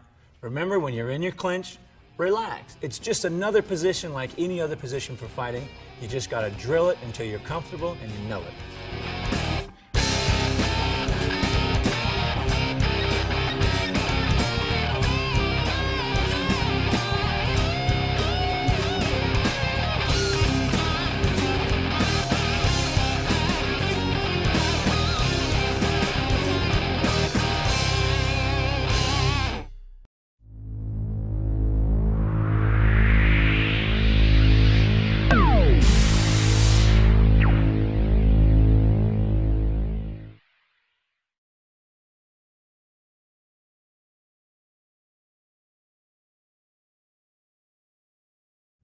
Well, if you didn't know what the sport was about, I would describe mixed martial arts in this way. It is the ultimate game of uncle.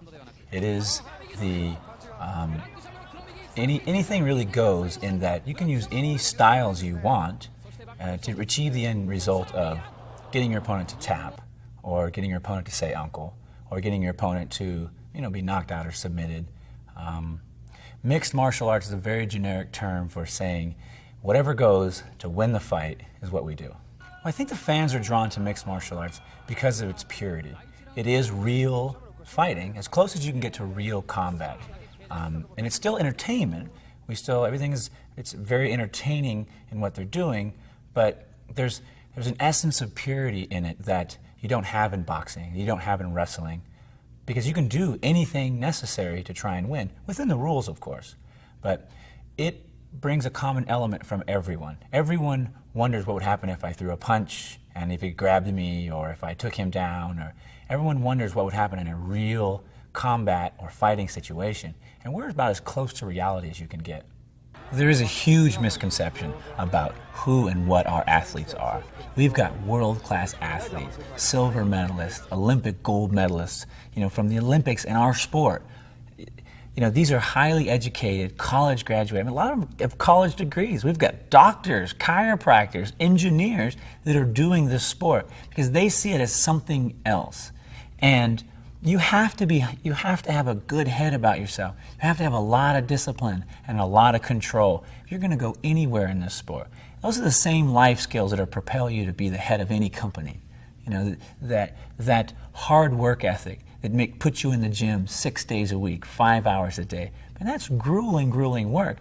And people see us, they see the cage, they see what's going on, they immediately make a snap decision. But in order to be successful in what you're doing, you have to be very diligent and very intelligent. I think if you meet a mixed martial arts fighter, take a minute and talk to him and see what he's got to say. See how he feels about the sport. And maybe it'll change your perception about really what's going on. Well, there's a lot of respect amongst our sport and amongst everyone that does it. And that respect is usually shown at the end of a fight. Everybody embraces at the end of a fight. And the strange thing is, if you've ever been in a fight, when you were a kid at school, all the guys I got in a fight with turned out to be my best friends. Because we went through something together, we experienced something together that we'd never ever experienced, otherwise, unless we had that confrontation. A lot of the guys grow very close in this sport because you're out. It's a tough, brutal sport. You're out there risking a lot besides your manhood. Your body, everything else. You're out there risking it, and everybody respects that. And I think that is something that we have in our sport. I know it's something we have in our sport that other sports just don't have. It's okay to say, you know what? I've had enough. I don't think I can win today. There is no dishonor in that. And that's why you'll see the fights afterwards, and everybody gets up and hugs, and they go, dude, you got me. Good job. I'm going to get you next time. That's just the way it works. I remember just, trying techniques and them totally failing, and then some totally becoming successful. And the ones that were successful are the ones we clung to, and the ones that didn't work, we just threw them out. And I always go back to what Bruce Lee said. He said, use nothing as the way. There really is no path. You just, whatever works, you use it. Whatever doesn't, throw it out.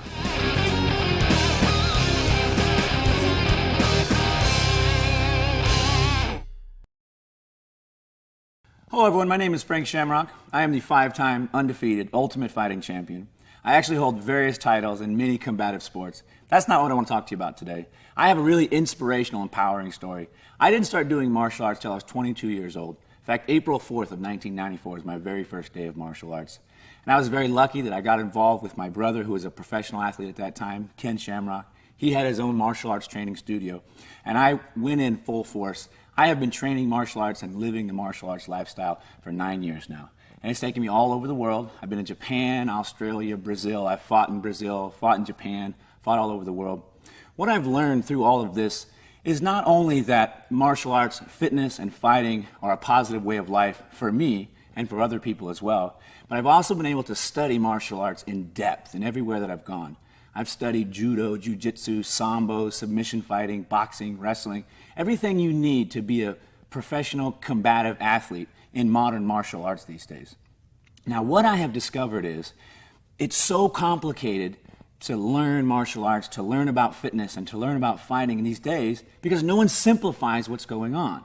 Everybody has all these traditions and barriers and boundaries that aren't really necessary. Everyone knows how to get in shape. Everyone knows how to treat your body right. But not everyone knows how to fight or how to defend or take care of yourself. So what I've been able to do through my studies and through my fighting is break fighting down in 5 simple areas. Simplify it so it's easy to learn, easy to practice, and easy to execute. If you want to be a good fighter, you want to be a good athlete, you want to get in shape, this is what you need to do.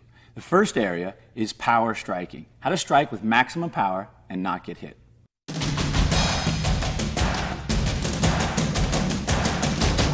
So the thing about striking is it's all about distance and it's all about timing and it's all about danger. That's one of the big problems with striking. It's dangerous. Every time you punch or you move into punch, you have the ability to get hit. And that's where problems come in. That's where you get struck. And that's where you get intimidated and you get tired because you're getting hit. You're actually getting struck. We're going to avoid some of that right now. I'm going to teach you how to get out of the way of that. Let me put them gloves on there. Would you give me some water too as well? Yeah, just a minute. Thanks. Okay. So I want to deal first with timing. Now, the deal with timing is you have to be, 1, comfortable, and then 2, present while all those punches are going on so that you feel comfortable with what's going on. Can you give me a towel or something too as well? Sure, just a second.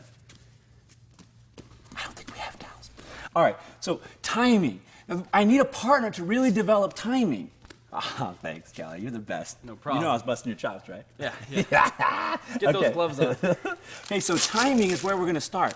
The problem with timing is you have to be present in what's going on, and you also need someone to time with. You can't learn timing by yourself.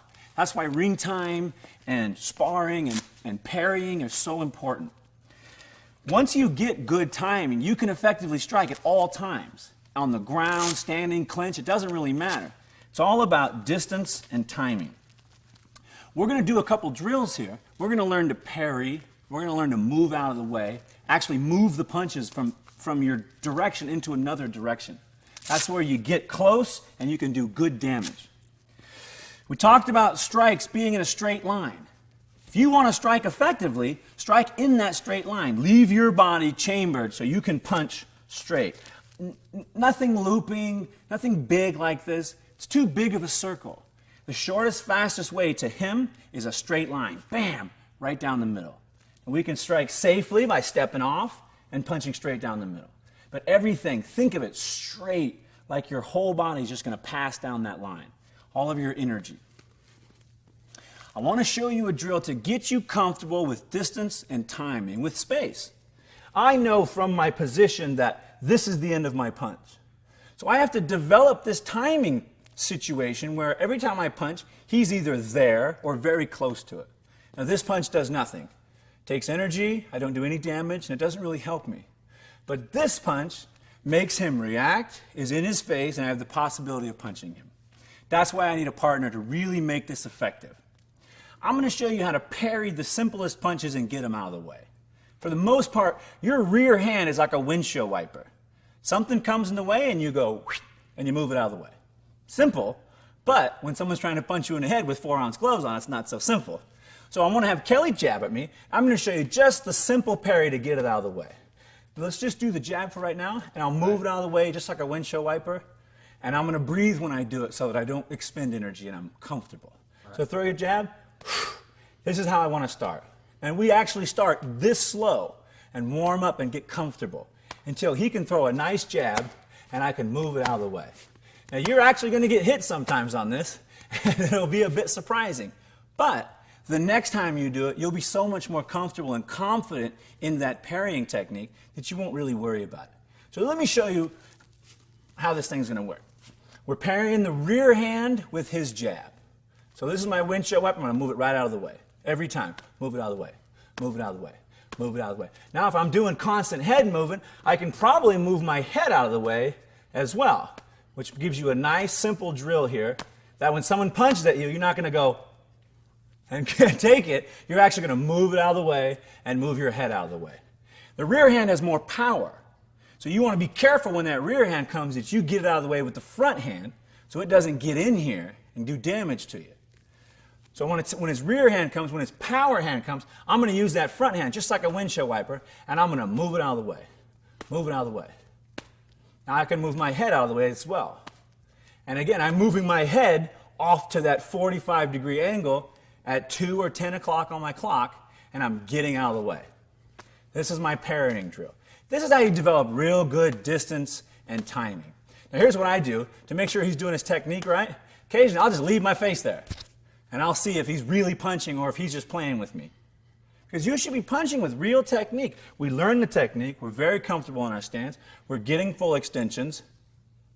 This is what it should look like. I have to learn to move those out of the way. That's what a punch really looks like. So make sure your partner's doing it right. You may not have to get punched in the head, but make sure that he's really practicing his technique. Every time you throw a punch, even when you're playing, that's what your punch is going to look like when you're in the ring or when you're sparring or when you're competitive.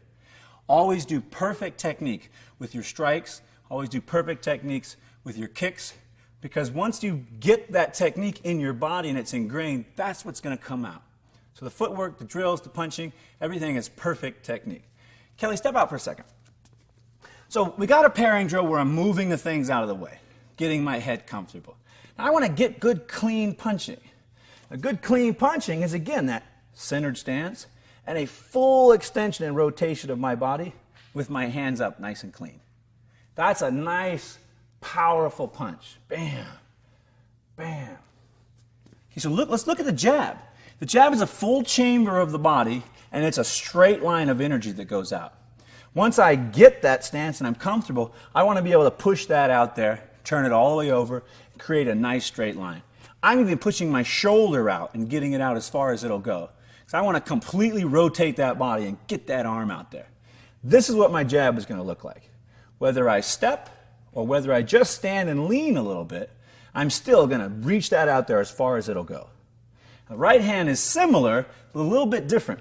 I have the chamber of my body this time, that power we talked about, we built with the torso turns. I'm going to get my good solid stance, and I'm actually going to turn that whole foot around as well as I reach out and make that extension. So if you look at my foot, I'm coming from a nice solid stance, and I'm going to push it all the way out there straight, turn my whole body, and even my foot up to the ball of his foot like I'm sprinting again.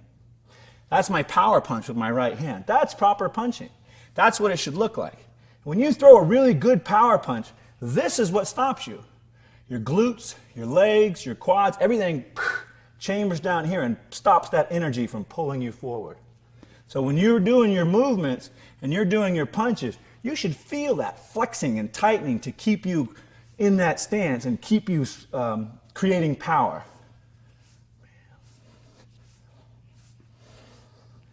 So once Kelly, will you come back in? Once I have that and I feel a little more comfortable, I have good, what I think are good punches, they're nice and straight, I'll bring my partner in and I'll try it with him. And he's got to move him out of the way or I'm going to hit him in the head and he's not going to want to play with me anymore. So I'm going to start with my jab and I'm just going to get it out there. Now I really want to focus on my technique. So I have to be not concerned about Kelly. and I have to think about my technique. He has to think about getting the punch out of the way. And this is your parrying drill. And it's just like this. It's this simple. Once you develop this and you're comfortable, now you can start doing other things. Now you can start doing a couple of punches. Now when people punch at you, you're not feeling that stress and that strain of I'm going to get hit. Instead, it's move, move, move. Maybe you come back with your counter. Yeah, that was good. Yeah. Thanks. Yeah. Let's also show you some slipping. Slipping is very important as well. Not just parrying, but parrying and slipping, or slipping to get out of the way of punches. Slipping also comes in because once you change that level with that movement, you can also grab and take down. Or you could just slip the punch, let it go by, and do a little punching of your own. Let me show you a couple examples. I can do my parrying. Go ahead and throw a couple punches there. I can do my parrying, but if I'm uncomfortable with this, or if some start getting through, I can ball up in a good stance, and I can just slip and let everything go by. So I'm going to stick my head over at that angle with my feet underneath me. I don't want to be bent over with my head down. I'm still going to have a good, strong stance, centered, balanced. But instead of staying here and moving them, I'm just going to dip my head off to the side a little bit and let that punch go by. The important thing is that you keep watching what's going on. Don't look over here or don't look down, because then you won't see the next one coming.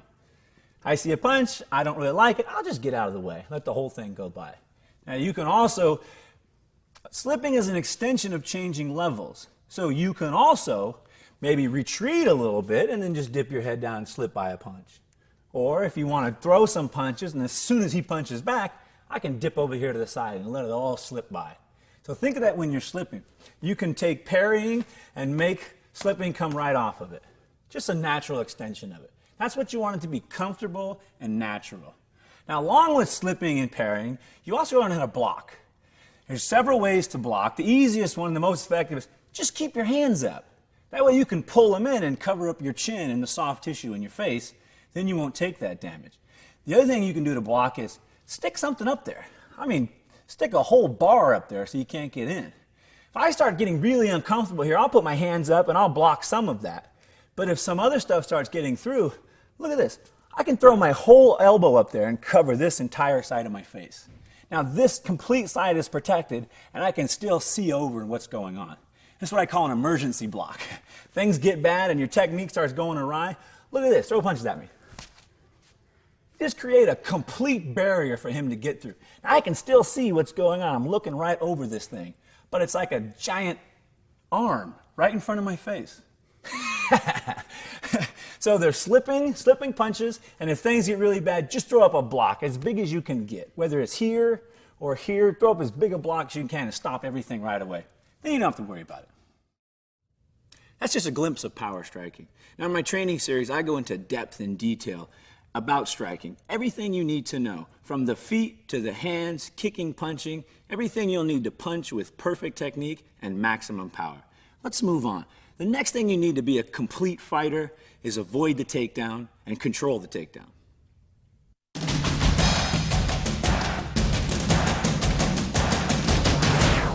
Now that we understand the dynamics of a takedown, let's discuss distance and awareness. That'll really begin to give us an idea and a concept of how to avoid the takedown. The thing about distance is, if you can touch him or he can touch you, he can get you down with a takedown. That's what you have to understand. Is similar to striking, you have a good stance. If at any time he can touch you or manipulate any contact with your body, he can get you down, and get you down very easy. So you have to realize that once I get into a situation where there's touching or there's any kind of contact, I'm vulnerable to a takedown. Now I have to control this distance, and I can control it through striking, I can control it through movement, I can control it through a number of ways, but I have to be aware what he's going to do once this distance is achieved. Now there's three things that he's going to do. The first one, he's going to change levels. Similar to striking, he's going to change levels to try and come in and attack my hips. I have to be aware that when that level change comes, a takedown is coming after that. So if we were squared off and I was looking at his body, the second a level change comes, I got to be aware and I got to change position, or I'm going to be very vulnerable to the takedown. The second thing I have to be aware of for the takedown is him reaching into my body. When he reaches into my body, I have to know that he's going to try and grab control of my waist and get inside and grab control of my hips. So punches are easy to see. They're straight. At least good, powerful punches are. Wrestling grabs or clinches, you can see them when they come. They come inside of the body and they reach around it. I have to be conscious of when those come, what's going to come next after it. The third principle for recognizing and being aware of a takedown is his forward motion or his dropping of his body. Once he lets that weight go and drops it on my leg or on my hips or on my body, I'm really vulnerable because he's immediately going to begin bending me backwards. So we got 3 principles we're working with. The last one is dropping your weight on the body. So go ahead and I just want you to step in and drop all your weight on me and smack me. So this is something that I can see if I'm aware. Watch my piece of energy. Just going to go boom, and I'm going to drop onto his body. Now that's a little different than just changing the angle, and it's different than reaching inside. So we have 3 separate techniques that we want to be aware of. All 3 of those lead to a takedown. So all 3 of those you've got to be conscious of, and you have to be ready that when he makes his reaction to either move out of the way or do your secondary counter. Now that we're aware of the takedown, we understand what's going to happen, we can begin to move out of the way. The key to moving out of the way in anything is footwork. We've got a few footwork drills and movement types that'll get you out of the way of that impact of his takedown or the hands reaching or him trying to drop on your body. Similar to striking, anytime he makes a forward motion, he's going to bring one of those principles of takedowns towards me. What I should be doing, what I have to do, just like striking, is I should always be stepping outside of that foot. I should always be trying to get outside of his power. His power is coming straight forward at me, reaching straight forward. I should always be keeping him at 12 o'clock and stepping on the other side of that foot. That way, when he wants to shoot or take me down, he's got to change or turn, or he won't even be lined up with me. So easy, same as in boxing, same as in striking, is the same as in wrestling. Move your foot to the outside. I should always be moving my foot to the outside. So if we were in a stance and I wanted to strike and he wanted to wrestle, every time I would step, he would have to counter step his foot back. And we would always be trying to step to the outside of that foot. It's a simple concept and a simple idea, but it takes him out of his power source. That way, if he comes for me, he's not lined up, he's over here a little bit. That's your first key to getting out of the path of a takedown. Let's do some more feet work and more feet drills to get yourself out of the way of that intention of the takedown. Now that we recognize it, we understand what's going on, we've stepped off to the left. Anytime forward motion comes to me, I'm in danger of a takedown. When that takedown comes, the easiest thing is to move out of the way. So, stepping off to the left, stepping off to the right, moves myself out of his power range. The other thing I can do is if he reaches for my body, I can move my feet off to the side. And it's just a little foot switch here. When I'm conscious of what's going on, I'm going to propel my hips and my body, and I'm going to cut a little corner and move right out of the way. This is what you would do in boxing, this is what you do in kickboxing, and it's what you do in wrestling. Get out of the way of the angle so that he can't grab these 3 things that we talked about earlier of him getting you down. A couple drills you can do are simple. Try and touch my leg. That movement, try and touch my leg. That movement is enough to give you the distance to either strike or grab or move again and get out of the way. Simple feet movements will keep you in this position and away from being taken down. If you want to use constant movement or you want to use any of these other principles, pulling, pushing, always be stepping off and always be moving your leg out of the way. Those 2 simple movements will keep you out of harm's way for most takedowns. The other thing you can do to avoid a takedown is a sprawl. Now, a sprawl is designed, as it sounds, to get all of your hips and body away from the attack and also to drive your opponent into the mat. A sprawl is the best way to stop the impact of a shot. When I see him coming in and he's reached the distance of he's got past my ability to move my feet out of the way, that's when a sprawl comes in. So a lot of times I can stop his attention just by moving out of the way, but if he really commits to it or he brings that falling energy to me, I have to do my sprawl. And a sprawl looks like this. We'll do it slow so they can kind of picture it, and then we're going to break it down for them. Then we're going to show them the drill and make a really complete package here. So when I see the intention and he comes in, my sprawl is I'm going to throw all of my hips back and drop them on the mat so that there's no hips for him to grab control of and try and sweep out from underneath me. So we can do it a little bit quicker now. So the first thing I do when he comes in is I take my weight and I go, whoosh, and I throw it all back and put my hips down.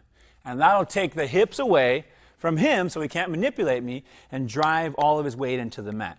Now I want to sprawl with as much weight on top of him as possible.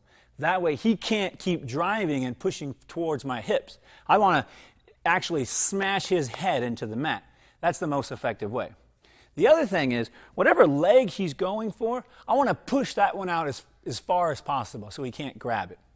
So if he's going to grab this leg, I'm going to try and throw this one back first and as far as possible, and then drop all the weight on his head. Ready? All right. I can stop that forward motion. I don't have to worry about him gaining control of my hips anymore. That's what a sprawl is all about. And again, it sounds just like it is because you're sprawling out, getting everything back and flattening it out. Let's show them the drill. And you know what? Let's do it from the front, and then we'll turn to the side so they can see how your body is. Right. And I'll simulate for you. I'll reach in and try and grab your leg, and you can just sprawl without me getting in there. All right?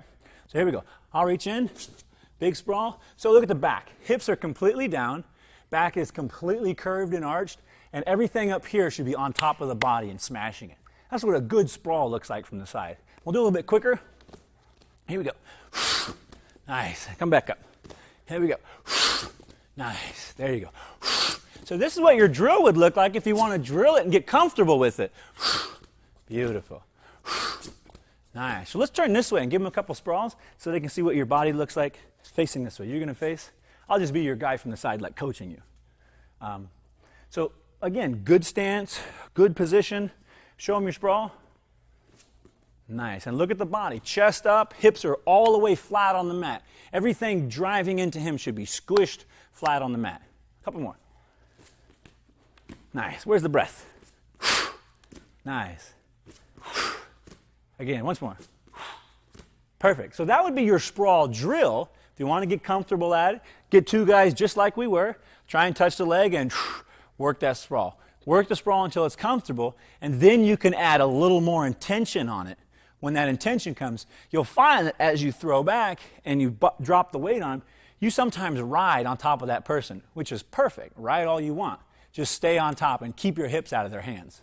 So we showed you how to sprawl, get your hips out of the way. I want to show you now how to underhook. Underhook's probably the second best way to avoid a takedown. And what it does, it enables you to get under the arms and lift him up so that he can't get at the hips and pull him out from underneath you, manipulate your body. There's a couple ways you get into underhooks. The easiest one is when he makes that intention and reaches for me, I need to underhook his arms, actually throw them both under and lift him back up so he's equal with me and he's not down here at my hips, messing with my hips anymore. So two types of underhooks, single underhook and double underhook. Double underhook, of course, is always the best because you have maximum power. But the way you get into it, just like striking, it's a timing piece.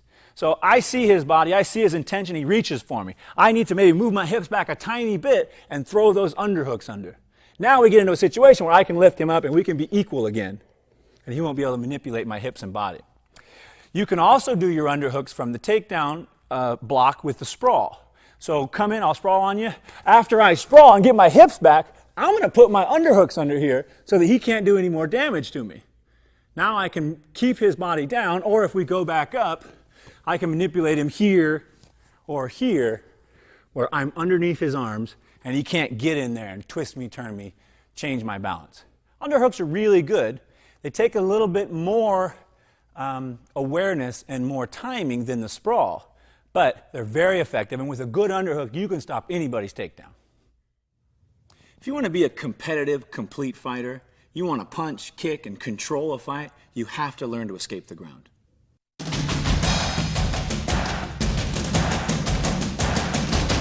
Let's talk first about safety positions. Going to the ground happens if you're going to get in a tussle or a contest or whatever. The important thing to know is to be relaxed, to understand what can and will happen, and then to have a few safety positions in mind where you can go to, and then begin working from there to get back up and start cracking. So let's start. The first safety position is called the guard, and it is a passive fighting position in that I'm going to hold him between my legs and either wait it out or wait for a technique where I can flip him over and get out. I'll show you the position, and then later on we'll do some techniques from the position to make certain attacks. So come on over here. Grab between my legs. So this is the basic guard position. And the key to the position is wrapping your legs around the guy and tying him up. And just waiting it out or getting safe. Watch the headbutts. Keep your knees up high and tight. And if he starts punching, stick your hands out in front of you. But get a nice, safe position that you can work from. This is called the guard. It's the first one. The second safety position on the ground is called the turtle, or the open guard. And this is one you can actually fight from. And that is this position, where I lift him on top of my shins, my elbows are to my knees, and I'm actually holding his body weight on top of me in this position. And what it enables me to do is control 100% of his body weight at all times. The difference between the guard position and this position, the open guard or the turtle, is that from here I can be very active. I can turn, I can flip, I can lift, and I can go directly for holds. And the perfect example is this. So we're first going to examine the safety positions on the ground. We talked about the turtle, we've talked about the guard. We want to give you a sense of comfort when you're on the ground, so you don't expend a lot of energy or get distracted as to what's going on.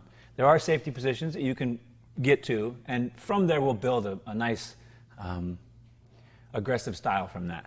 So getting to these positions sometimes are rather difficult, but we'll show you a couple of ways to get there, and that'll make it easier to push yourself into the position, and then you can work from there.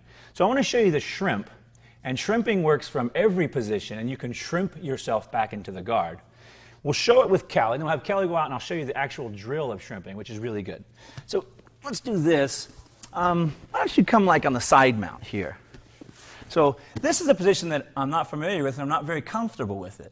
The reason why is we don't really know this position.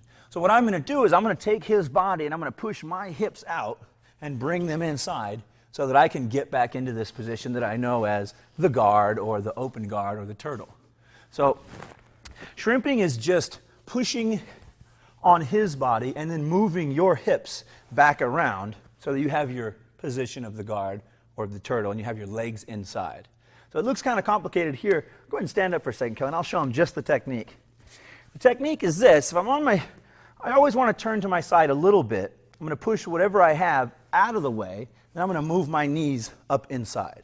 So it enables me to get my knees and my legs around and inside of his body so that I have these pieces of energy in the way and he's not just crushing me. So again, my shrimp is everything off the knee and then the knees inside. And this is the positions I'm looking for right here. That's a basic shrimp. You'll see the shrimp again as we go along on these techniques on the ground. But the basic idea is if you're in a position that's uncomfortable, shrimp yourself to the guard or the open guard. You'll feel a little more comfortable and you can start working from there. Now that we're on the ground, we're dealing with getting into safety positions. Let's talk about gripping, because you're going to need to hold and you're going to need to wait, or you're going to need to act right away. Either way, you'll need a good grip to prolong your ability to stay in that position. There's two types of grips I want to show you. The first one is a strong grip. And the reason it's a strong grip is I'm actually going to employ the majority of muscles in my upper body to get this nice, powerful grip. This is good for any type of clinch or hold. If you just want to squeeze someone and try to get them to let go of you, do this grip. Employ all the muscles of your upper body. This is a nice, strong one. I always remember this. Thumbs up, fingers through, put your palms together. That's your nice, strong grip. So when you hear me refer to a strong grip, that's what we're talking about. The other kind of grip is a long grip. Now, long grip is not muscular. It doesn't employ your muscles. It actually hangs from the skeletals of your body, the skeletal muscles and the structure. This is how rock climbers climb. They hang from the skeleton of their body, and it doesn't fatigue their muscles out. So if you're on the bottom and you're in a position, but you're staying safe, you may have to be there for a while. You're going to need a nice long grip, one you can hang out with and do your techniques without your arms getting tired and taking shots to the head or anything else. Once we have our grips all lined up, we're going to use our long grip right now. And we're going to imagine that we went to the ground. We're in a position where we're not in the guard and we're not in the turtle, the open guard, but we still are stuck on the ground. We're going to use a long grip, and we're going to clinch, and we're going to wait for an escape. We're going to wait to do some action. So Kelly, come back in here for a second. And get me in the half guard, because that's one people have a lot of trouble with, right here. A lot of times you'll get a guy in this position, and he'll figure four his legs, and he'll hold you right here. Now, it's hard to get out, and sometimes it's hard to shrimp back to the guard. What you may have to do is you may actually have to clinch in here and wait for a while. wait for him to make an advance, or wait for him to punch you. So you'll notice my long grip up here on his back. I'm going to keep it nice and high to keep the weight down on his head. That way if he pushes up, he actually has to carry my weight around.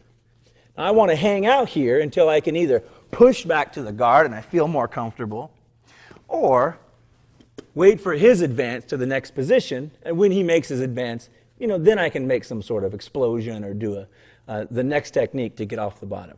Again, it's just like a clinch in boxing. I want to remain equal to him, have a nice long grip, and then just hang out. Once you get your nice grip, and you want to tuck your chin in nice and tight, keep them elbows up there. Having a long grip will allow you to use your elbows, move them around up and down, and create these barriers to block your face. So when punches do come, and they will come, you can stick your elbow there and tuck your chin a little bit. It'll get your head and your face out of the way. The elbows are great for blocking. Really, the only way you get good use of your elbows is if you have that nice long grip up there on the back. Again, make sure you have that grip as high up on the head as possible. So if he wants to lift up and punch, he has to lift you up and your body weight as well. That's what you want. That's effectiveness from the bottom. Now, this is an intimidating position for a lot of people. You're on the bottom, a guy's on top, he's striking. And although we're learning how to block and we're learning to tuck our chin and all these things, we've got a good grip that'll keep us there for a while. We also got to remember something that's really important, and that is the level of my opponent. Now, just like in boxing, if I let him get way above me, up here on my head or way, standing above me, he's going to have a lot of power when he comes down to strike me. So one of my jobs to be on the bottom is to not let him advance up on my chest and to not let him advance over my head where he's punching down, where he has his punch and gravity on his side. This is something This is something definitely to avoid. This is also something that's really easy to learn and just takes a little bit of conscious effort while you're doing it. So I'm in a position here where I got a good grip and I'm hanging out and I'm doing my thing. If he continues to try and walk up me to get closer, I need to stay equal with him. Look at where my head's at. It's equal to his head. The second I let him get higher up on me and get a deeper position, I get more and more in trouble. So my first and foremost goal is to remain level with him. Don't let him get that high up on me. Every time he makes a forward motion, I have to match it with one of my own. And I'm using my grip to stay in tight, keep myself protected, and I'm using my feet to push myself along, just like I'm walking on my back. This is how you keep him from getting deep up on your chest and getting a lot of power down on you. Now let's scoot back here a little bit. I want to show him this. This is great. So now that we got a good grip, and now that we're keeping level, here's what happens when a guy tries to get further up on you. You have to actually walk and remain level with him at all times. This is a great example in this position. He's got me in a good mount position. He's fully on top. And even though it seems bad for me, as long as I keep level, I'm going to be okay. So go ahead and walk up on me a little bit, Kelly. I'm going to try and keep as level as I can. So always walking, always keeping level with him. And don't let him make that advance. If he makes that advance, you're going to be in worse trouble. Then you really got to use energy to get out of there. If you stay level with him, all the mechanics are lined up. All of your techniques just flow right from here, and your escapes are really easy from the ground. If you want to finish a fight quickly, cleanly, and efficiently, you have to learn submission holds. And one of my favorite submission holds is the arm bar. An arm bar from the ground is really effective. You get someone's arm, you separate it from their body, and you threaten to break it. Now that is a finishing hold.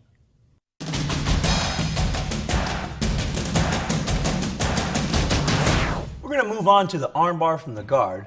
This is one of my favorite techniques, and in fact, I set a world record with this technique in the UFC against Kevin Jackson, 1992 gold medalist. The great thing about this technique is it is a full body movement, but the mechanics of my body, where I'm at, make it really easy for me to move. I'll break it down for you slow, and then we'll show you a couple times really fast. And I'll even show you a drill for it, so you can really drill it and become repetitive and have aggressive angles on your attacks. So here we go. My technique is real simple. Anytime I get an arm, I want to grab onto it, try and single it out. I'll take my other hand, I'll reach inside the leg, and I'll turn my whole body sideways and bring my knees up and clamp onto this thing. Now this position is the most important position because that's what controls and holds this arm here. So I want to grab and pinch and hold this thing as tight as I can. Now that I'm in the arm bar position, I can begin my manipulation of it. And right now I'm just using my arm because I got Kelly really tight. The real piece of power is I'm going to push my hips through this, and I can fold that arm right over my hip area. This is the power of the hold. So let me show you again. We'll break it down once more. I get an arm, I'm going to single it out by grabbing it. You can grab it a number of different ways. You can pinch the wrist, you can hold on to it, you can wrap it up, whatever makes you comfortable. I always do this because it's the quickest and easiest. Once I single out the arm, I'm going to reach inside, I'm going to pull myself with his leg and swing my legs around, throw them up in the air. Now you notice my position, my hips are up in the air, high and tight on his shoulder, so I'm getting maximum control of that. I'm totally overpowering it. Then I can do my finish hold. How's that feel, Kel? Oh yeah, that's a sweet spot. Let's do this. Let's turn a little bit. I want him to see from the head area so I can watch the mechanics of my body as I'm turning. A little bit of turn here. Okay. Same thing. I'm going to single out a hand, reach inside of the leg, turn my whole body up and grab. There's my finish. We can do the same thing on the opposite side. Control a hand. I'm going to reach inside of the leg, swing my whole body around, grab up and finish. Be sure that when you get to the height of your power, that you really push them hips in there and make your finish strong. The power is in your hips. As always in everything, the power is in your hips because that's the biggest source you have on your body. Told you I'd show you a drill. Let's show them the drill. Go ahead and straighten your arms up for me. Bring your knee, come up as high as you can. Kelly's going to over-exaggerate this position because he's going to allow me to move around in here. I'm going to try and get my body fluid and comfortable. There's a lot of things going on. The grabbing of the hand, reaching inside the leg, and swinging the feet around. So I want to try and get comfortable and relaxed and breathe through all of that. I need the cooperation of my partner. As always, you've got to have a good partner for this. Thanks, Kelly. Okay, so here we go. I'm going to develop the drill for you. Put my hand on his, reach inside the leg, relax, breathe out my air, go all the way to one side, and I'm going to go right through the center and go right to the next. I want to try and develop it so I can do combinations of this. 3, 4, 5 arm bars in a row. Let me show you what it looks like.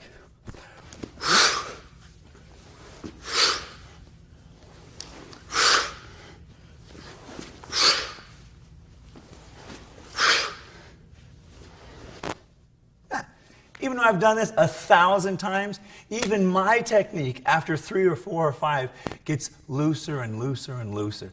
Just the mechanics of it. When his body moves a little bit and my body moves a little bit, the mechanics change. So each time I go, I have to constantly readjust myself and clamp that nice tight position to make that strong attack. This is a great technique because you're in a negative position. You're on your back, the guy between your legs, and you can do it when someone's punching. You can do it when someone's choking you or grabbing you or trying to hold you. As long as you remain active, you're comfortable moving from side to side to do the technique. You can slap this one on in just a second or two. It's great. One of the last areas that you need to know is clinch fighting. How to control, dictate, and win a fight when someone grabs hold of you and holds on.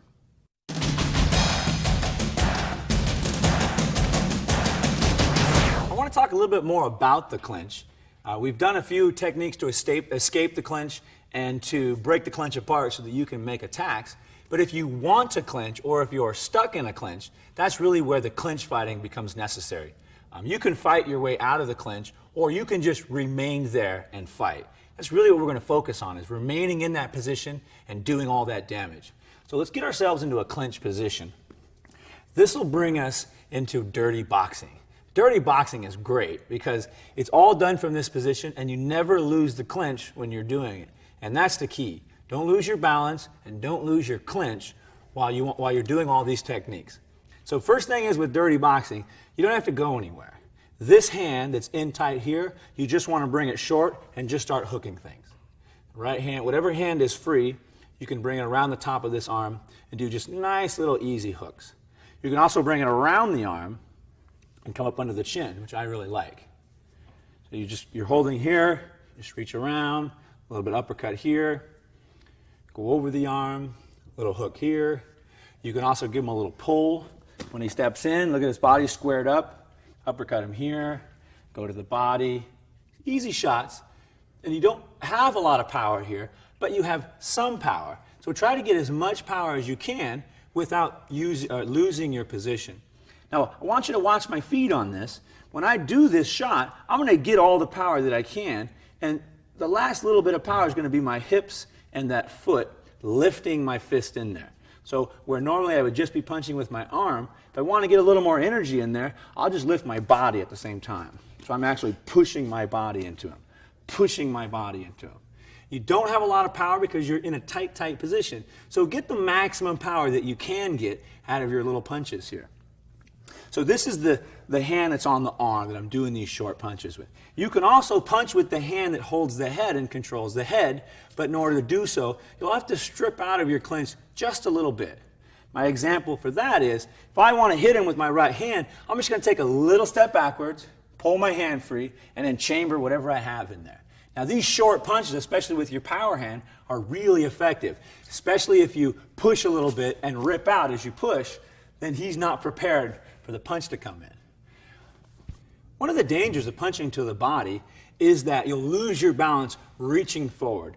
Usually his body's a little further back, and to get out there and punch that, be careful you don't overstep your punch or over push your punch, or that he gets it wrapped up and you lose your clinch altogether. Now you're in a completely different position. Let's turn around so they can see this from the other side with this power hand. Power hand's usually holding the head so you can keep this barrier of control on that clinch. Now when I want to hit him, I'm just going to give him a little push, which I'm moving backwards. As soon as he goes backwards a little bit, I'm going to strip my hand out and get ready to do that shot. Come back in with as much power as I can get. These short punches are really powerful, especially if you're turning your body and just generating that last bit of energy in your feet. So again, this punch from the body on this side is a little bit dangerous. So if you're going to do it, just be careful. Give him a little push, pull it out. I can do a nice body shot. I want to be careful I don't overextend myself or get wrapped up and caught up in there. There's a number of other little punches and stuff. If you do this and play with it, you'll figure it out really quickly how to dirty box from the clinch position. My advice, put on some gloves, be comfortable, and just try it. Just little bits here, little bits there. Feel how it feels and where your balance is, and then you can go a little bit harder after that. Once you have some sort of punching, you feel comfortable with that, you can use your elbows. Elbows are devastating, especially from the clinch. The reason why they're so devastating is because you have not only a large bone, but a sharp bone. And that is really the trick behind throwing the elbows. You want to get the bone around as quickly as possible. So when I get back into my clinch position and I want to throw an elbow, we can do the same thing, push, get a little bit of distance. If you don't have enough distance to punch, I recommend throwing the elbow. And it's easy to do. You can just go from here and just turn that point around. Now, a lot of different styles teach elbows in different ways. Muay Thai has you going down and around and making curves. My advice is you're in a very short situation here, space-wise. And if you want to maintain and control that fighting space, just throw it short and quick and get the point out there as quickly as you can. You can also, once you have a little space, or even right from here, throw your elbow straight up the face and just get that point out there. The important thing is that you're getting the point somewhere in the soft tissue, getting a big reaction and a big distraction from him. Your other elbows are here. Just like we did the shuck, I can now shuck with an elbow. I can hit him with that elbow point. I can also, when I get a little more space, I can bring the elbow just like a forearm across the face. And this guarantees you a barrier that he's not going to cross. So while this may not be the biggest shot, there's a barrier now separating his face, and you can do your secondary shots. You can knee him, you can kick him, you can push him, you can try and run him down from there. Speaking of knee, we can just move right on to the kneeing from here. Kneeing from a clinch is a lot different than other styles of kneeing. The reason why is I can't overextend or put too much power into my knee because I have to maintain this stance to maintain my clinch. So knowing that, all of my knees are short, tight, and go right back to my clinch position. If you're going to knee, you should always start from here and work your way up. That way, when you're kneeing his legs, you'll get reactions, movements, and he'll forget about his head, and you can slowly work your way up his body. So first knee we'll do is really simple. It's just right here to the front of the leg. Now, I don't want to push it forward or jam it too much. It's just point A, ding, point B. The real damage being done here is that my bone is hitting the center of his muscle and causing a little bit of damage or a good reaction. I don't want to try and slam that knee into him. It's not going to help. Be quick and be accurate and just pop him right in the center of the leg. Go right back to your stance. Now, if I get a good reaction like this may be time to do the next knee. I can go to the body. Again, it's just short, it's tight. Look at my hands and my upper body up here. This is never going to change. I'm going to maintain my clench at all times. It's just that my knee will go pop, pop, in and out, in and out. So you can start by manipulating his body, and that will show you and help you in places to throw the knees. So if I give him a good pull and he takes a nice step, I'm going to look at where his knees end up, and that's where I'll throw my knee. Again, straight forward, in the center of the muscle, try to get that knee point in there. Don't worry about slamming it in there or jamming it or getting extra power. It's not really going to help you. So watch this. I'll pull him forward, take a nice big step. That's my knee. Push him back, step back. The front leg is there. That'll be my knee. Always start from the bottom and work your way up. So I'll put us in the midsection. My knee's there. Don't worry about slamming it in there. Just pop it up, back to the stance. Back to the stance. As we're working our way up, we can go to the head. And when you want the head, it's easy to do because your hand's already here. So you just take a little extra energy and pull that down as you bring this thing straight up. And when you do it, just relax. Here, take a step back right there, Kelly. I'm going to do it without your body. Look at my knee. If I just relax, it'll go pretty high.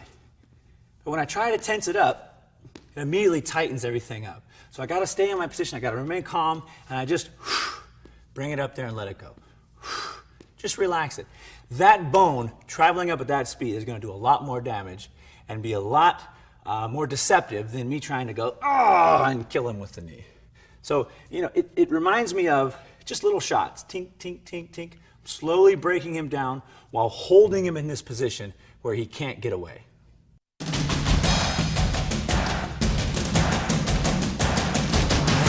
I'd like to introduce our third man in the series, Bob, Century's best-selling body opponent bag.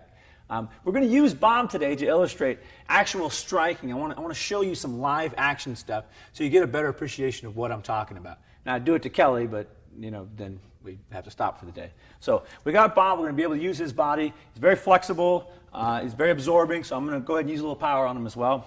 We'll get in, Bob doesn't have arms, unfortunately, but we'll get in a simulated clinch position. I'd like to show you the shuck with a hook and some elbows as well as the knees and kind of give you a little rhythm and feeling of what it's going to look like without really beating up Kelly. So here we go. I'm in a clinch position. I can push, strip, and do my little right hand, follow with my elbow, even throw a knee. Everything is short, tight, keeping the balance centered. Switch here, elbow, elbow, hook, elbow, elbow up, knee, knee. And the knees, just throw them up there. The damage is done by the bone, not by your hips and all the energy you're putting behind it. Everything is short, bam, short punches, curl everything around, try to get that extra energy from my feet. Hooks.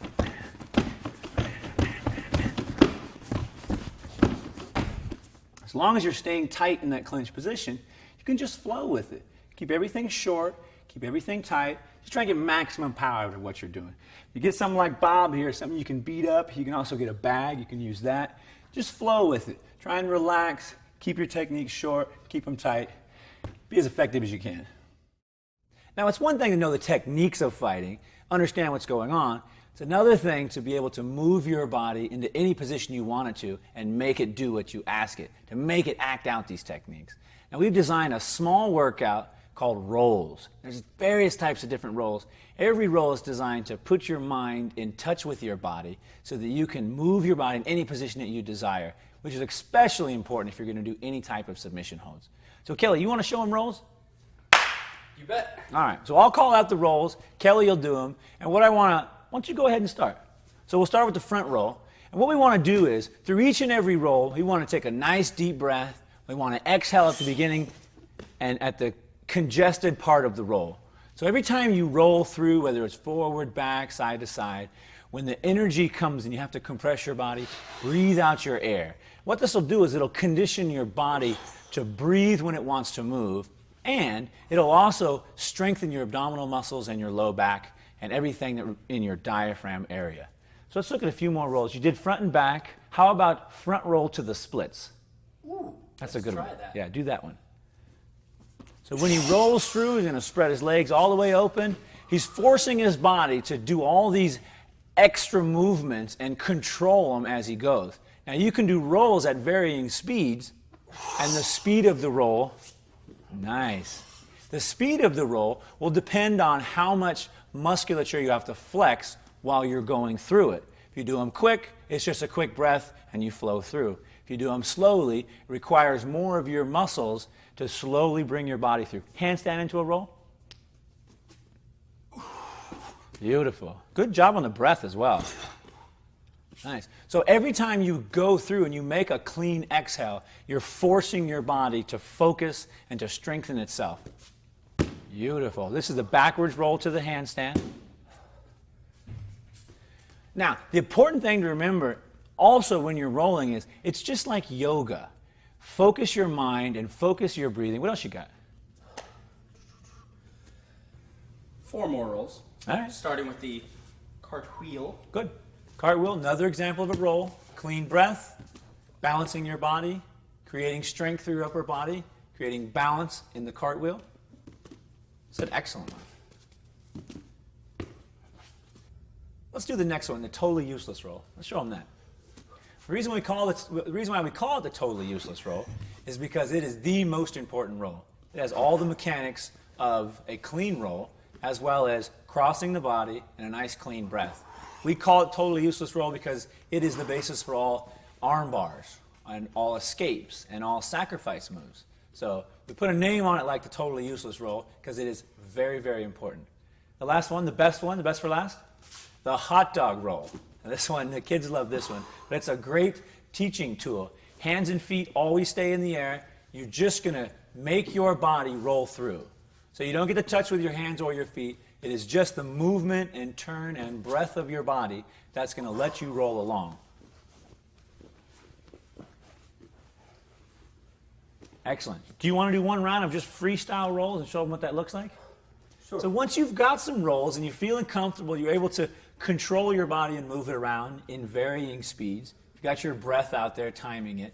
You're getting a little bit in shape. You can sort of add it like a freestyle roll. You can add all the rolls together and just get a little workout just kind of rolling around on the mat. So let's show them what a nice freestyle roll looks like. Okay. And just do, 5, 6, 7, have a good time. You go forward and back and just keep it continuous if you want. Sounds great. All right? So we got the front roll into the splits, front roll to the back roll, to the back roll into the splits,